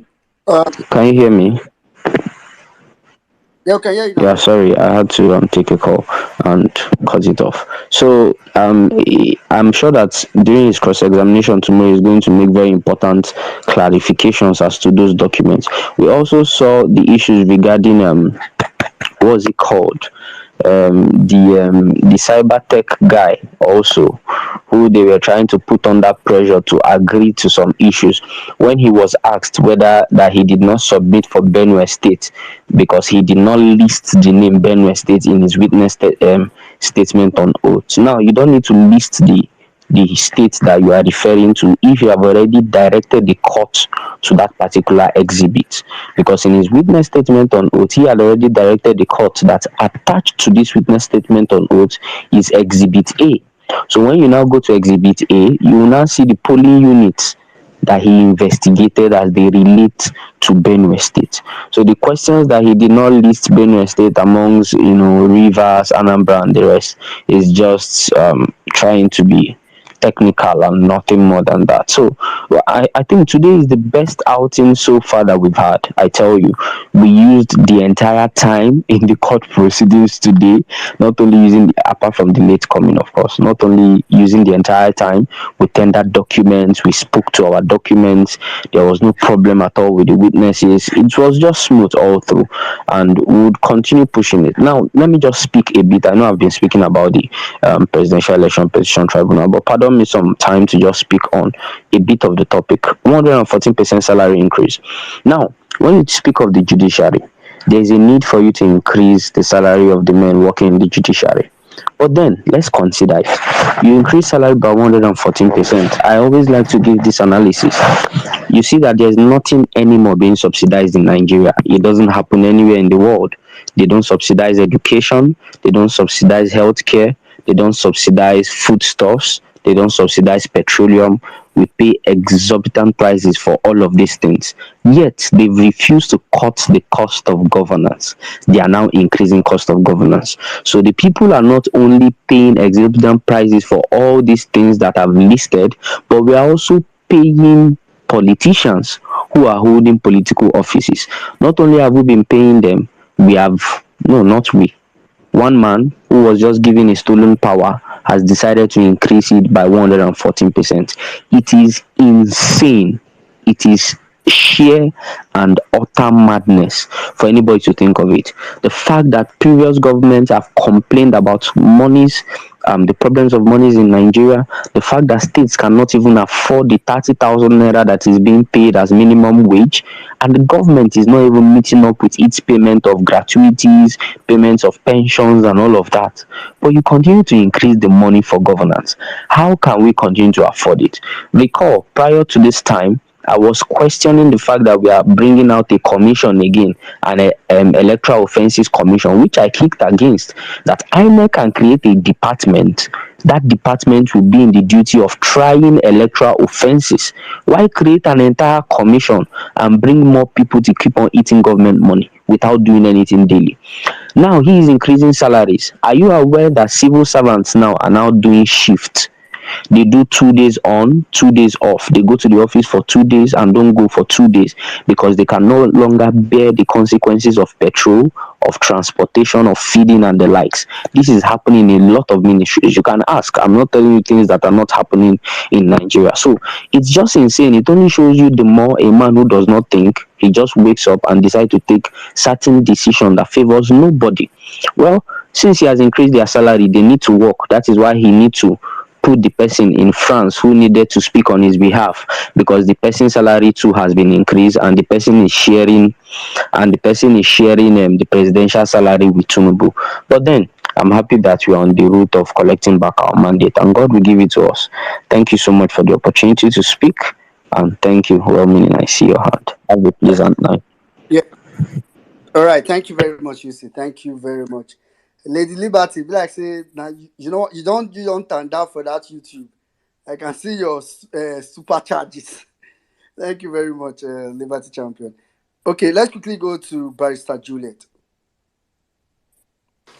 Good evening, everyone. Good I'm evening, oh, where you go before? no, I've been You very went to much parallel fact and left violence space. Now, wow. no way. I've actually been here. Most time, I'm usually in the comments, in the audience, just listening and getting myself enriched with people's facts, figures, and everything. And actually, why I even stepped up to the speaker session today was just to acknowledge what you all are doing to encourage obedience worldwide, to say, well done, we are here, you'll keep on inspiring. And just to greet everyone, it's actually not a comment. UC has actually done justice to the summary of what happened today. It's actually a delight always going to court these days to observe the proceeding as it relates to the presidential election matter. So good. Well done. I hail everyone. I hail you, Saddam, Otumba, everyone on the space. My love, my greetings, and keep on doing what you're doing. Lots of love from here, and well done. Good night. All right. Thank you very much, Barrister Juliet. And since whenever you're ready, feel free to pop in. But let's go to Real Jack. Real Jack, please go ahead. Please, let's do 4 minutes. I know because we've taken a lot, not we, Elon Musk. Elon Musk are taking a lot of our time, so that we can take a lot of people that want to Yeah, speak. thank you. Real Jack, go ahead. Thank you, everybody. I appreciate it. In fact, it is even good that this thing happens so that some of us who have not been to the YouTube and the the radios today, we're able to go there. I think anytime we come here, we should be able to drop in the URL so that some of us can easily go to that area and listen. And please, so anytime our attentions are needed to support, because this is our own government now until our mandate is restored, because we cannot afford not to come and gather in our own town hall that is different from that of Bulabu. So it's very, very necessary. So having said that, I think The technology introduced in the Nigerian system of election is what is going to expose INEC to the later. I think I don't know how they think at this present generation they are going to play this kind of expensive game on the sensibility of the people and get away with it. I don't think it's going to be possible. I remember when INEC hardly run to this same appeal court to sort for an injunction or to sort for a leave, according to them that they want to reconfigure these beavers. I was asking, beaver that is meant for that is meant for this particular exercise. You only have to partition information, different information for different purposes. I don't know the reason why they want to format the beavers, say because they want to conduct presidential they want to conduct a gubernatorial election. I knew these guys were up to something, but unfortunately to them, whether you format the system or not, the ITS part they will still do crash recovery. Whatever you did in the system will be obvious. This is a tech generation. There's no how you're going to do it because you did not build the system. You didn't design it. So there's no how we are going to manipulate this system that is going to work. We are going to find out what you did. And by so doing, we expose you to the world. You may be reading the election from the donkey years, but this particular dispensation is different because technology is involved. And I know the judiciary, the court, they are listening. Each time they send their people to come and eavesdrop. We are believing that they are going to do the right thing at the end of the day. Because if for their own benefit, if for the benefit of Nigeria and benefit of everybody, because obedience and Nigeria are not going to watch you robbers of this victory that we have gained for Nigeria, for a new Nigeria. We're not going to let it happen. If you think we are leaving anytime soon, you are mistaken. We are going to continue to stay here to see the end of this case and make sure the mandate is restored. It's for your own good, though, because time may come when you begin to look for somebody you negotiate with, you will no longer see the time. So now that we have the opportunity to do all the things right, let us have them done right. So at the end of the day, we'll not be running helter-skelter where political office holders who are embedded in corruption will come and throw over 114% increment to the offices. What are they doing? What are they even doing for Nigeria in the first place? You remove subsidy on everything. The masses are suffering. No palliative. Even this one, they are saying they are coming up with. Is it a PG what? They are coming up with a type of PMS that the motorists will use so that they will cushion the fate. They lack understanding. They lack knowledge. They have nothing on the table. They are just blabbing and deceiving themselves. So it doesn't matter who is suffering. It doesn't matter who is unemployed. The most important thing to them is how to appropriate money to themselves and loot Nigeria dry from where Buhari has kept, where Buhari remain. So they want to continue from there so that every day you'll be welling. You will not have anything to say. It be a situation whereby you will have the cabal run a police system. At the end of the day, they will reach a deal with the social media. They will lock it down. You will not even have opportunity again to even advocate for good governance. They will make sure they cage you. Remember after NSAS, they started fighting. But I thank God at this point in time that a change has come. And that change, which is the vision for New Nigeria, in our time, we must see it come to pass. I yield back the mic. Thank you, and God bless all the business. All right. Thank you very much, Real Jack. Thank you very much, Real Jack. That was a very stern submission.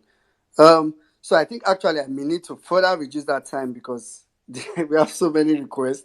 And I know a lot of people have not had to speak because of the Twitter glitch. So let's pity our brothers. So if you are speaking, just know that it's because of the other people. I have to play the sound for you to round up your submission.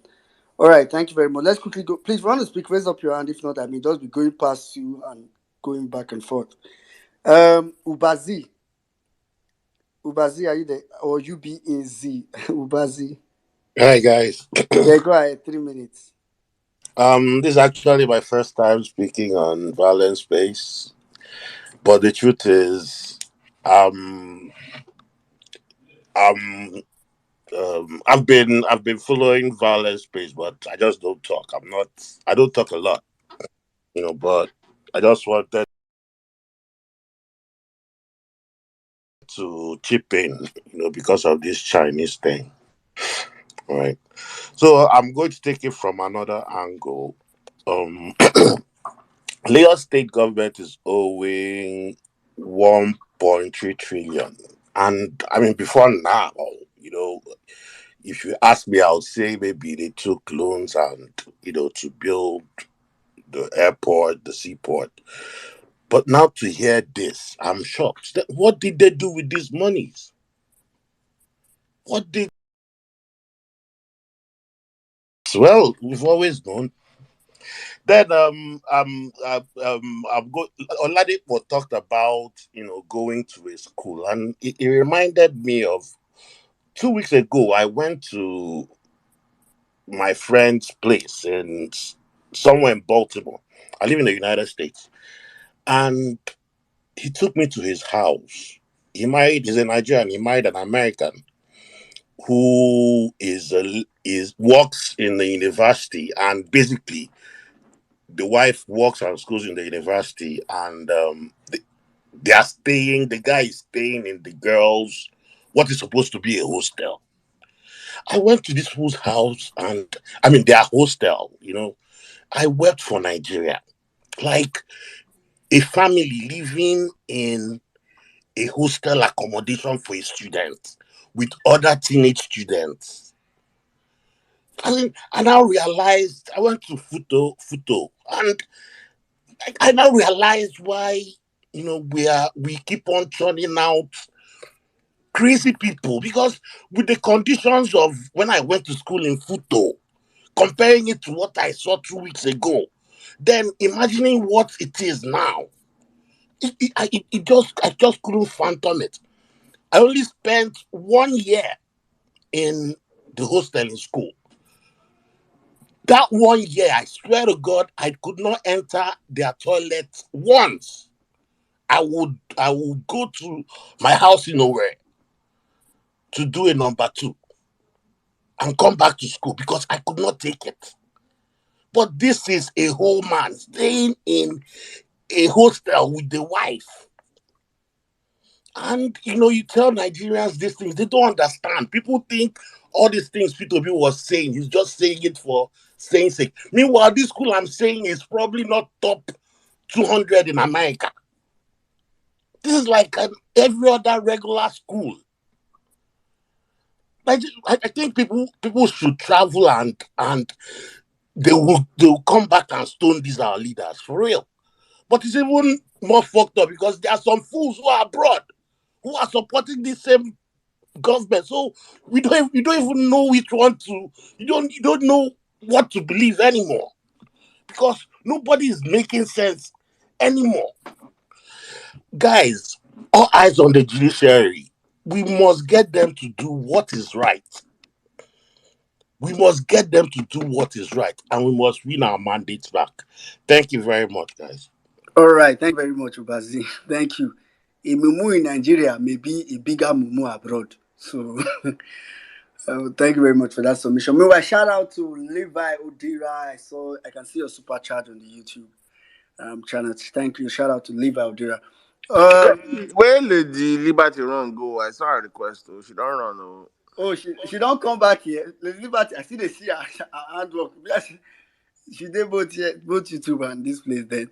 All right, let's quickly go to okay, let's take a lady, a new Nigeria. Auntie Pedro, are you here? Yes, well, mean, hi, how are you?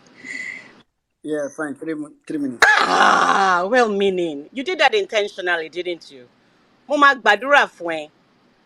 Má jẹ́ kí n ṣépè fún ẹ bí Jimmy o, even though my Yoruba is not that good. But in fact, it might even make that curse work because it will just be all mixed up. Anyway, God bless you there. Hi, Saddam. Hi, Otsuba. Hi, Jimmy. Um, I see Zulu. We miss you. Oh. Please, at least let me speak for myself. I miss you. Oh. I wish I had money to just pay you to permanently be on violence. Please, eh? We really miss you. Please. Can reach out to his manager, Saddam. Saddam can make that. Are you kidding? Saddam's fee is too expensive.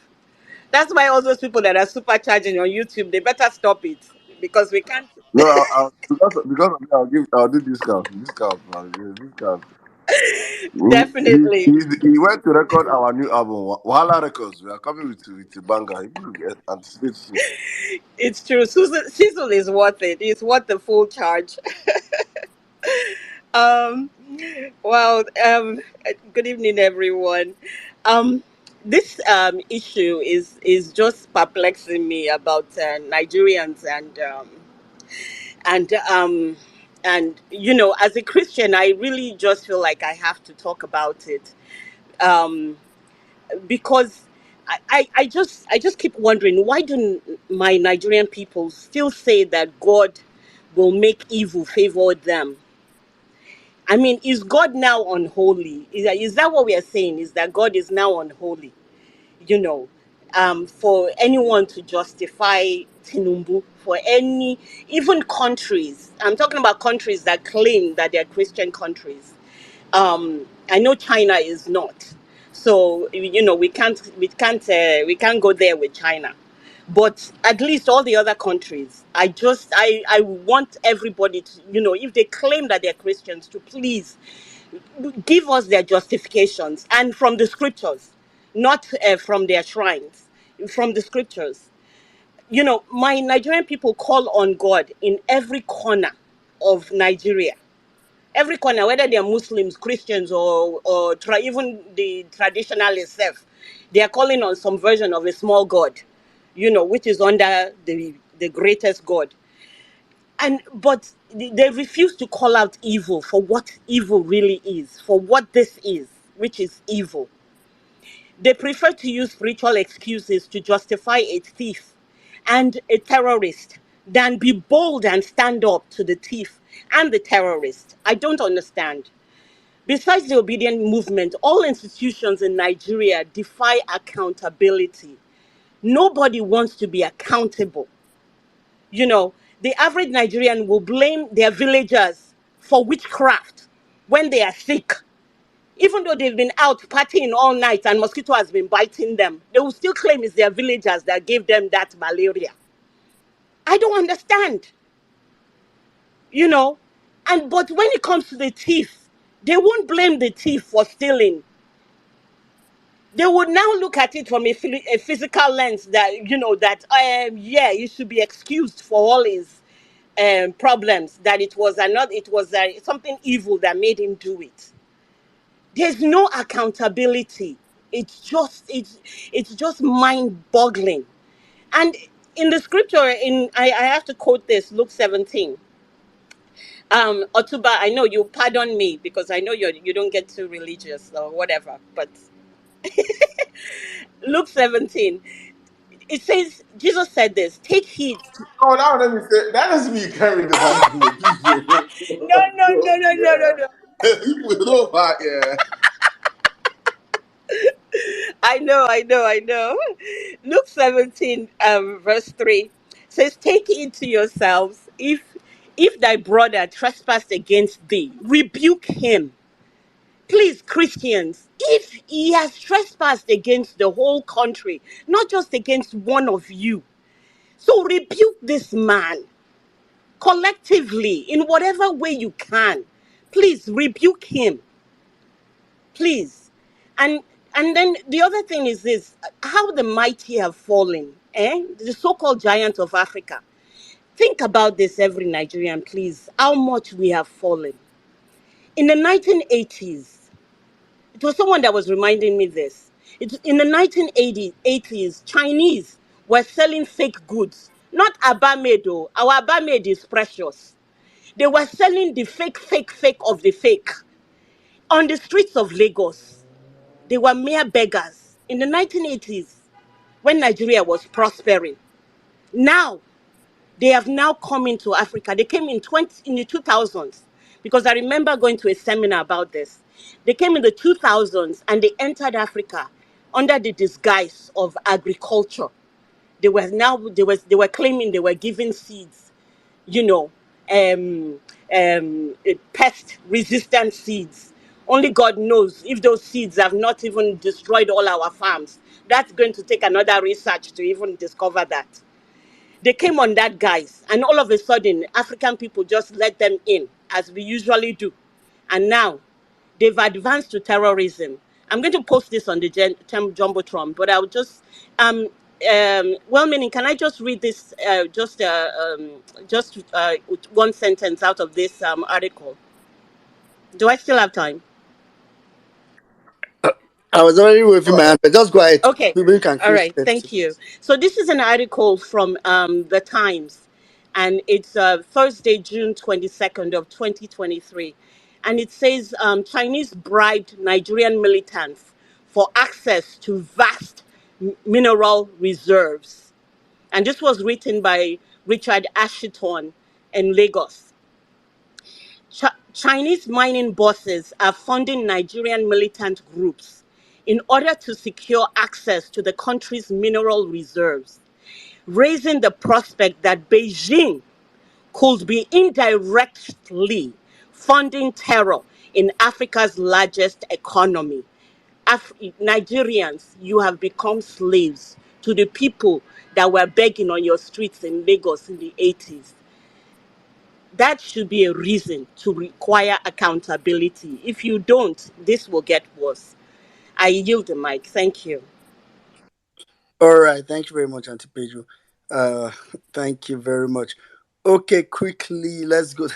You know the funny thing I say, Liberty Champion went to YouTube and shaded Twitter. Now she's back to Twitter and she's requesting mic. You accept the mic. You like Twitter head down on YouTube and say, you have say you will come back. Oh god. Liberty Champion, keep requesting. I will keep trying. I think it's probably just an error somewhere. Okay, let me quickly take please, if your hand is not up, I can't call you. Um so please put up your hand if you want to speak. Let's take God's will Nwankwo. I know you've been here for a long time. Please go ahead. Oh, okay. Thank you. Appreciate you guys, man. Doing a great job, putting the foot on their neck and constantly pressing. Anyway, just like I said a couple of days ago, these guys are parasites.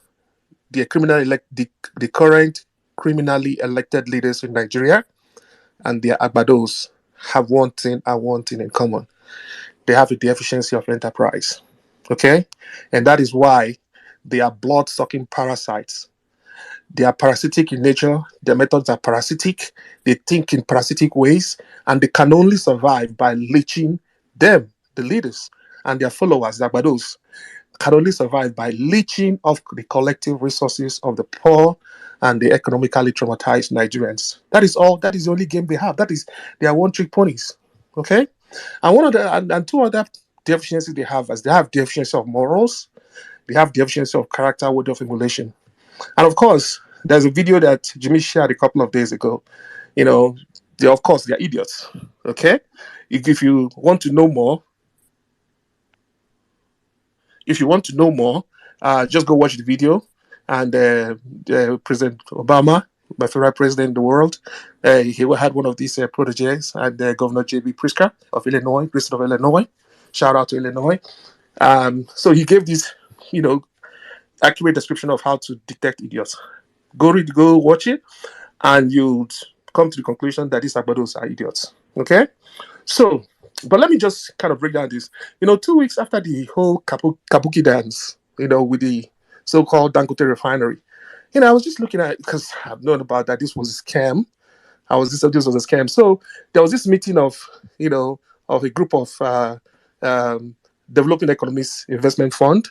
They were from New York, California, Texas, and all that, and they were talking about this refinery thing that was going on in Africa, the biggest refinery and all that.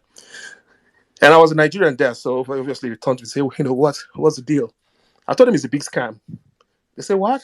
They say they're about to deploy some resources, they're about to deploy capital, to go and invest in some value chain, invest in some, some of the value chain that's associated or affiliated with the refinery.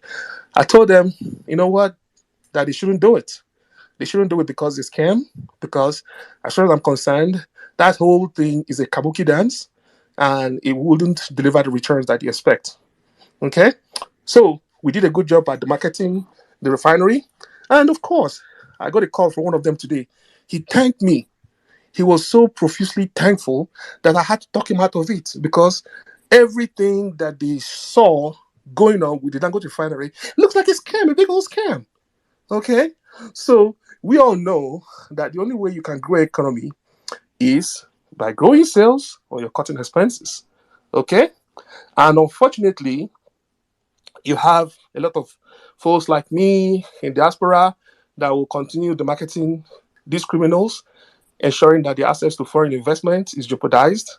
And in the next 2 weeks, we're going to sending out a credit risk assessment to all the capital institutions, the loan institutions, to let them know that it's time that we rate Nigeria a junk investment grade,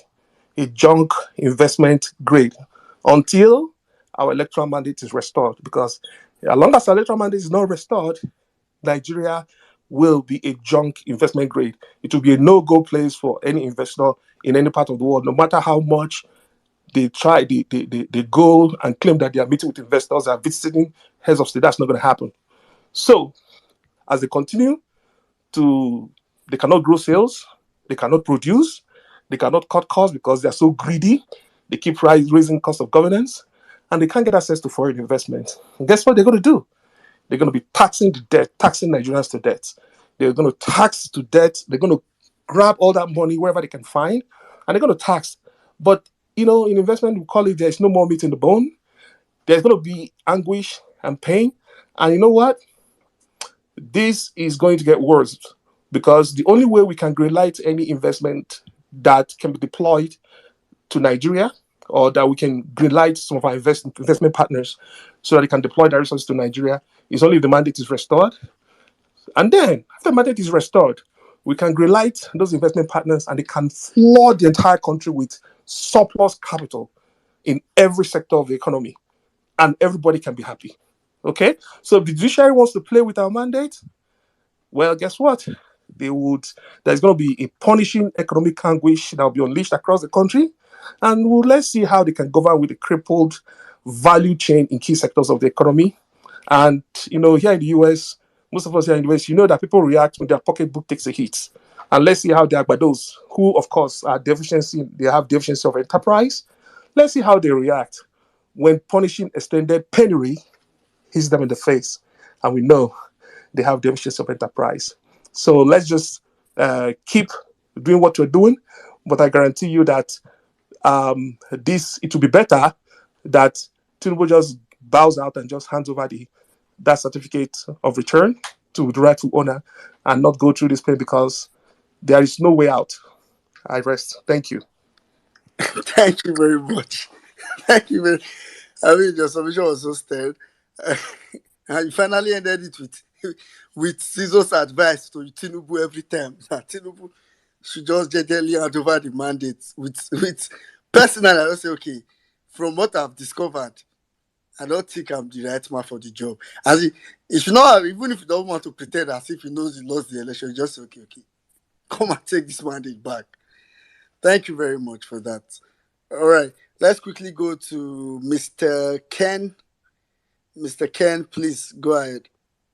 Mr. Ken, Tanko, Truth, JRV, Ibili, your hands are not up, so I don't know what you want me to do with your hands. Ken, go ahead. All right. Good evening, everyone.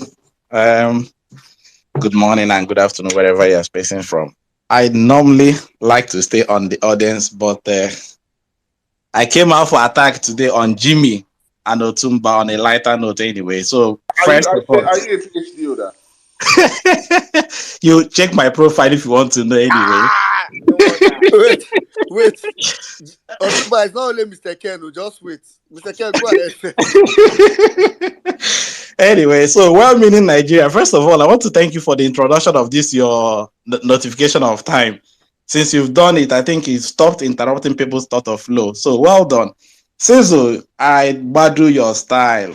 In fact, every time you're talking, I try to sit down and listen. It seems you lecture me every time you talk. Saddam, continue your good work. God is saying you. Jimmy, my own attack is that you don't recognize us that are the benchers, those in the audience. I'm trying to draw your attention, though. Some of us have permanent chair in the audience. Recognize us more. And on a lighter note, anyway. So Tumba, it's not like I'm trying to. Today I wrote something on the Deep Boss tweet when he was trying to say about Rufai, telling him that listen, I have a PhD like you, but I watch my thoughts and I guide what I share. You don't just come out and gaslight Nigerians and expect them to accept whatever you do. No. But let me tell you this. The same Professor Mahmood that rigged this election got his PhD from UK, not Nigeria. Deepo got his PhD from UK. So most of the people that are in Nigeria causing problem have their PhDs and their professors or whatever outside the country, not even from Nigeria. Hold on. What did you just say? You said most of the people that are causing the problem have what? Their PhD and professorship Thank you. acquired from abroad, That's why not you from Nigeria. No, Otumba. you don't understand. Mr. You Ken already is said the saying key that word. in it people that you should channel It's your not about anger any towards people. in it I'm not PhD. worried about it. I'm worried about the PhD and the professorship. So yes, I get your point, but what I'm trying to say, the whole POs or what presiding officers, all of them are graduates in every field of degrees. We can't drop one brush and across all because you've been saying this consistently. It's not today. I have taken note of all Because this. I mean it. I really see from the depth of my heart. You cannot point Nigeria's problem and leave out the academia. Academia has, you see, ever since the past how many years?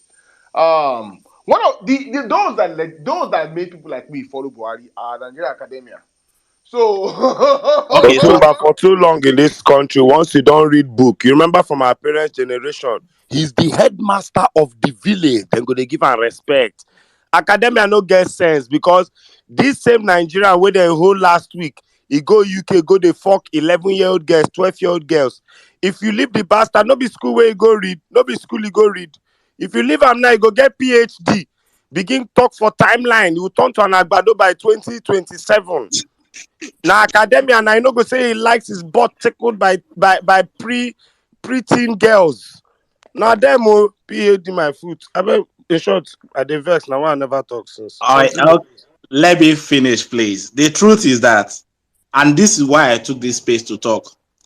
Most of my colleagues here in the UK, even as lecturers that are Nigerians, are waiting for opportunity to get appointment to come and embezzle, not because of the degree they have. It's greed. So it's not about the certificate, whether PhD or professorship or doctorate degree or whatever. No. It's about people's personality. It's about what people believe in. Using this certificate as a shadow is a cover.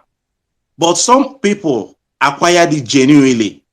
But what I'm trying to say in essence is that for me, if you want to say, like Otumba said, he has problem with people in Nigeria, most of those people that have causing that problem acquired their PhD from developed countries, going back to Nigeria to go and cause problem for us. Our educational system is bad. It has affected everybody's rationality. Everybody now thinks that except politics, except working for a politician, except being close to corridor of power, you can't make it in life. It's unfair. So please, for me, I want to say, let's reduce attachment on the title of academics or whatever. If you go to my timeline, you will never see where I have said anything. I have a PhD.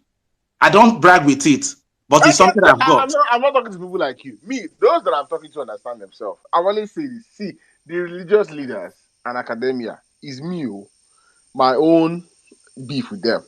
Because I know you can do an entire space on what they've done, and no one legitimizes corrupt leaders more than the academia.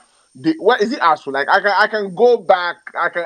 When I mean academia, I'm not just saying. I know. I say, and some of it is sarcasm. I'm obviously see. I have friends that are PhD holders. One is even going to speak after you.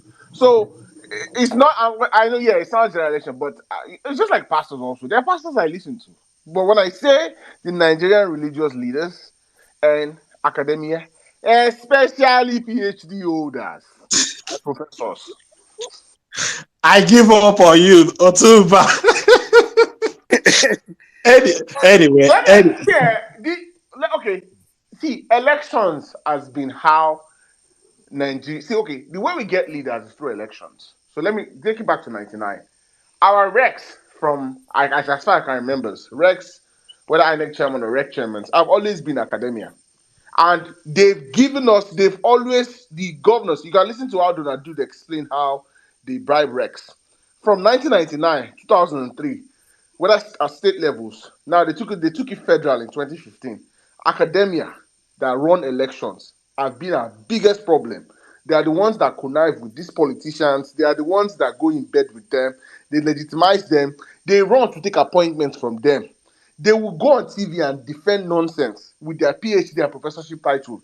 The one with the gray hair will call people that are trying to hold a government accountable fascist without fascist. saying nothing about the others. So yeah, I know some of it is sarcasm, but some of it is also true.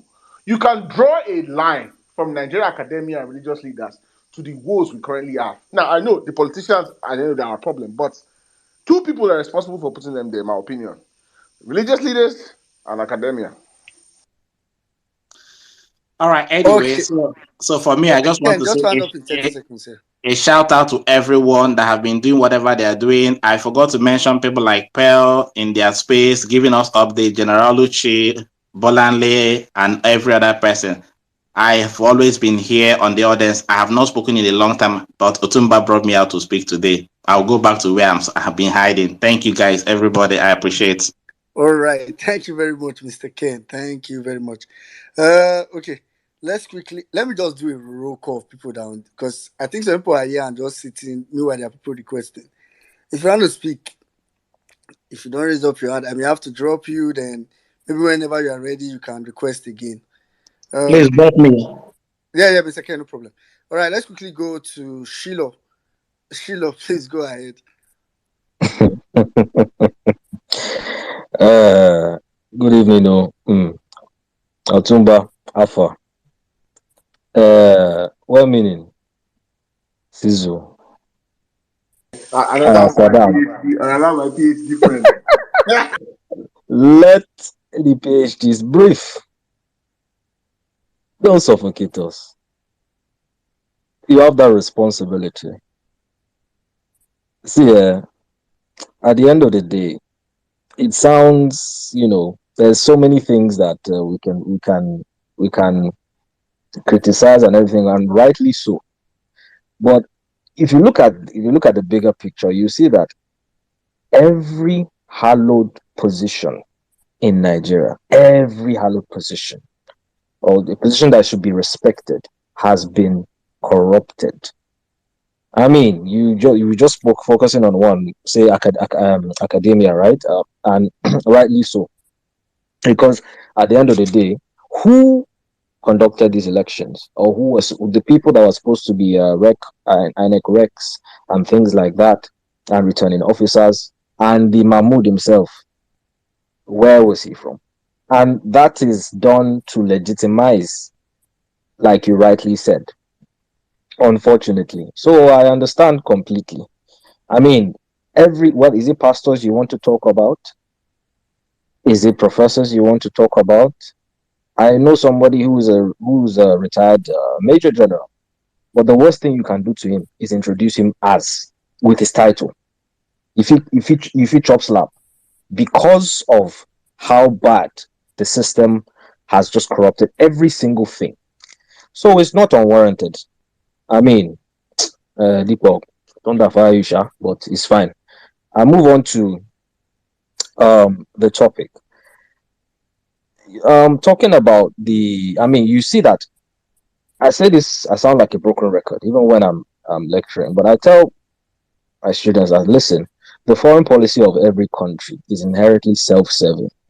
It's supposed to look out for itself. And you know that, peace. Start from there. So what you see, like a China doing with the SeaPort, they know what they're after. because at the end of the day, they are looking to for something to leverage upon. In this case, resources, reach, with the advantage of their population.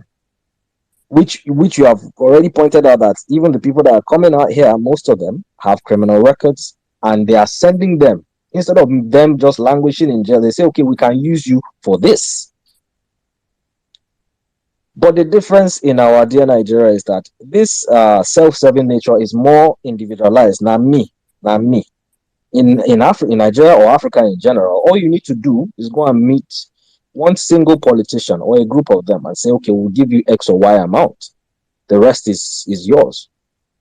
Which is why you have because the politicians themselves, what they looking at, they rather bother about 114% increase rather than, okay, what are we looking to get out of this as a country? So this is what you see. That's why you see there's a stark difference. A Chinese man can come in here and beat a Nigerian and nothing will happen. He can kill a Nigerian and nothing will happen. Because the institutions, it still goes back to this institutional voice. The institutions are supposed to, keep standards in check. We are busy. Chop money. And if one does not have, just go and look at, for instance, the 5 C's that Peter Obi keeps talking about: character, capacity, competence, and all that. It is very. You would think that, okay, if it's me, I will not shake. But you have to be tested first, which is why most of us that find ourselves where we are today, we've been tested one way, shape, or form. Most of us that are in this obedient movement, we've been tested beyond this. We've been tested and seen that, okay, listen, it is not even about the selfish interest. We are genuinely wanting things to be better. Who know they find money for here? But most of us have our careers. We're talking about wealth with enterprise. But what do you have now? The order of the day, Mahmoud has sold this. He has sold an entire voting class, the entire election for what? Nothing less than money, and he's a professor. So when an Otumba comes and says, PhDs, I understand. I mean, Dipo decided to be unfortunate, but he's rubbing off on everybody. I cannot criticize anybody because I fully understand the reasons why. If we were functioning, you will not find a SeaPort. You will not find. Go and look at countries like Uganda or like Zimbabwe. Go and look at the way they look at Bangladesh. As one of their seaports, they did the same move. That is how they got the seaport. And politicians were here, 114% increase. That's what they're focused on. Of course, any title will be abused, and it should be abused, rightly so, because we are supposed to be the custodians of quote unquote of standards and the likes. Meanwhile, in a hallowed institution of a university, they are burning girls. They burnt a girl alive last year, like in a university, and that was allowed to just go like nothing happened. A pastor will come and tell you, come and bobo you, and tell you aspire to Maguire. Meanwhile, he cannot tell you the truth. He cannot tell you the truth of why you have to be politically active. So it's very understandable. It's very, very understandable. I get it, but let's brief small. Let's make we get small this thing a big. Thanks. I think I'll use at this point. My doctorate friend. You're spoken well, but I mean, I get where. And some of the sarcasm, like seriously, do I take it seriously? But I know how much that my academia is revered in other countries and how they lend their voices and they speak very loud on issues they do not. But in like Nigerian academia is largely silent. The only time they talk is when ASU strike. It's about ASU. And that fight for ASU is not even really about the benefits of the Nigerian students. It's their own pocket and their own welfare. So, which is one of the reasons of my gripe. Yeah, obviously, I know. So that's my end I'm of kidding. PhD too. So, but I mean, even me, I'm I've thought kidding. about Oh, it. see, This is nothing I'm like everybody. kidding. See, no, they collect. No, they collect. They give us because the truth of the matter is we should be doing much more. I be people that are supposed to. You can't have read 4 or 5 years only to come and be stupid for I what was money. expecting all our professors in economics to go on TV or go on where and write think pieces about why they, challenge, speak, let them say, because if we say, they will say, because we are this. But if you have a professor in economics or a professor that studies finance or someone is coming out and publicly speaking against the government and saying this is XYZ, a lot more people will pay attention to them. But no, they'll be quiet. They'll call us fascist. Back to you, woman Nigeria. Yep. All right. Thank you. Thank you very much, Ntuba. All right. Let's go quickly to Liberty Champion. Let's take a lady. Liberty Champion. Well done for the work on the YouTube channel. Say me I be silent shareholder for Violence Crew. So anyway, my people, can you hear me, everyone? Yes, perfectly. Fantastic. Anyway, I will not belabor the topics that have all been spoken about. In fact, Shiloh, as you were speaking, I just dropped up a tweet on the JT. There is an ongoing petition for fighting for justice for murdered Deborah, whom you mentioned. One of our group members in the Coalition for Electoral Justice, we are aiming for 25,000 signature. We want to get the Foreign Secretary here to summon the ambassador for Nigeria here in the UK. We want to do what we can to fight for justice for the family of Deborah. So this is our little step. So please, guys, help circulate the petition, sign the petition. We need to hit 25K for us to initiate that move with the Foreign Secretary here in the UK. Thank you very much. And my second tweet on the JT is our virtual event with the Labour National Youth Leader and the Director General of the LP candidate for Imo State. So please share the tweet. Come on, come on. And yes, guys, all my family here, Cecil, Jimmy, man, if not me say you did America, the way you speak the Yoruba, I really enjoy it. I'm a sucker for language. So whenever you say it, I really, really enjoy listening to you. In fact, just they speak Yoruba every day for Twitter. It's very good. Otumba, your submission about academia, yeah, is very true. And I understand where Ken is coming from. But you see, Ken, sometimes when we talk like this, don't worry about justifying yourself to us. You are preaching to the choir. The people we are addressing are the minority corrupted academia that have sold their soul. And you are right. Not all pastors in this dispensation, some pastors really spoke out for justice, like the gentleman in the Middle Belt. He has been very outspoken on a few, but there are others who have been complicit. So we know at the end of the day, na agbado, na stomach first. So not many. Many are called, few are chosen. That's what's happening. For me, the only thing I want to talk about is I'm not surprised about the salary increase. For goodness sake, that is expected. I would be surprised if they done otherwise. I will be completely surprised. Everything that has happened so far is a confirmation of the agenda. These people are just looters, and all they want to do is loot. So there's nothing new that they're bringing to the table. A lot of people have alluded to the fact that they are trying to implement Peter Obi's manifesto, but because they are not the origin, they don't even know how to start. So they're just messing things up. So let them enjoy the ride while they can. Their time in Aso Rock is limited, and they will be cleared away like the baggage of rubbish that they are. So Violence Crew, Parallel Fact, I hail you. And for everybody listening, much respect. Please sign the petition for Deborah. Please, please, please. We need to do something in that respect. Thank you. And I yield the mic.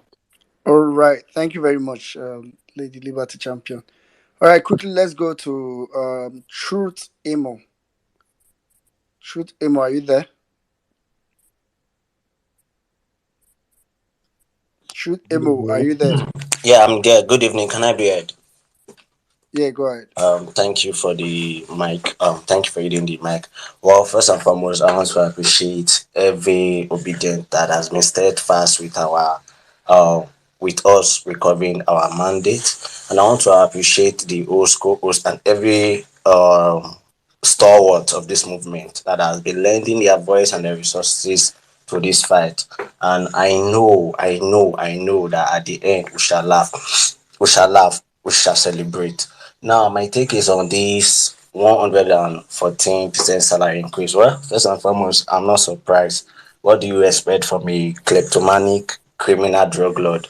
You know, looking at this country, corruption has been institutionalized.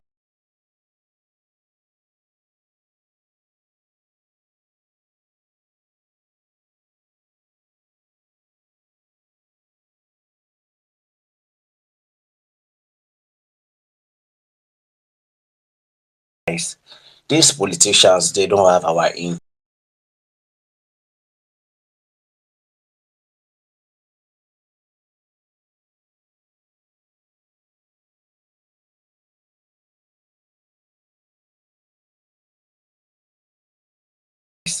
these politicians, they don't have our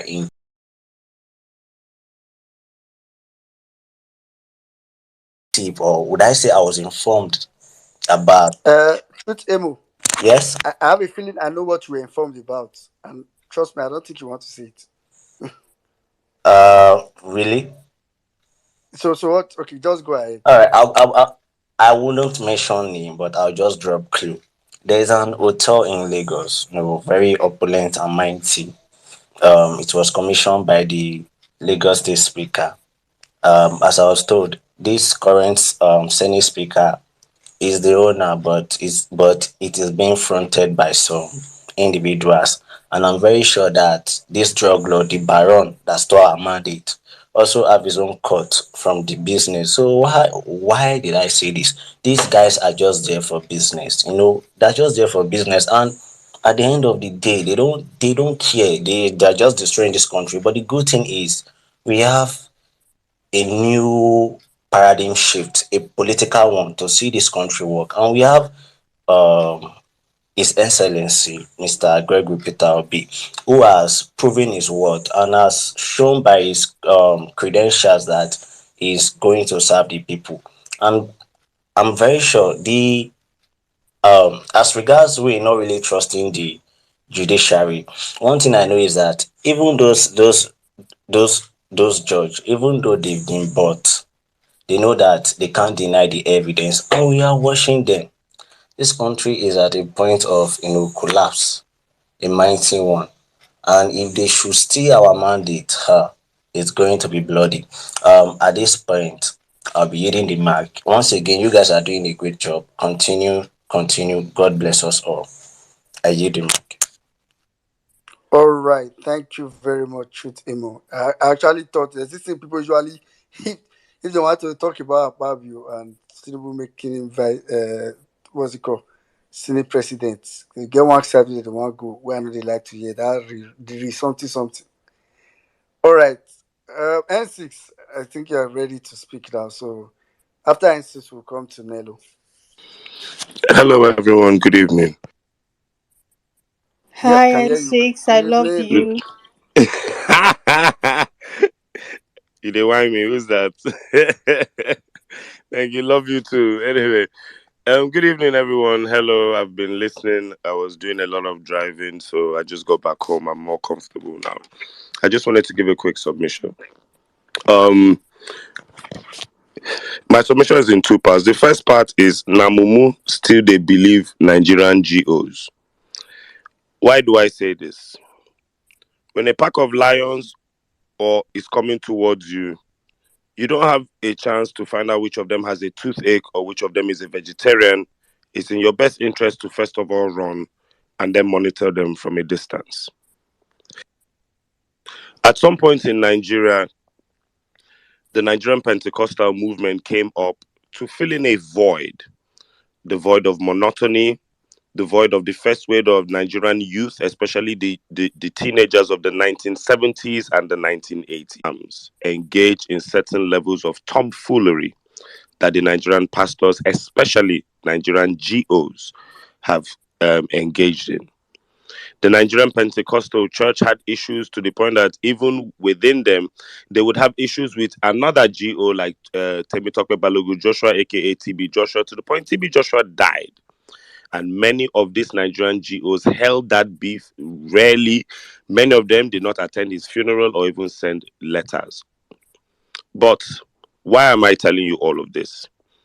If at this age, you're a Nigerian with pubic hair growing out of your loins, you're above 18 years of age, and you cannot discern between a man of God and a God of man, if at this age you're a Nigerian and a man stands on the pulpit and professes blasphemy, lies, says that he was spoken to from God, or actually gives an attitude or a statement that shows that nothing of him is from God, you are an idiot if you still help such a man to have a full church congregation the next church service that church has. But alas, we are where we are. Some of you love your pastors because he has a six-pack. Some of you love your GOs because of the phonetics. Some of you love your GOs because of the theatrics. And some of you love your pastors because you are downright evil people. And you're really just waiting for your own turn in the Nigerian wheel of fortune to favor you. So even better, you go to somewhere Pentecostal where your ego is stroked. It is sad. But I'll tell you that a renaissance is coming where a lot of Nigerians are going back to the Catholic Church and the Anglican Church. And I would advise you to catch that train early. Yesterday, a head of a Nigerian church came out and started saying Davido should sell his Mercedes Benz one thing. And I wanted to ask, waiting concern God, concern Virgil Abloh? Waiting concern prophecy, concern Maybach Benz? And that is the level of foolery we've engaged in Nigeria. Islam has proven. I talk this, I say Islam no they do advert to Muslim enter Asurok. Anyhow, I want talk and whether we they fight mandate or not. Islam no they do revival, they do advert, they do show for TBS. But Muslim tickets enter Asurok. I have dared the Nigerian Christian congregation. It will be very interesting to see the day Christian ticket will be run in this country. We have a lot of interesting times ahead of us. So if you're in Nigerian at this point, your pastor has a 1 minute sermon anywhere where he does not sound godly, it is all on you and your fault that you even still keep going to his church the next day. I'll go back to our topic. 114% salary increase. Remember my last submission. Plata el plomo. What do drug barons do? Threaten, incentivize, rinse and repeat. Silver or lead. Silver or lead. Your money or your life. Your money or your life. Rinse and repeat. So, dear Nigerian judiciary, I promise you it will not stop.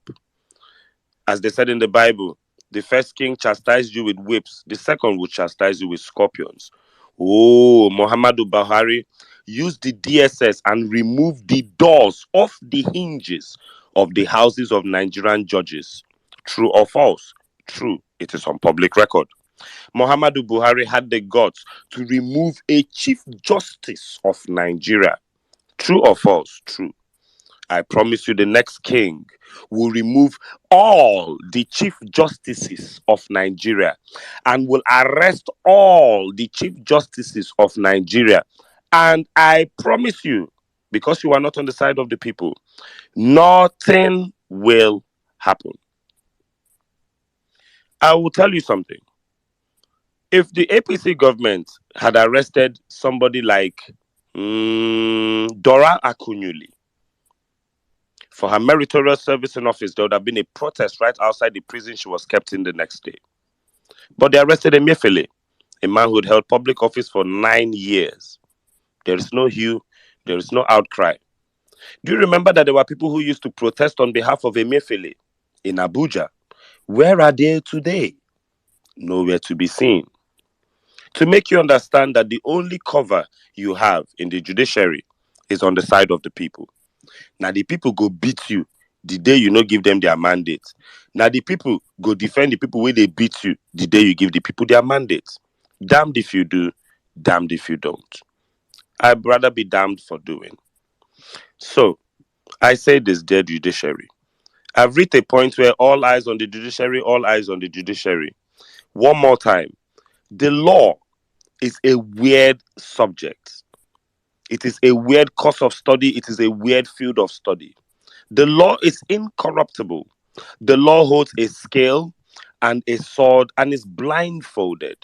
When a man is blindfolded, he does not see Bola Ahmed Tinubu as president to remove him if he does not meet the mandatory requirements. Same way he did not see, the law will not see Oyetola or did not see Oyetola in Osun State and removed him because he did not meet the mandatory requirements. The law is blind and justice is blind. So, I will tell the Nigerian judiciary, the law of Bawa 101, which we just found out a few days ago, states, when you have the chance to prosecute corruption with all your might. Because when corruption gets the chance to prosecute you, corruption will not hesitate to prosecute you with all its might. So, dear Nigerian judiciary, televisions have been placed before you. Puff-puff cartons of evidence have been placed before you. Intelligent witnesses have been placed before you. A belligerent INEC has been placed before you in court. Labour Party has brought in a powerful set of attorneys. The APC have brought what I will actually call dimwits, because APC, I don't understand the foolishness they've been doing since. Is this person alive? Is not alive. You ask one question 3 times. That's all, Your Honor. No wahala. The ball is in your court. The ball is in your court. I promise you that the protests, the riots that will shake this country, it will not be called for from violent space. It will not be Peter Obi that will make it happen. It is Nigerians who are angry. It will not even be obedience. Remember, 2 people are in court.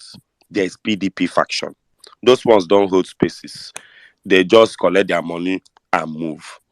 I will also remind the Nigerian judiciary that please do not take Nigerians for granted. For it is in the same Nigeria where Muhammadu Buhari cried in 2011 and a mob of people got up and killed 1,000 Nigerians and burnt more than 100,000 pieces of property. Those same Nigerians are still amongst us. Those same Nigerians are still amongst us, dear judiciary. Do not play with Nigerians. We have a law-abiding leader. Does not mean that there aren't people in this movement who are willing to help you burn the country down. Ask the Lagos state government. When they tried to just set a few fires in Lagos to advance their cause after NSAS, they found out there were more than enough Agberos that were willing to help them burn down the rest of the city. The ball is in your court. I'll remind the Nigerian judiciary, no Nigerian in the history of Neverdom has ever gone to court with a Nigerian lawyer to face a Nigerian judge and beat his chest and said, I have trust in the Nigerian legal system. It's never happened.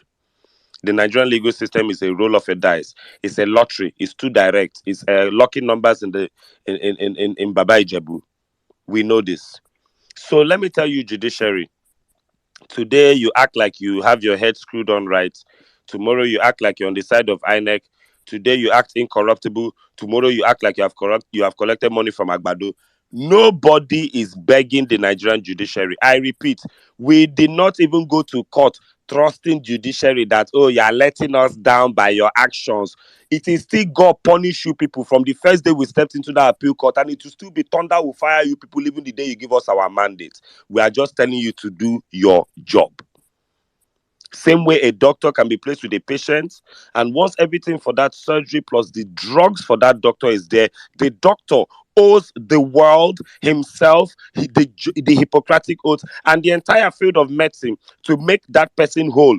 Whether the person is an armed robber, a thief, a criminal, as long as that person is in front of him as a doctor, the first thing he owes the world and the field of medicine is to do his goddamn job.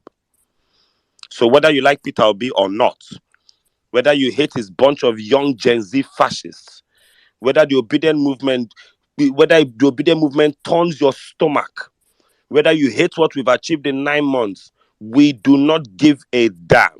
We will place evidence before you to prove that we won this election, and you will do your job and hand us over our mandates. Also, Heaven has a weird sense of humor.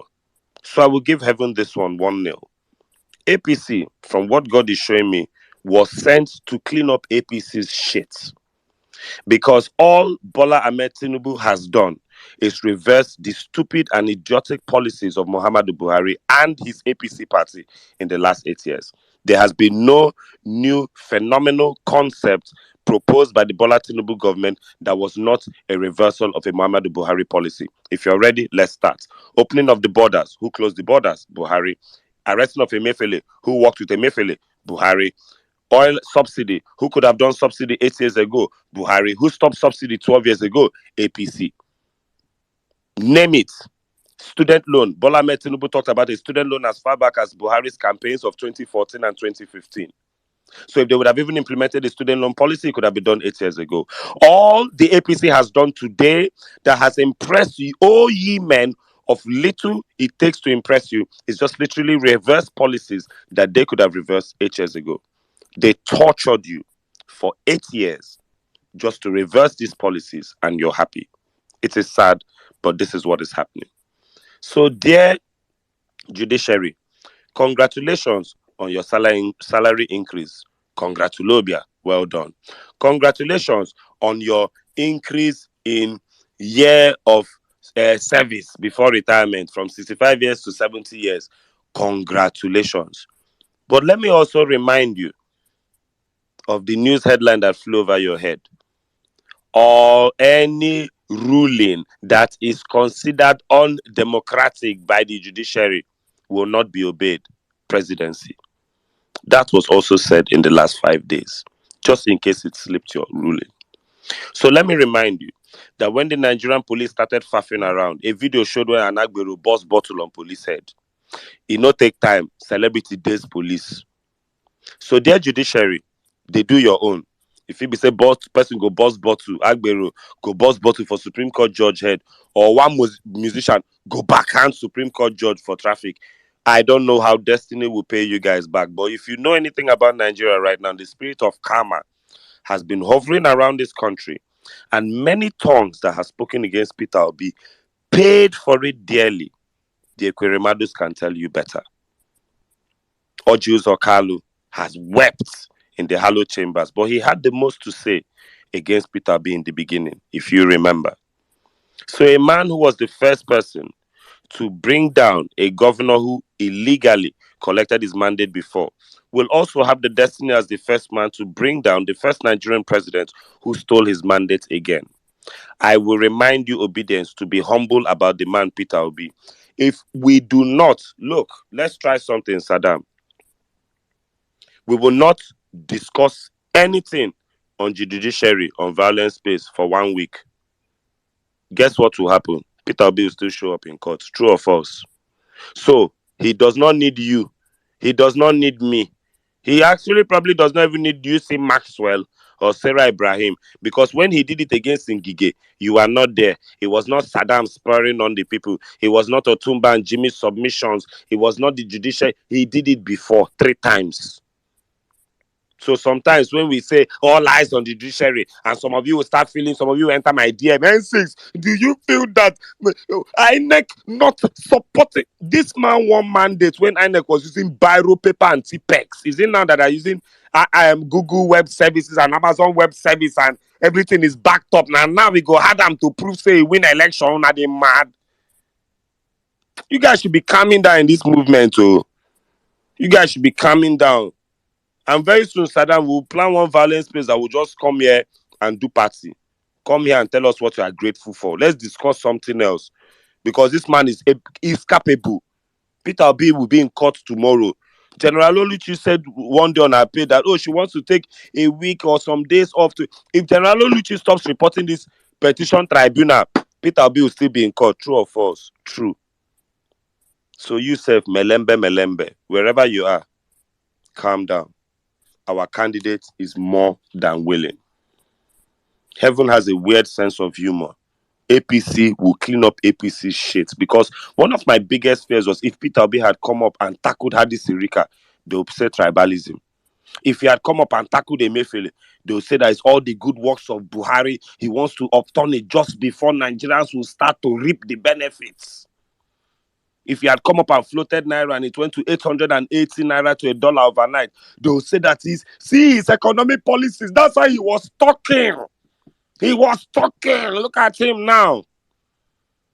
But they are Bob the Builder, the man who constructed Lagos from the sands of the Atlantic, hit the ground hard and running. You don't see him now. Sean, I don't see him. Type insult Bola Ahmed Tinubu on Twitter today. You will not see anybody to insult you or drag you back. All the Agbado now, don't they go face renewed hopelessness. Look, my people. Have no fear. Calm down. And also, last but not the least, the Chinese came into this country as manufacturers of cheap and rubbish goods. I remember China. Back in the days of Taiwan and China, we are the same thing. Hey, all these Taiwan parts, China goods. Before we knew it, we started hearing the Chinese were into agriculture. Chinese were in the farm, in the villages of Ondo, Ogun, Oyo, planting. China, don't they plant? Before we knew it again, we heard the Chinese were into construction. China is helping us build railway. How many things China they do? In 2 decades, China has morphed into four different facets in the Nigerian sphere. Yet Nigeria is not involved in all of this. It is sad. I'll show you some statistics just to blow your mind, because who am I without numbers? China accounts for 66% of debt service payments by Nigeria. That's the whole money which Nigeria they owe the world. China is 66% of that. That is how sad. That's how much of a chokehold China has on Nigeria. Nigeria, as I speak to you, owes China, as of September 2022, the bilateral debt profile rose with Nigeria owing China 4.9 billion United States dollars. Now, even worse, because sometimes we forget that Nigeria also, Buhari borrowed, to the point that Buhari borrowed $526.48 million from France, and borrowed $57.11 million from Japan, and borrowed $153.6 million from Germany, and Buhari even went as far as borrowing $27.17 million from India. Just in case you think it's only China that is going to come and seize your railway and your road, we are owing people money we cannot pay back.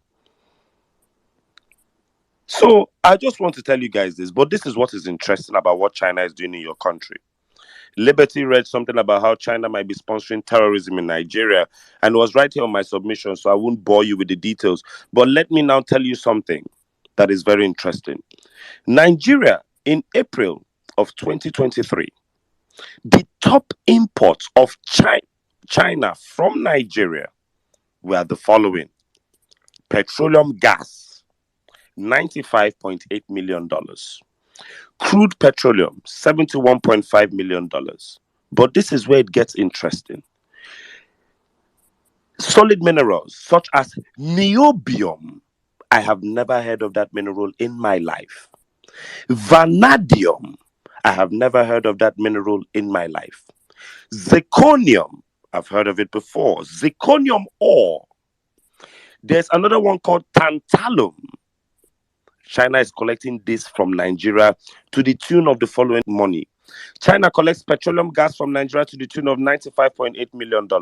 China collects crude petroleum products from Nigeria to the tune of $71.5 million. The top solid minerals that China collects from Nigeria as payment for all the things we owe them are the following: not gold, not silver, not diamonds. Niobium, tantalum, vanadium, and zirconium ore at $13.5 million, zinc ore at $13.1 million, and raw aluminium at $12.6 million worth every year. When we get down to understanding, because I found out that the terrorism activities in the north, from what I heard in the conspiracy theory, is for solid minerals that are being found in certain local governments, and they kill the people, chase them away under this their jihadization lies, and then start illegal mining there. Google all these things I'm telling you, or I will send you the link. I'll post it on the Jumbotron. What China is doing in Nigeria is deeper than they are building you some railways, borrowing you some money, and when you can return, they'll collect your railway back. It's deeper than that. Learn to read below the surface. The APC, I remind you, are a party of devilish liars. Nigerians, I need you people to hate the APC. Hate them. Even if you're in APC, hate the APC so that it can help you hold the APC to account. Nigerians somehow allowed the mad people to take over the asylum, and we are paying for it with our lives. Bola Ahmed Tinubu does not look presidential, does not sound presidential, does not walk presidential, does not shake presidential.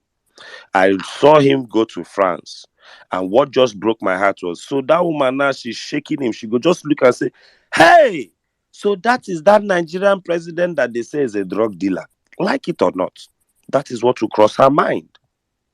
Like it or not, that is what will cross her mind. Damn, man, this guy returned $460,000 to the US for heroin trafficking. He's now the president of Burna Boy, Davido, Wizkid, and Rema's country. Wow. Judiciary, the ball is in your court. You can save Nigeria from this charade, or you can also prove to Nigerians that all is lost in this country. And then we, the Nigerians, will prove to you that options abound. Senegal is there, the Arab Spring is there, and a host of others. The man who went to find the court case, no means say he trusts the judge or he trusts the judiciary. Now just say, make him just dey sure, say the last level of legality go fail him before he carry gun shoot up everywhere. If you know anything about court cases, that is most times what is happening. Judiciary, the ball is in your court. Whatever China is doing in Nigeria and Africa, it's already too late. A generation ago has sold us out to these people. The only thing we have is to get leadership right and start to build our country aright. I love you all. I love Nigeria. And I really believe that with Peter Obi at the helm of affairs, with empathy, with righteousness in Aso Rock, we will exalt this country. Nigeria, one more time, can be great in our lifetime. It will not take 4 years for Nigeria, with what we have in ourselves as Nigerians and what Nigeria possesses in Nigeria by way of solid minerals and what is in the mind of the average Nigerian. Nigeria will be the greatest country in the world in less than one democratic cycle of 4 years, I believe. Peter Obi will get back his mandate. The Nigerian judiciary knows better than these fun and games they are playing. So at the end of the day, I know that this movie will end in praise. We are the people who said we would win this election by a landslide. We worked for it. We won the election. We are still the same people saying that we will get back our mandate. Children of God, have no fear. Out of the abundance of the heart, the mouth will speak. And we have spoken that we will collect this mandate the same way we spoke we'll win an election. We will get our mandate back, and there will be rejoicing in the land from the beginning of Nigeria to the end. Have no fear one more time. It is well with you. It is well with Nigeria. God bless you all. God bless Peter Obi for being the vehicle by which we can push this. I am obedient for life. And the obedient movement is a movement of concerned Nigerians that wants to see the betterment of Nigeria. I congratulate you for being in this movement. I love you all. Keep the faith. Stay strong. We will get back our mandate. Heaven has a weird sense of humor, and I believe that heaven wants to use APC to clean up APC shit, and then we will come in and spray perfume over everywhere and have a great time. I'm sorry if the analogy came with a stink, but with everything called Agbado, it's always a stench of poo around the corner. I love you all. God bless you. God bless Nigeria. Oh, thank you very much. Thank you, Ensis. Thank you very much. That was I mean, that was one hell of a submission. I was just, as when you started, I was just hoping that I wish I could just go call Justice Samani. I know saying if he there now, say come and listen. And I hope they pay attention to that, because like you said, if the politicians are going after you, the people can protect you. When people go after you, politicians don't have anything to protect you. And I hope they listen to that. Thank you very much, NCs. Nello, hope you've Googled how to go after NCs. Go and check on Google. 1 minute as you talk say I go after N6. I say, guy, why which kind thing be this now? Wetin I wan talk again now? Now set up, then set you up. Sorry. N6, thank you so much. Always a privilege, to listen to you. Thank you. All right. Hi Saddam. Hi Otumba. Hi well-meaning Jimmy and everyone. How are you all doing? Yeah, I wanted to, quickly talk on this men of God or God of men matter. You know, I just clock say all these people, their kids don't even live in the country. They don't ship all their children out. Even that one with his accent and his chest, his wife and children are not in the country. Even like the any one of them wey dey do well, their children. There's one I was watching, the other day. All our siblings are all in Canada, America, everywhere. They are not in Nigeria because they know that nothing is working in that country. Not education, not health, and they are looking at the children, the children that's like their grandchildren. They just know that the way things are going, there's no future for those kids. You can even have money in Nigeria, but your life is not secured. You fit just dey go now get one kind accident before you see hospital that will take you. It's, in fact, you have the money yapa, but no good medical care. Then when we talk about the education system, you can be paying all that millions for a school, and still the quality of education that you're going to be getting there is still going to be below par, because at the end of the day, who are the people that are going to be teaching in these schools? They are still the same graduates that came out from the underfunded federal schools that we have, federal and state schools. They are still the ones that will come and teach your kids. So, or should we talk about power? The fact that, in fact, insecurity, so many things. So they just take their kids out. But you see all of them, they just keep quiet in the face of everything that is happening. They keep quiet because, they don't want anything that's going to affect their source of livelihood. Because that's, at the end of the day, that's what they don't turn this Christianity to. It's business. And that's why, when people say you must know God for yourself, you just have to. And you must learn to be discerning. Not be everything where your pastor talk, you go just carry am hook, line, and sinker. Anyways, let me quickly talk about this. There are 140. Another thing is this whole propaganda about, Tinubu is working. And it's the media that is carrying this nonsense. Listening to Abati this morning, he was saying something about momentum, Tinubu's momentum, and I'm like, what freaking momentum, for Christ's sakes? What has this man done exactly? Apart from he removed subsidy without not putting anything to cushion, no plans whatsoever. Even as we speak now, there's been no plans whatsoever rolled out on how to, protect the poor, the 133 million Nigerians that are living in abject poverty. no plans whatsoever to cushion, them from the effect of subsidy? Is it the student loan that everything about it is shady? What exactly has this man, or is it the fact that he's gone after Emefiele because Emefiele came, tried to scuttle his ambition? Or is it the EFCC guy that they removed because this guy is coming after a lot of his cronies? What exactly is this momentum that we just keep here? I really like the answer that Dele Farutimi gave him. That they all come with this their smoke screen, whatever. But at the end of the day, when you really scrutinize it, it's all noise and it's all empty noise. So at the end of the day, one thing well-meaning always says, let me say, the solution to Nigeria is in the courts, and that is just the bottom line. The solution to everything that we have in this country is that we need enterprising people to take the realm of affairs in this country. If we don't have people that will get Nigerians to become productive, again, if we don't have people that will move our country from would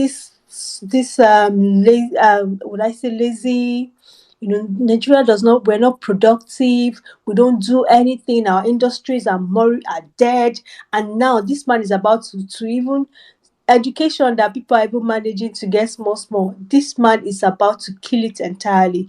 I tell those of us that grew up in Lagos, we know how education before in Lagos, public schools were good, like really good. But when this man came, by the time he's done, go on, can you send your child to public schools now in Lagos? You cannot.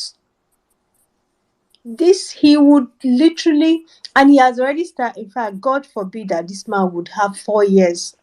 Okay, 1 minute, I see you. I'm going to round up. See, Nigerians, if you know what's good for you, I mean, I know N6, you keep saying that, we should not. I think that, people should keep talking about the judiciary, keep, making those buzz around it, whether, they are skeptical or whatever. Just keep talking about it. Keep, keeping your eye on the judiciary, because it's very important that we keep these conversations going.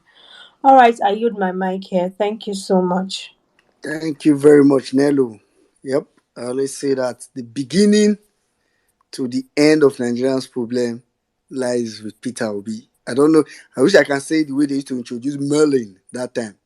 The way they did introduce me, because people don't understand. I mean, I know people reach out to me sometimes, like, of course, with the old boss by Edo State governor. Like, oh, well, Mini, what do you think about this Edo State?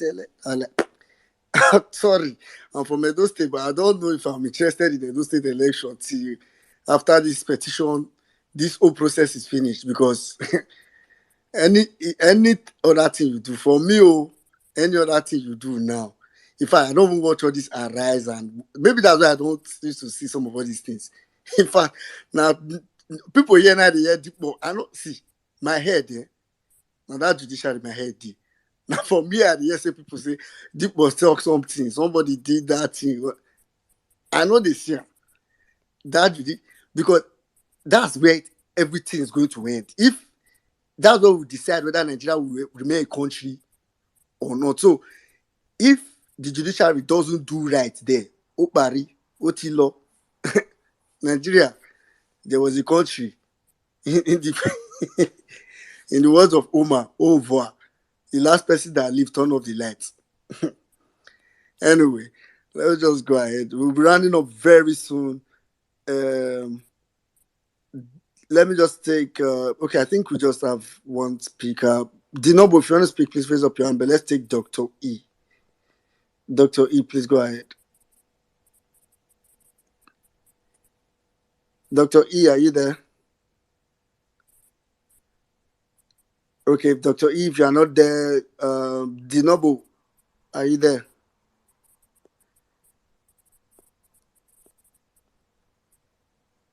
Dinobo, okay. You like said Dinobo no day. Meanwhile, waiting our president select go Paris go God Nigeria. I'm so No. embarrassed. My problem with that is that my problem with that is, I mean, I don't have problem with your teamship, but don't go. I mean, just send the person, let the person go. Don't go there and go and sit down. As in, just I don't understand. The Anyway, guys, man just go. He went to attend. They said that is it banquet and both a collab. Now he go attend tomorrow. Tinubu went for medical treatment. I The mean, main event. He don't send people go. Tinubu went for medical treatment. That's just the fact. I mean, all those other ones that they're just doing is is whatever. Anyway, guys, I mean, I think it has been a long day. Twitter wanted to use us to to play. I mean, that was a very funny. I think it was a very funny experience. Like the way the whole thing happened, I was like, what's going on? I mean, at some point, I think I'd reached out to Saddam when we had like just one person to speak, and I'm like, okay, Saddam, after this next person, and I was like, we were engaged those on the comment section on YouTube, then we'll probably close early, but the glitch was solved, so we came back, and of course, I mean, time is fast spent. This is about one. This is about 1 a.m. Nigerian time. We've been here since like 7 p.m. So please, if maybe we couldn't get a request, it's probably because we couldn't see it, or of course, time have also gone. I told them on 1 million Mama Space that if we say we should wait on Violence Space to take everybody that wants to speak, we're not going back close. It will just keep going and going and going and going. Thanks to everybody that came today. Please, tomorrow we are back in court. Tomorrow court is going to start by the afternoon session, which we are part of. It's going to start by 3 p.m. because tomorrow is Friday. Our brothers, Muslim brothers, need to go to the mosque. So it's going to start by 3 p.m. and we'll see the output of that. Like I've told some people, the lawyers know better. So for me, I just trust our lawyers. I'm not following this case because I don't believe. I don't want to spoil ourselves. I don't even, when people come and be giving advice to the lawyers, I'll just be laughing. Say, I wish our lawyers can do this. I think our lawyers should do this. I say, hey God, you don't know people. You want to be advising. You want to be advising them. Anyway, I understand. It's fair enough. Voila. But I trust our lawyers. If tomorrow they come and say, okay, they are done, I know they are done. If tomorrow they come, they say they need the extension, I know they need the extension. So let's just go with it. If you don't trust the judiciary, like people say all eyes on Peter Obi. If the judiciary, you don't like the judiciary, let's just follow Peter Obi wherever he's going. And at the end of the day, like NCs had said, I personally believe strongly that the judiciary doesn't have any choice but to do the right thing. All right, I think I'll just hand over to, I don't know if maybe Otumba, Jimmy, NCs, thank you for that submission. I think that was like the closing point. And then Luna capped it. Thank you very much, NCs, for that submission. So I don't know, Otumba, if you have anything to say, or Jimmy. If not, then maybe Saddam can round up. I beg, nothing to say again. I beg. Thank you guys, man. I can sleep. So now you don't sleep. I don't sleep, boy. I swear. I don't sleep. Oh, body no be firewood. Man, guys, thank you very much. Thank you so much. Atumba, thank you. Wellme Nigeria, Jimmy, N6, thank you guys. Thank you. We'll be back on Saturday, normal time, please. And tomorrow the courts will be up again. Please, me, I think if you want to follow proceedings of the court, you can always join our people on the 1 million man space. Every I think when the court starts, they open the space. So please you can join them tomorrow also. And it's always amazing. I was on the space today and I really enjoyed the whole stuff. It has its own feel on its own. So please, guys, don't stop talking. Please keep talking about the judiciary. They cower to pressure. They don't like their names being mentioned. They feel like they are an OPEC organization that should not be known. Please keep calling them, keep tweeting about them, keep dragging them, post their picture, whatever you can do. Let them know that this time it will never be different. It's not going to be the same anymore. All those technicality bullshit must end, has died. You have to serve justice to the people. Nigeria truly deserve justice. We cannot continue the way we have been run by these criminals in power. We won the elections and we must take back our mandate. Simple. Thank you guys. We'll be back on Saturday, 4 p.m. God's willing, Nigerian time. If you could Spirit. Thank you to all of you that are on YouTube that donated to us today. God bless every single one of you. We did not ask. You guys just came out on your own and started dashing us money. Like when I know say we get salary to pay. God bless every single one of you. Thank you so much. Please, if you're not reading the Power Facts, you're on a very long thing. Please subscribe to our YouTube channel. Follow us on Instagram. We're doing amazing work on Instagram. Please follow us on Instagram. Like our posts, share our stories on your WhatsApp stories, on your Instagram stories, on your Facebook. Share us, let the whole world know about Power Facts. Please keep supporting this baby company, keep pushing with us. We are really penetrating the enemies. Somebody called me today and said they were on an Abado space and they were hearing when they were talking about Power Facts. And I said, okay, we are going there. We are going there. We are hitting the enemy camp because we are telling the truth. You know, when you tell the truth, the enemy starts fidgeting and start jumping up and down. So please do not stop supporting. God bless every one of you that will be in the court tomorrow. Just keep doing what you're doing. Thank you very much to all our listeners. Dr. Jeffrey, I see you. Thank you, Big Mark. Thank you, the Violence Space crew. God bless you all. The Power Facts team, God bless every single one of you. And Bad Politics, I see you. My governor, Kempela, thank you very much, sir, for always coming here with us. Joe Obedient, my brother, thank you so much. Anka Dede, Naomi, sweet angel, let me, for ever best. Let me call it 2 times. He say in spirit, sweet angel. Thank you very much, my sister, Omega XD, Mama Wakiri, thank you very much, Mama. Olawaski, Liberty, thank you for the funds today. Archie, Dr. Archie, my brother, thank you so much. Dr. Vince, Donker, thank you so much. Mary White, God's Will, thank you. Ayobami, thank you. Ekene, Omezia, Dr. Omezia, I see you, my brother. Mommy Bolanle, Toluwani, how you doing, my brother now? Ore, I see you. Ure, my sister, thank you so much. Gladys, IJ, Chichi, Adigwe, Nze, Ejikeme, Oluwadame, Larry, Orias, Lami, Shino D, Osemo, Chinonso, Amoda Chulo, my man, Mr. Waleri, Mr. Tony, Larry. You see, I can call all the names. Hesley, Stella, Foye, Ikenna, Yvonne, Margaret, God bless every single one of you. Thank you so much for supporting this brand. Thank you for always coming out for us. Thank you for always being there. Oluwa Rotimi, God bless you, my brother. Thank you so much, every one of you. Please do not stop pushing, do not stop talking. We'll be back here on Saturday, 4 p.m. God's willing, Nigerian time. I love you all from my side. Stay safe, good night, and God bless you all.